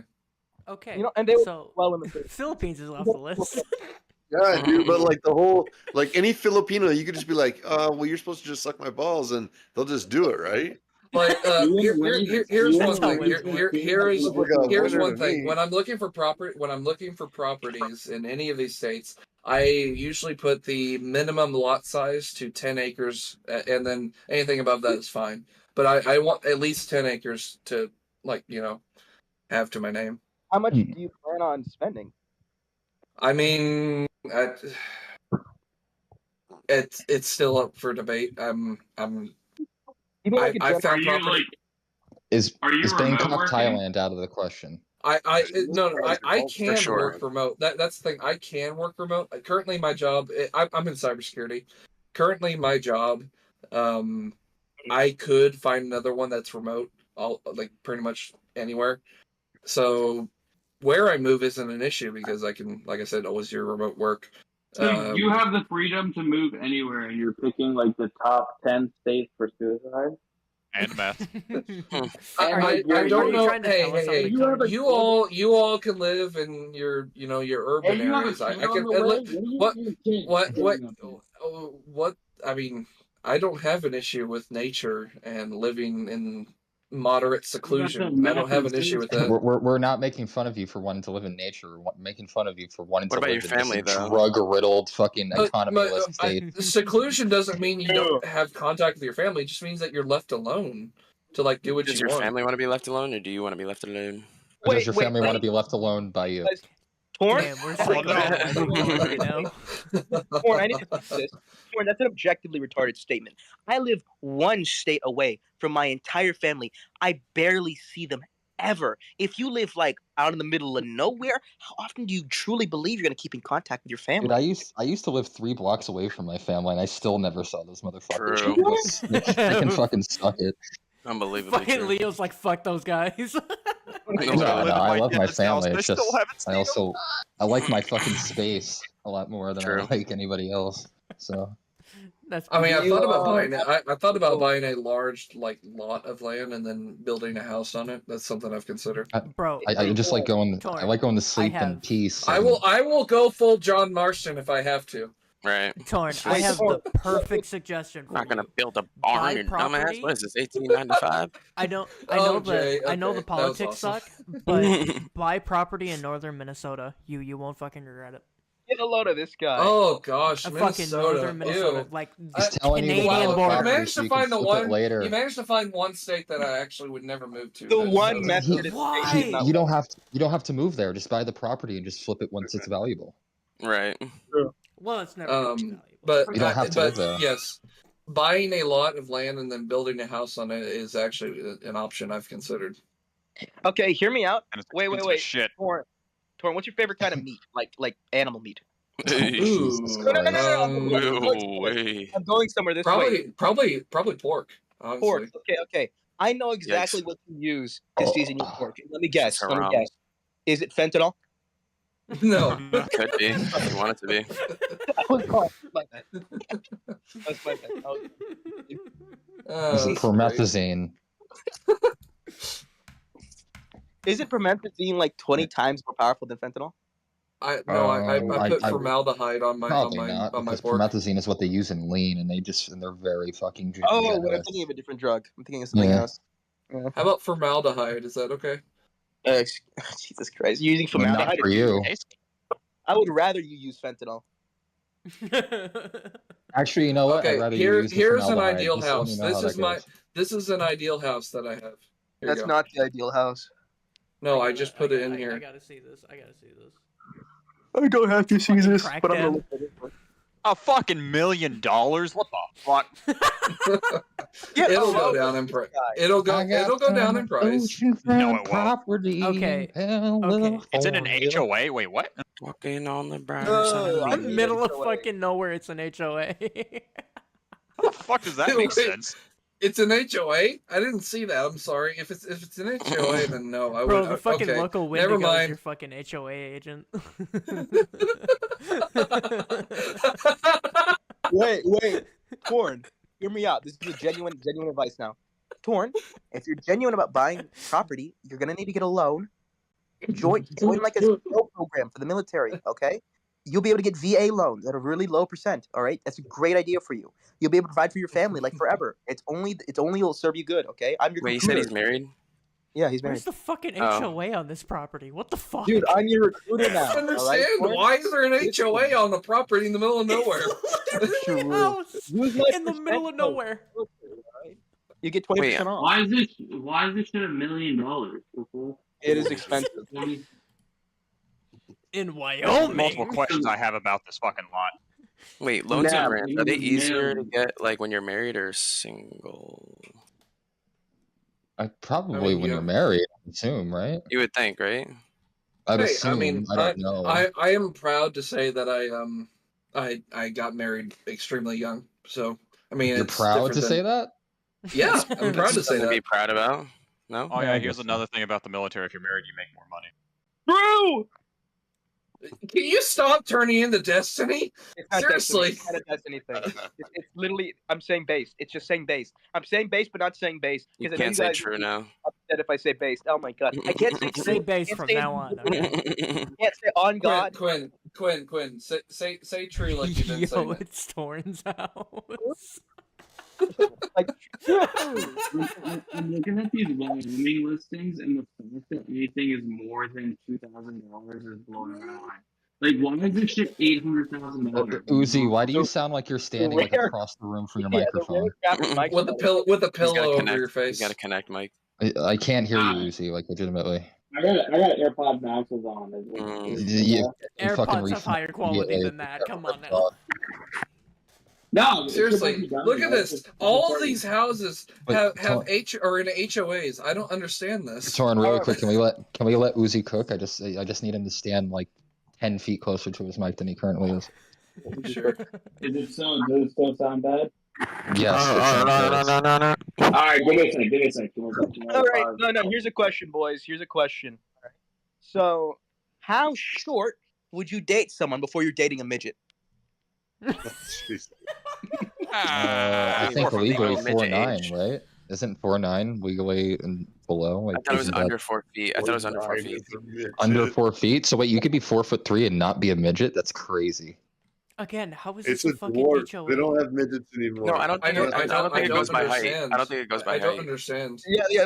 So like for me, it's like I'm stopping. At what point are you legally a midget?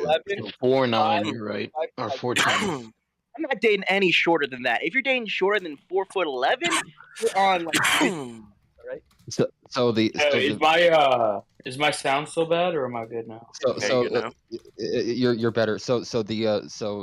We don't call them midgets anymore. They're called dwarfs, apparently, according to Google. That's crazy. I feel like that's worse. Yeah, that's worse. You're not just a short person. You're a fucking character in a fantasy board game. But battle axe with a braided beard, yeah. In men and women, the sole requirement for being considered a dwarf is having an adult height under 147 centimeters or 4 feet 10 inches. I feel like there's more that comes to it than just like the height thing. Like, isn't there like deformities that come to it when it comes according to the Wikipedia dwarfism? page for dwarfism, it's 4'10". If you were under 4'10", congratulations, you're a fucking dwarf. Yeah, You are Tyrion Lannister. adult You is are going to have Tyrion deformities Lannister. no matter what. Here, hey, I found another property. I found another property that I would like to own. So like on your Is this guys' a fucking own HOA? What's Apparently, for 33,000 acres, it's in an HOA. True. $33,000 million. No, it's a 34,000 acre property and it's in an HOA. How are you supposed to monitor that? They drive around. Literally the middle of nowhere. I don't know anything. Wait, $26,000 a square foot. Oh my- I mean, what the fuck? Oh my god, insane. Uzi, you fucking just shocked me with how clear I just heard you. Jesus Christ. Yeah, no, I switched. What were you switched saying? my, What were you saying, Uzi? What were you saying about the property? 26,000 a square foot is insane. I mean, I guess it's higher because than like New York prices. Yeah, no, it is. I mean, the land looks beautiful, and I'm assuming that's why. But what the fuck, Wyoming? Why would you? But it's in the middle of nowhere. Like, how are you gonna get your meth, Torn? No, He's gonna make it himself. Here's an HOA. Wait. Cutterbear. Wait, Here's I another figured it out. property that has 96,000 acres, and it's still in an HOA. I gotta fucking see this. Hold on. Wait, hear me out. Torn the entire time, Torn has been saying he wants to live remotely, right? And then he can work remotely. He never clarified what his remote work was. He said it was cybersecurity. He never specified. Are you cooking meth? Is that remote work that you're talking about? You did cook, man? Is that you? Wait, I don't know why, but once Uzi's mic got better, yours got worse.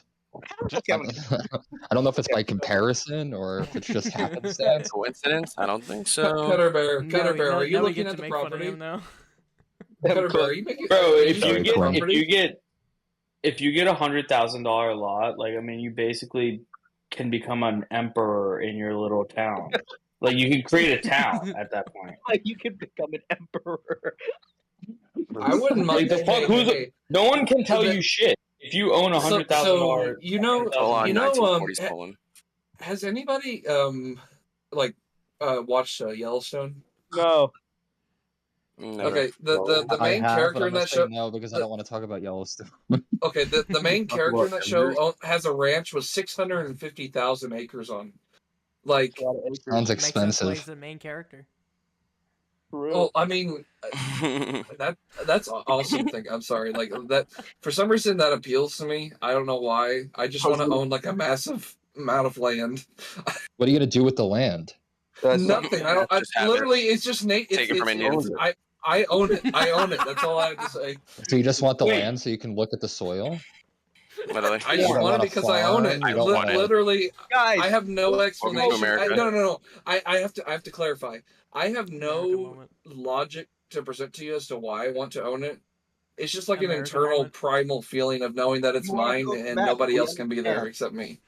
You sound like that's literally the sound most like American thing I've ever heard in my life. you sound like It's an somebody who internal like primal feeling. I have no idea why I have it.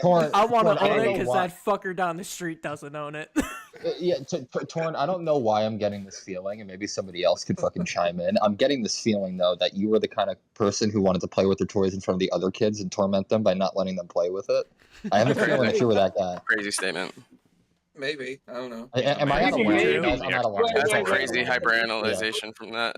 No, I'm I'm completely out of line. I need to go. It's crazy, like Torn, the link that you sent has like fucking buffalo in the picture and stuff. Like, Yeah, I could and it's in an HOA. Like... That lot, that 100,000 acre lot is in an HOA. Bro, it's got some at that point pictures in it as well. At that point, you could raise a militia and take that HOA over if you got 100,000 acres. Fuck it, exactly. If the ATF is right, you'd be the new Waco. You'd be the new David Koresh. Congratulations. No, is what I'm hearing. Torn is starting his Basically, I want to be a combination, but my lifestyle, I want to be a combination of Ron Swanson and the main character in Yellowstone. You know, Ron Swanson turned gay in that one show.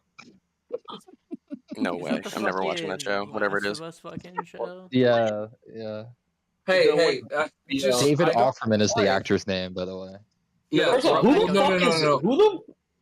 Who is selling the actual character of Ron Swanson? As much as he is a parody of like libertarians, 95% of what he says, I pretty much agree with. Torn. No, don't do it. Don't. We don't want to. I don't want to go down that road. I don't want to do it. What road? We don't want to go down the never mind. It's libertarian road. politics focused. Never mind. He's tripling down. Leo. What's the road that you're speaking about? No, nothing. Road? I'm not speaking anything. No. I want to. I genuinely want to know. I genuinely want to know. No. It's got nothing to do with that because every single time. He's having flashbacks.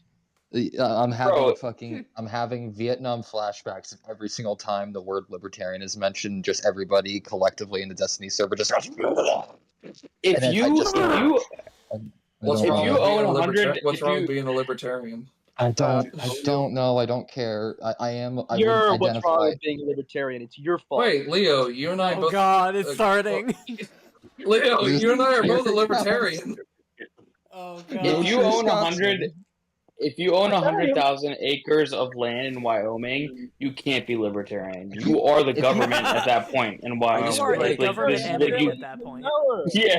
Things are more ideological. Well, to be fair, you could be a libertarian and stuff. Government being practical. There's different levels of libertarianism. It doesn't. You and I are both for big libertarian. Yeah, what's wrong with big libertarian? I would identify as a libertarian. However, like owning land isn't like. I mean, you could be I guess a government entity and still be a libertarian. I don't think those things are mutually exclusive. I don't understand what someone needs to explain to me. Bro, if you have 100,000 acres, you would have armed guards trying to secure your land if you're a libertarian. Well, not if you live in Wyoming. I don't get it. There's just a primal urge within me to own as much land as possible and as much guns as possible. I don't know why. Who's he guarding his land from in fucking Wyoming? All the come on, dude. I'm trying to get that. Yeah, whatever the fuck he needs that 100,000. Yo, if some motherfucker buys 100,000 acres, if people buy 100,000 acres of land, they're guarding some shit. All right, like wait, Torn, buddy, how are you still awake? I thought you were going out. Dude. Oh. You guys ever see that that gentleman's movie, like where it's like posh British? It's about posh British. A gentleman's movie? No, it's called The Gentleman. It's called The Gentleman. Oh, okay. It's a TV show. Or The Gentleman. The Ministry of Ungentlemanly Warfare. League of Extraordinary. It's about like posh Gentlemen? British people, and they have like these big estates in I don't know where, but they have ginormous like cannabis industries like underground in these estates because there's no like. Oh, it's the Guy Ritchie movie. Regulation. Yes. Is it what now? You were talking about weed. Yeah. I mean, that's what the thing of the movie was. I was wondering. I was gonna ask, like, is that real? Does that like happen? Yeah, we call them the X-Men. Yeah, Right. people grow weed.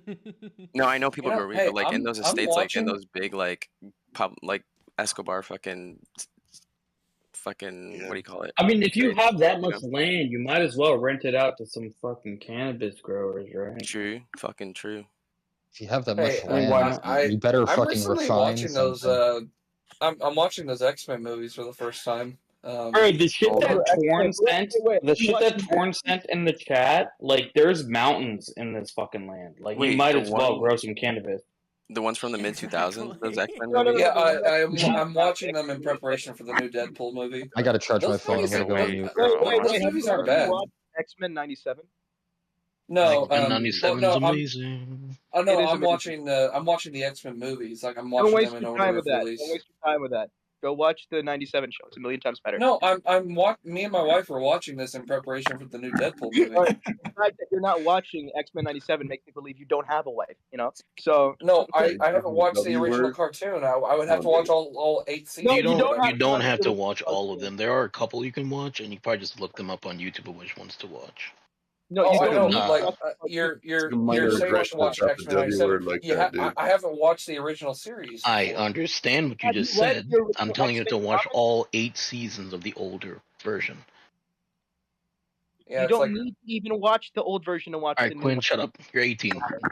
You quiet. Okay, wait, what kind of argument? You're 18? Okay, buddy, you got a big forehead too, alright? Quinn, Let's continue. You just got fucking destroyed, bro. If you'd like to listen, X-Men 97 is great on its own, as Quinn's saying. That's fine. Yeah. But if you want to get a little bit more context of what's going on, it's good to watch some episodes of the older show. I just wanted to watch all the Hugh Jack. Like I wanted to see Hugh Jackman's like progression throughout his role as Wolverine. I wanted to see that because, I mean, my wife has never seen these movies and I've never seen these movies, so I've only seen the Deadpool movies, and I think I saw Logan. Yeah. I saw Logan before I saw any of the other. This is a real crime. I saw Logan before I saw any of the other X-Men movies. That's crazy. Yeah, you don't need to watch X-Men 3, by the way. Just scratch that one out. Well, yeah. So here's the question. I know the plot of X-Men 3. Isn't it like? Didn't they literally redo that plot for X-Men Dark Phoenix? How'd they do the same plot twice? It's called a remake. Wait, but they were in the same. Those movies not in are the same- connected. Those movies are connected, aren't they? Kind of, but essentially, if you look at Days of Future Past, they changed the future, so you can. Oh, I don't know. I haven't seen Days of Future Past. I'm working through the Well, movies right now. I just spoiled it for you. Damn. Ruin it for yourself, yeah. Hey, but I mean, they're gonna. I'm hoping this is my hope for Deadpool and Wolverine. I really hope that he literally they do a full Deadpool kills the Marvel universe and he just resets the whole thing. I really want that to be the end of the movie. Hey, Nephrite. Hello. You should 1v1 me on Drunker Strike. I don't know what the fuck that is. All right. Hey, I actually do have to head out, but it was good talking to y'all. All right. See you later. Hey, I friend requested everybody here that I care about. I wish you luck. Hey, All right. Are you guys into comics at all? All right. See you. Have I read the comics? Yes, I love Bastion. So, have you guys seen sent me a message and a friend request. Jesus, I think always he's might saw be in love with me. I always saw this cover. It was like Deadpool. It was like Deadpool with half his mask pulled up and like the Infinity Rings on his fucking, and the Infinity Stones on his fucking, on his toes, and like they were touching his face. It was like a weird cover. I wondered if you guys knew what issue that was. I have no idea what you're talking about, dude. Yeah, no, it was a cover with. Is this sounds like hentai? No. It was just like a weird ass cover, and it had Deadpool with his fucking feet on his face, like making like a surprise face. Are you sure you didn't just stumble upon Rule 34? No, I mean it sounds like something Deadpool would do. It was like I was just reading it. I was wondering if you guys knew. It was just like a random thing that I saw. Listen, man, I'm fine with guys being in weird things. I just don't want to know about it. I don't want to know about it, and I don't want it to be legal. No, leave me No, alone. I'm fucking trying to construct a piece right now, bro. It's like fucking, it's going. That's for sure. Wait, are you guys a Jiddlejang or a fuckalogan? But You have somebody what? or what? A what and a what now? A Jiddlejang. I can't. Jiddlejang? A Jiddlejang? Or just Everybody's like, what the signal? No. I don't know. To be completely fair. My brain fucking stopped after you said that, bro. Brain rot. I need to know which one you guys are, man. I gotta figure it out. You know? I need to disconnect from the fucking internet, like, as soon as humanly possible. From the universe. Hold on, I really need to fucking think about that. I don't even know what the fuck he's saying. Like, What do you mean? Wait, You don't know what a Jiddlejang? Are you guys goon maxers or edge maxers? Is the question. Excuse me, it's goon Listen, maxing. I don't know what that is either. Dude, I just found out what a word that I'm not supposed to say was, like, a few days ago because of this fucking... No. It starts... apparently, it's way worse than the N-word because somebody said you're not allowed to mention it ever. Like, it was in somebody's ban report. It wasn't even mine. Like, somebody so like you got can say the N-word is what you're saying? All right, bet. I mean, go say it. Go for it. All right, ready? 1, 2, 3. What a pussy! God damn it. No, I just found out what a lolicon is. Oh, all right, bam. Oh no! And I was just like, he's got to get him out of here. You need to leave. And I was just like, what? I'm just like, this is a thing. This is we live in a society, you know. God, the Japanese. All right, we don't need to talk about them. Sure. Yeah, we fucking dropped a bomb on them, and they fucking got their... Brings them up and says we don't. We didn't drop the bomb on them. We dropped multiple bombs on 2 bombs. Okay. Don't forget. I mean, Don't no, forget, there were 'cause they other won't. bombs. There were 2 nuclear bombs. I think that they asked the U.S. government if they watched One Piece, and we kind of we didn't take it well. We were like, nah. We gave them the One Piece. Nah, I'd win. We gave them the 2 piece, actually. Nah, I'd win, and drops a bomb on their face. That's crazy. The Japanese were like, damn, that's the bomb. Yeah. Get out. Here's like One Piece, so we got 2 for you. All right, that was Whoa, you're just like God. Naruto from that one show. You know what I'm saying? Yes. Whoa. From that, Decided from to that play manga. Exactly. Now. That one. You're just like Inshallah. You're just like Luffy from One Piece. I hate his Yeah, what's sons. that cartoon where they fight a lot? Oh yeah, that's that one. You know? About Dragon Ball? What was that? What was that cartoon? Family Guy? Oh, Tokyo Ghoul. Okay, bet. Yeah. Got you. Yes, that one anime where they fight a lot. True. Waifu Wife Fucking Tycoon. All right, King bet. of the On Hill. Roblox. All right, bet. Listen, man, if you have an entire genre called 4 Teenage Boys, which that's what shonen translates into, you're gonna have a weird culture. All right, that's all I'm saying. Cheese and rice. That's crazy. Cheese and rice. Cheese and rice could be good. Cheese and rice. Dude, I've eaten mac and cheese, rice, and like grilled steaks, and that was delicious, man. All at the same time, or? Instead of saying I would- Jesus Christ, you gotta say cheese and rice. I would- It kills. I swear. It's not very haram. Totally appropriate. Yeah. Yeah, true. It's very. Oh, yeah, my bad. You're right. But no. I get a bite of steak and I get a little bit of rice, a little mac and No, cheese. ultimately, I first and foremost denounce my white privilege before saying anything. Just so You're white? Oh, never mind. Get the fuck out of here!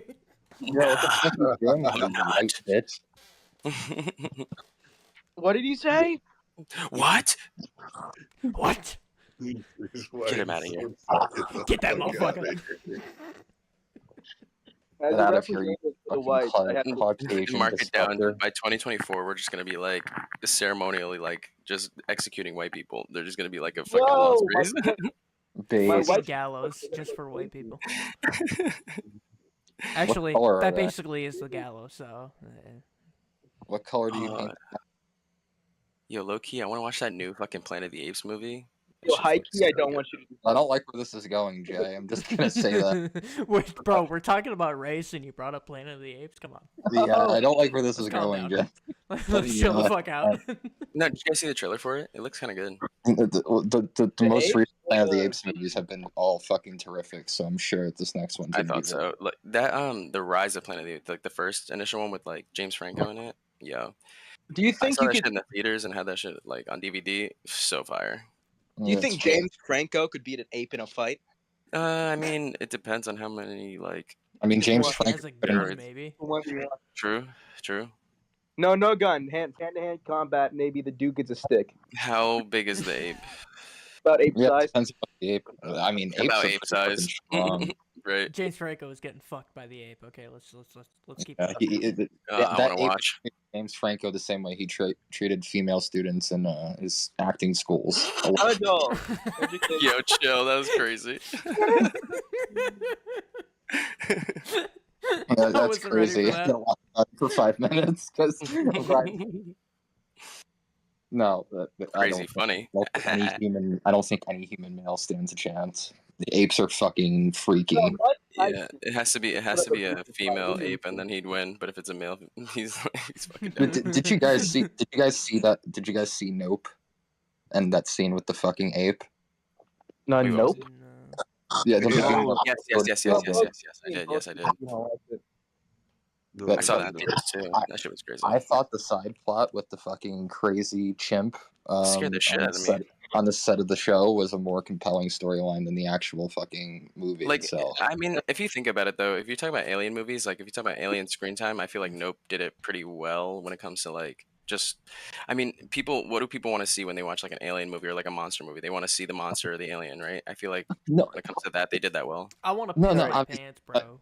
Being scared. It's not a bad movie. I just think like when compared to Jordan Peele's other works, I think it's his weakest so far. In Right. character development wise, though, you don't think that they had a good like main character in it, and like how he was trying to like. No, Daniel Kaluuya is fucking great. But I thought the plot with like the whole alien thing like was great. I don't know. I don't know. I feel like when compared to his other works like Get Out or I feel like it's his worst. I mean, I really liked Us, to be honest. I'm not saying it's a bad movie. I just think it's great, not his actually. best work. Wait, If anybody like asks me like, oh, this Jordan Peele guy, what do you recommend from him? Like, Nope isn't the first movie that I'm recommending. It's gonna be Get Out. Top 5 with the 5 movies that he's made. Yeah, it's gonna be Get Out. Wait, to You circle think the Get Out? combo- Really? I would put Us over Get Out, to be honest. What? You're crazy. Hey, us also great, to be fair. If you I mean, wanna I get did crazy, like we Us. can get but, crazy. I did like Us, but I think I'd recommend Get Out just because it did create such a fucking splash when it first came out. Wait, what are the other Jordan Peele movies? I'm sorry. it's Get Out, Us, Nope. I and think it's 12 Rules for Life. I think he made another book. he produced Monkey Man, but are we counting Monkey I Man wanna as a see Jordan Peele Monkey movie? Man. I don't think so. I think he produced it. I don't think he actually like directed it. It looks good. Isn't What it about is- like Indian John Wick? Yeah, it's an Indian gem. My bad. Wait, how's that his bad? What do you mean? What'd you moan? That's because it's Hey, crazy. yo. That's crazy to say. What was that, man? Yeah, those are actually the only 3 movies. That's actually the only 3 movies he directed. He's only directed 2 movies. To circle back the convo. Listen, we're gonna talk. We always talk about like apes are stronger than people, but do you know what people have over apes? Our superior intellect. Okay, we get a fucking 3-pound rock. 9mm. That's what we. Hear me out. No. Throw that You're shit in not his allowed to take face. guns. It's too unfair. Listen, 3-pound rock, a shirt. You tie that rock around the shirt, or you tie the shirt around the rock. All right, you make a bludgeon. You think an ape's gonna beat a bludgeon? Are you kidding me? Hell no. 3 Hell pounds no. would kill you. I'm taking that motherfucker out with the bludgeon Yeah. for sure. Bro, If if it came someone- down to it, bro, doesn't no. realize that we You got guys are being. tranquilizer darts. I feel like you guys are not giving yourselves enough credit. Like, if it really came down to it, your life is on the line. You're taking that motherfucker out, bro. That's all it comes down to. It. No, if my life is on the line and it's yeah. I'm beat running that I have away to from use, that ape is motherfucker. fucking winning every Wait, time. wait. If you believe evolution gave us big brains, all right, it has genetic fitness. We survived this many generations. Look. Look at my fucking profile picture and tell me that I'm gonna take on a fucking ape. Okay? Let me go look. I'm not taking on shit, bro. Okay, you may not count because you got the poor genetics. Okay, but I have the Asian, in Genghis Khan genetics. I'm gonna go do my job. All right, I'm gonna make Mr. Gang a pound. All right, and I'm gonna go Genghis all over that egg. All right. I got fucking dude. The fucking genetics that I have is fucking northern Minnesota fucking microbiologist fucking genetics. I ain't winning shit. Okay. It's great.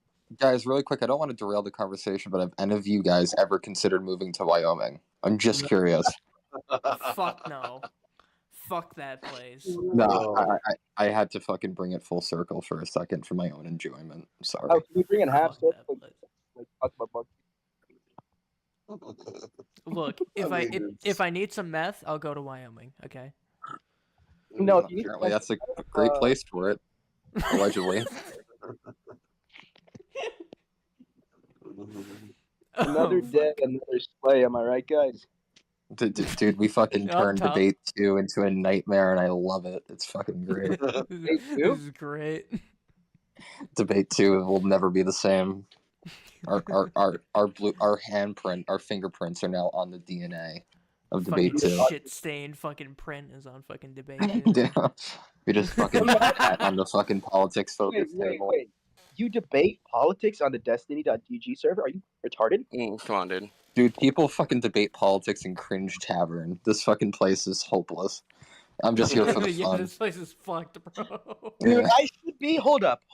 There is rules in the DGG Discord server that you can't. They are never derail followed. Conversations. I should be allowed to derail as many conversations as I please. What do you mean? That's my God-given American right. All right. No, what are you like? What are you, a Kapami? Are you a fucking tanky saying I can't derail a fucking conversation? Like what are you, the fuck? fucking Who are you? Oh man. Do you wear a blur it fucking out, Che whatever comes to Guevara my head. shirt with your fucking non-derailment fucking principle, dickhead? Dude. Fucking Hassan, bro.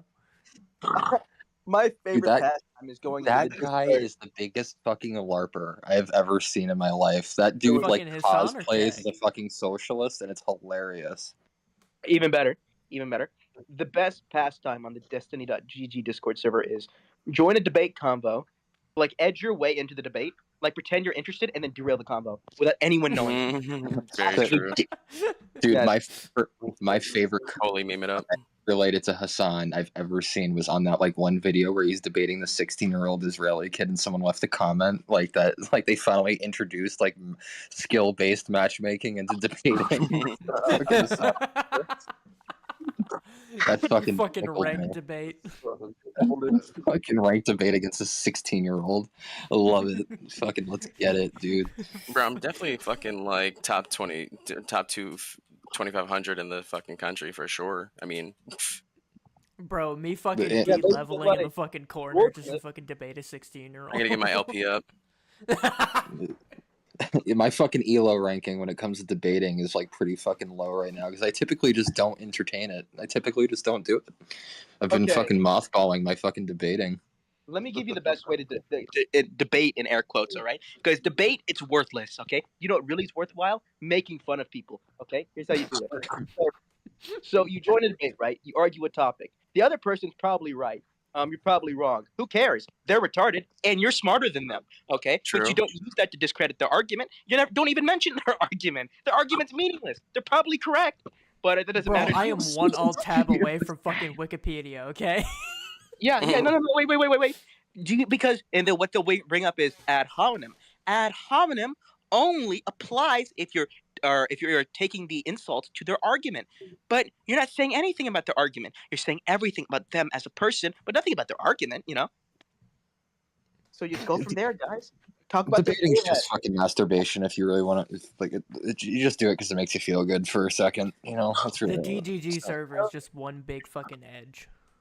Come on, bro. Listen, I don't have it, like, to clarify, I don't have anything against debating. It's just like I don't know. I just I don't like that argument because if people don't debate, then like ideas don't get hashed out. No. The thing is, the last few times that I've actually tried to debate somebody in good faith on this fucking server, all they did was resort to fucking screaming and then trying to get somebody else to like be on their side for like confirmation bias. And I'm just you don't think it compartmentalizes though? You don't think it compartmentalizes like subconsciously? Are you debating me right now, you dickhead? I'm gonna fucking. No. I'm asking. You don't think like what you say like No, you could just be like it doesn't matter. Like we shouldn't just talk to people like blah blah blah. But it's like I no, feel no, like no. it compartmentalizes. You know. I am not anti-debate at all. Well, are you asking if I'm anti-debate? No. I'm saying is it futile? Is what I'm asking. I guess. No, not. It depends. I mean, the thing is, you have to be fortunate enough. You were saying it was disheartening because last time they just resorted to all these things, but ultimately they resorted to those things because you were probably hitting a nerve, right? Or no? Well, I mean, I don't know because I wasn't like being disrespectful. I wasn't fucking shouting. Like I wasn't. No, shouting hitting a nerve. I insults. mean, like nerves. I mean, like hitting like a. You were probably right, and that's probably why people get defensive about what they their ideologies, right? I mean, maybe I'm trying to fucking act in like I don't know. I was trying to be in good faith. I wasn't trying to fucking dunk on anybody or anything like that. I guess maybe I hit a nerve, or maybe they just weren't in the mood, and I just caught them on a bad day. Anything's possible because I've seen that. But Do you think I mean, people I don't are know. passionate about what they debate about? I think if that's a, I mean, you probably should be, right? Should you be? That's a loaded question. Shouldn't you be though? Yeah, because I think in order to engage in a debate of like two ideas, you have to be passionate about that idea. Otherwise, you're just kind of being devil's advocate, like, and you're not What if actually. you're just passionate about debating in general? Like, I mean, I feel like that's a good thing. Can I have an unconscious debate? Of course. With yourself, hell yeah. No. Fuck no. yeah, I do that every day. Fucking demons in my head, bro. Come on now. So, like, what happens if I go to, like, let's say I take a girl. It's like, do I kill myself or do I not? Let's say I take a girl out to dinner, right? And I'm a conservative, and she's a libertarian or like a Democrat, right? So, what I'm saying, like, is I take out like a gram of fentanyl, and then I like sprinkle it on our food, and then after we're all fented up, we debate from there. Is that an unconscious debate because we're not fully conscious? That is an oddly specific example, and I want to know where you might have gotten the inspiration for that example. Have you So I can, Yeah. so I can report it to my nearest authority and see if anything can be done about it. Because I need a trusted adult. I'm sorry, like my friend Quinn just fucking laced somebody's fucking pork loin with fentanyl. If you can do something about that, please. And then started debating them. Just because I want to debate. Listen, if I accidentally lace myself as well, is it really lacing? I think that's coercive. Are you sure you're debating a woman or just a fucking empty space at that point? It was a woman? No.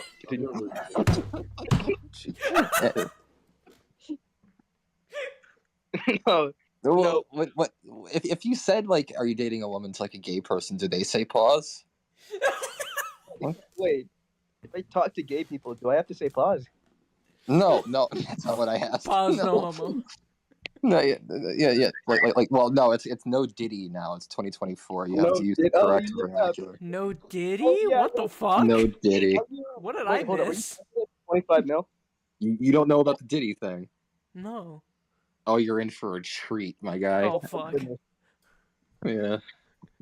Does anybody want the short hand red pill version on what's going on with Diddy? I know what happened with Diddy. Okay, Diddy was a winner. That's it. He won the genetic fitness.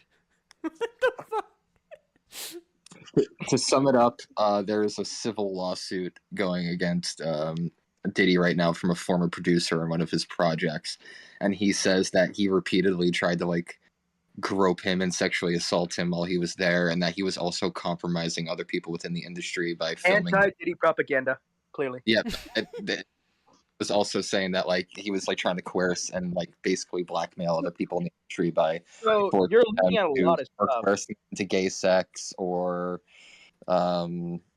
underage girls. No, here's what he would do. So this dude was just a fucking menace. Wait. Yeah. It's worse than that. What he described was super tame. Let me tell you the actual reality. So what Diddy would do is he would get like people in Hollywood, right? And he would drug them. After drugging them, he would film them having intercourse or like while drugged with children. He would bring like a 13, 14-year-old girl or boy or whatever in there, and he'll film them having intercourse, right? Allegedly. Allegedly. And then he would use this video to blackmail them into having gay sex. What? What? Huh? Yeah. He did that to a lot of people. Hence the term "no Diddy." Yeah, there's all kinds of. That's fair. Yeah. No Diddy, bro. No Diddy. Yeah, because no homo is quite homophobic. So I think they rated him for trafficking. I think they rated him, the FBI, rated his house for trafficking. I think. And he also fucking snorts this weird pink cocaine, which isn't actually cocaine. It's like MDMA mixed with something else. I don't remember what it is. Oh, I thought it was G Fuel. My bad. It could be G Fuel. True. I thought it was fentanyl laced cocaine. Little bit of Cocaine. Little Fenty with it. The combination it is not a type of cocaine. It is synthetic drug classified as, I'm not fucking pronouncing that name, which includes a combination of pink food coloring, strawberry flavoring, ketamine, caffeine, and MDMA. Hey, holy strawberry flavoring? I'm not gonna lie. Strawberry. Give it flavor. Come on now. Oh, I would have preferred lime. I'll continue. I like my ketamine lime flavored. All right, listen. Okay, do you know how much fentanyl will kill you? Not that much, probably. Just looking at Make a guess. Make a guess. I need Torn in this conversation. I need a phone. One. Okay, you get one person in the chat. Anyone? Leo, bail me out. Fuck, he's not bailing me out. Okay, I'll just tell you the answer because you have no idea, and you're retarded, and you're a failure. Damn right. So basically, it takes 1 nanogram of fentanyl to kill you. Basically, 1/8 of a penny, right? Like to kill you. And then, what would be a microdose of fentanyl?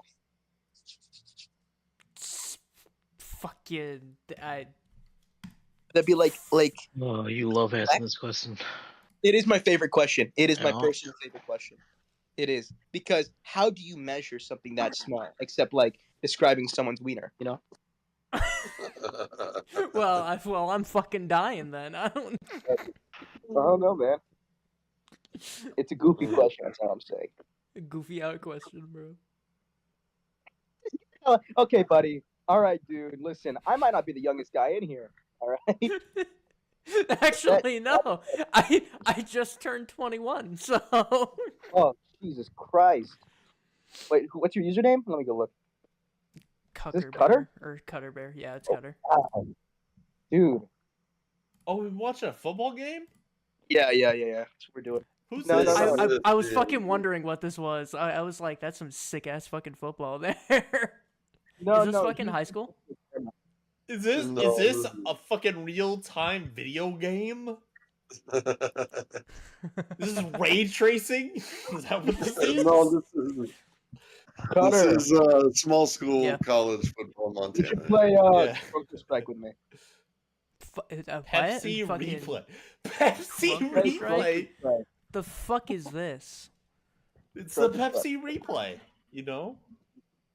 Nah, I'm fucking must keep crunking. Dude, I've been crunking it for the last 3 hours. How the fuck do I play Crunker Strike? Yo, just crunk. What do you mean? Just join the game. Start crunk. Bro, is this Minecraft fucking Counter Strike, bro?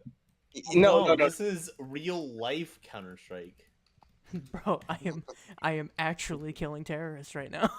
I'm joining your game. Excuse me, they're called my birdies, buddy. You need to slow down, okay? Leave them alone. How the fuck do I join your game? I'm in your game, moron. Oh. I'm joining you right now. New game is starting. Let's go. New game is starting. True. No. You guys should be getting crunking with me. You're really crunking. Getting nice and crunk. I'm gonna crunk ya. Crunking my hog. Oh no! He killed me. He crunked me. You're gonna get drunk. Bro, where's the fucking mime in you? You're right, moron. What the fuck you mean to my right? He's crunking you from the right, obviously. Crunk to the left. Are you shooting? I crunk to the left. I'm shooting somebody. I crunk to the right. I crunked the fuck out of that guy. That was me. I got crunked. Oh, sorry, Quinn. I crunked the fuck out of you. Okay, I'm gonna go. I have a vendetta against you now.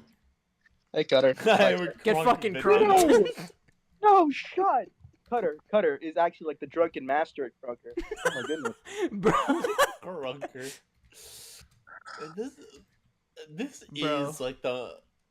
There is a literal fucking Call of Duty Minecraft bullshit of this.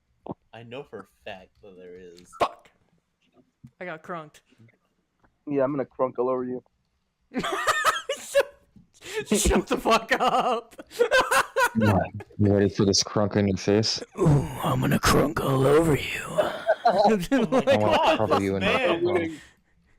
He bunny hopped at me like a 50 miles an hour. What the fuck was that? Quinn, I quit mean, fucking crunking, bro. Chill the fuck out. Lil Jon did used to carry around that. Me really good. Yeah, speaking of crunk, what was that crunk Wait, is juice? anyone Like, what's actually in it? Oh, Remember you just crunk gotta get juice? crunk, homie. Yeah. The shit that fucking Lil Jon used to carry around in the fucking chalice. The fucking crunkster. Supposedly one of these guys is dating Kristen Cavallari. You guys heard of the Montana Boys? Is that no? I don't want to talk about any state that fucking could possibly They do qualify. these stupid little state. TikTok things, and yeah. You know what's not a meth state? Georgia. I love Georgia. Henchman, what are you watching? Are you watching high school football? Cutter, you just got crunk. Like, so I it's a just got small crunk, bro. school And Cutter, if I see you, you're getting crunked on. I got like really crunked, bro. I went to use the bathroom and I come back and I'm just hearing crunk this, crunk that, and I'm very fucking intrigued. Bro, we're crunking it up right now, bro. It's the in language, dude. What do you mean? I mean, I guess it beats talking about Diddy. So This is the fucking state language now, crunk. Crunking. It's Discord. Crunking. Fuck. We won. Crunked on. Wait, look at that scoreboard. Look at that scoreboard. You did really good, Cutter. Jesus. I fucking crunked it up, bro. Is your team winning, Hench? Oh, you know it, dude. You think I'd be showing a game where we'd be losing? Come on now. Bro, Wait. I got an uncommon assault. No, but rifle. for real, I'm like crunking it I up. guess some of these guys are doing like TikToks, and they're like, I don't know, but yeah. Can you spell TikTok? It's kind of stupid.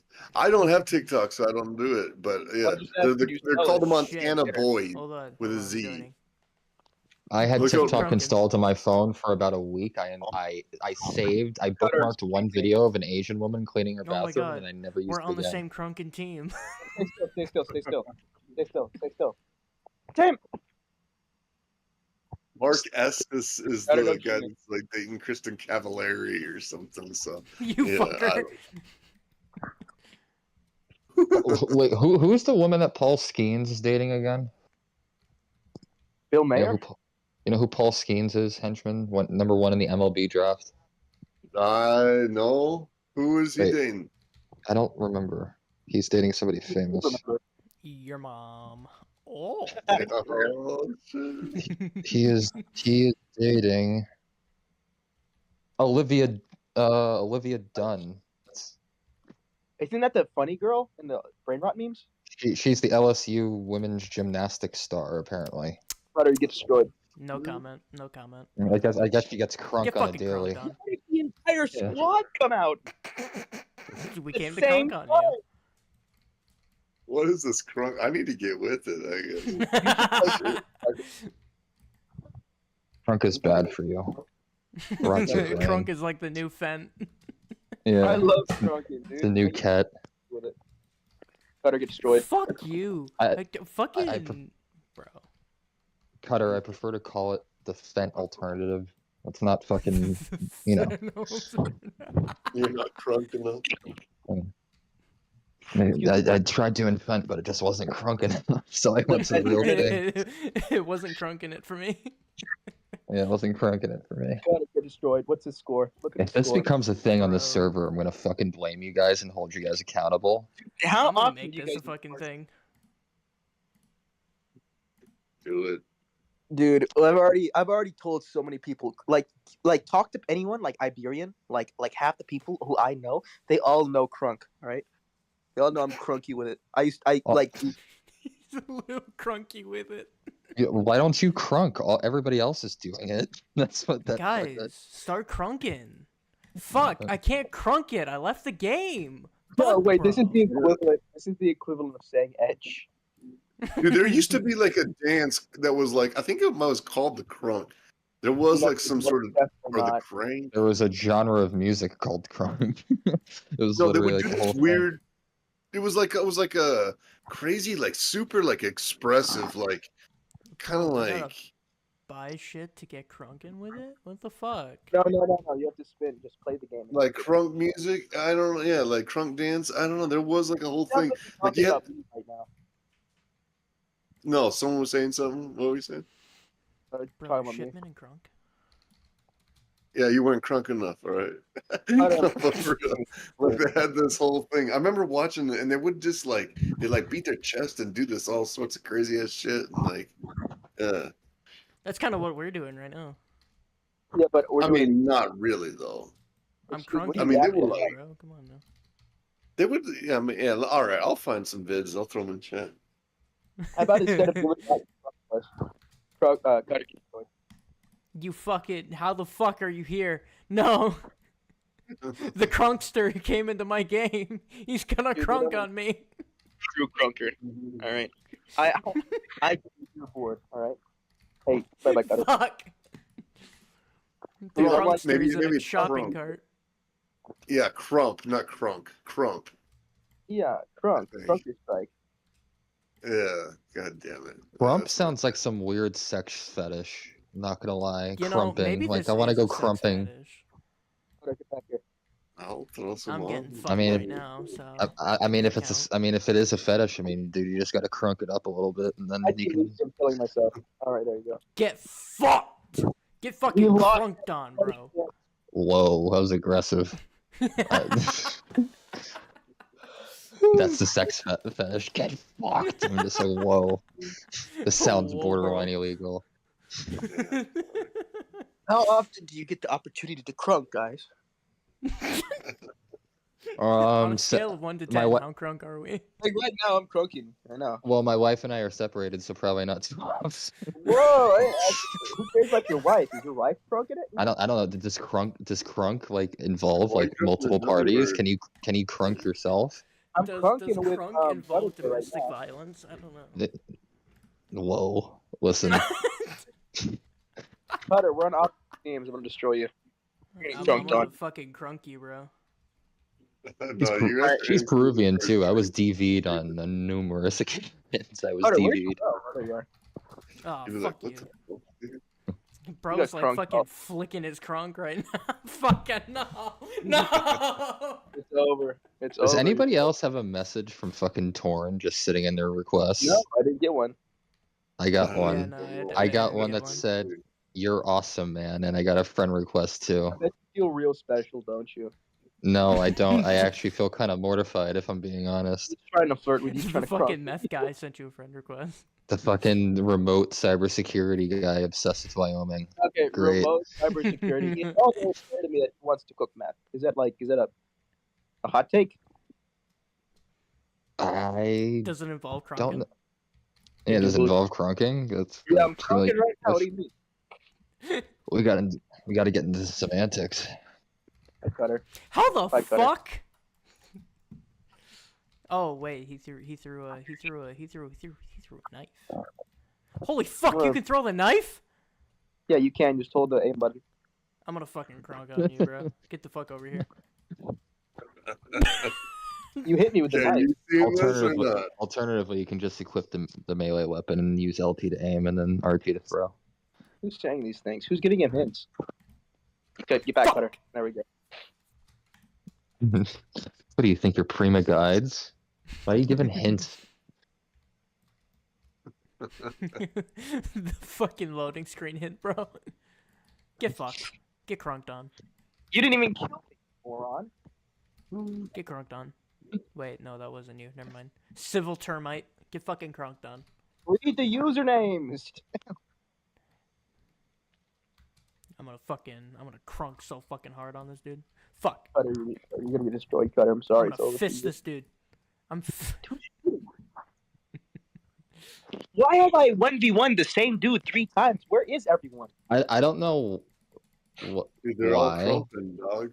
but something tells me that the dude who's currently dancing has no less than 2 DUIs. I don't know why I get that fucking vibe from him, but it's just this specific guy. Everybody else in that room seems cool. This guy just seems like I'm here because I don't have a license, guys. I got nothing else to do. Break down genetic fitness for me. I drove a fucking shopping cart here.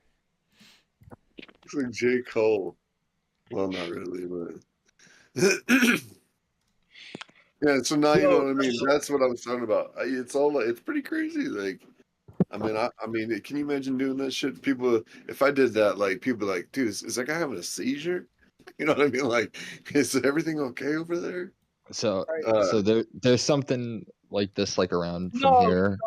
It's like widely it's called Jersey Club, but more specifically it's called Brick City Club. Like basically originated in Newark, New Jersey. It's not too dissimilar to like crunk and like the subculture. Kind of got that same like boom, boom, boom, boom, boom, boom, get crunked on. Yeah, it's got exactly like the beat crunks on you. Hold up. Hey, hear me out. My rap name would be bisexual, but bi spelled Y and then sexual spelled with a money sign. That's oddly specific. I'm sorry. I'm in the fucking crunk zone right now, so I had no fucking clue what you were talking about. You disagree? Wait, you disagree with that rap? That's be a fire rap name, dude. That'll be like the Professor Palpatine of rap. Just like how Destin his girl name. Yeah, you need to come correct. I mean this in the most endearing way possible. This is one of the most retarded conversations I've ever had in my life. And I mean that with like every bit of endearment that I can muster. 100% passion. Yeah, it's completely genuine and well-meaning. Bro, I am getting more fucking retarded as I'm in this fucking channel. Yo, you guys don't understand what it's like to be bisexual, you know what I'm saying? I don't think you guys understand what it's like to be fucking crunking it. I'm crunking all over you actively, buddy. What do you mean? I don't even think Quinn understands how we be crunking on it right now. I do not compute. I've been crunking it since before you were born, buddy. I've been crunking it in your mother's ovaries, okay? Well, if you do, you better be cleaning it up. Fucking clean up after yourself, asshole. Well, if you do, you're gonna have to clean it up. Oh shit. Oh fuck, he be dancing though. Oh, the response. He's about to get a third DUI.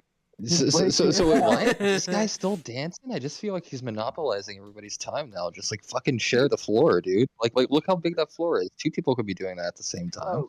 He's not even dancing well. Like, get the fuck off Didn't the even go to stage. kindergarten. Yeah, I'm just share. Cutter, can you spare me? There's only like 3 people on my team. Never mind, I'm with you. Can And you all like, this stuff, I don't know, dude. What is he trying to tell me? Like, I'm just really hungry, or what's going on? Like, you hungry? Oh, his ankle hurts. Okay. No, I'm hungry. He's probably out flirting with other girls. What he's actually doing. Okay. Wait. That. Are you telling me no one else is playing Crocus Cycle? It's like, oh shit! I ran out of. Oh. Is no one gonna come through the door? He just If you do, you better clean it up. It's like, dude, Right, I don't wanna right be- to that. I don't want to be slipping on your crusty cum on my fucking carpet. Yo, that was the name of like a SpongeBob episode, isn't it? What if it's Crusty cum? Crusty cum? Get fucking crunked Jeez. on. I just crunked all It's- over my fucking keyboard. Kid shows have changed since 2003. Jesus. What fucking mature topics? Mature. Sometimes, you know, you just have like that dumbass retarded friend that just wants to come into your house and come on your floor, you know? Both It just retarded. happens. SpongeBobby boy, I need a crunk on your floor. I've actually never had that experience, but I'll go along with it, I guess. Now I'm scared as to what the fucking recipe is to the actual Krabby Patty. What they... That was a slick shot, dude. You got like, you got to apologize to me for that one. I was destructive. I'm gonna fucking crunk. Okay? I'm gonna fucking. All right, but it's 4:30 in the morning. My phone's on 15%. Yeah, that's probably a good idea for me. And you're not cronking. I'm gonna go crunk myself into my fucking bed right now so hard. You have no fucking idea. All right, But take care, all. Yeah. I'm around relatively consistently, so come crunk me anytime you see me. It's all good. Fuck yeah, dude. It only took 10 minutes of Gen Z brain rot to completely derail the entire chat for 3 hours. Yeah, no, really quick though, before I go to sleep, does anybody? I want to share some Zillow listings of some property that I just found in fucking Wyoming. If you guys can fucking, you know, just like let me know if I'm getting a good deal or not. I'm gonna get a good piss. Let me rate this out of 10. For 30 grand, I'd probably try to. Yeah, I would. It's probably a little expensive. You know what's also expensive? Methylamine. Anyway, that is not unless you steal it, like Walter White. Not unless you're fucking hijacking fucking trains en route to China. What's his name? Jimmy. What was Meth Damon's name in that fucking show? Todd. That's the one. That fucking guy. Todd. Let's go. Jesse Plemons, who's been fucking Kirsten Dunst for like the last 15 years, which is even wilder. That's insane. Good work. He has bread with Kirsten Dunst. Meth Damon has bread. Kirsten Dunst, and I'm pretty upset about it. I'm not gonna lie. I feel a certain way. I feel some things.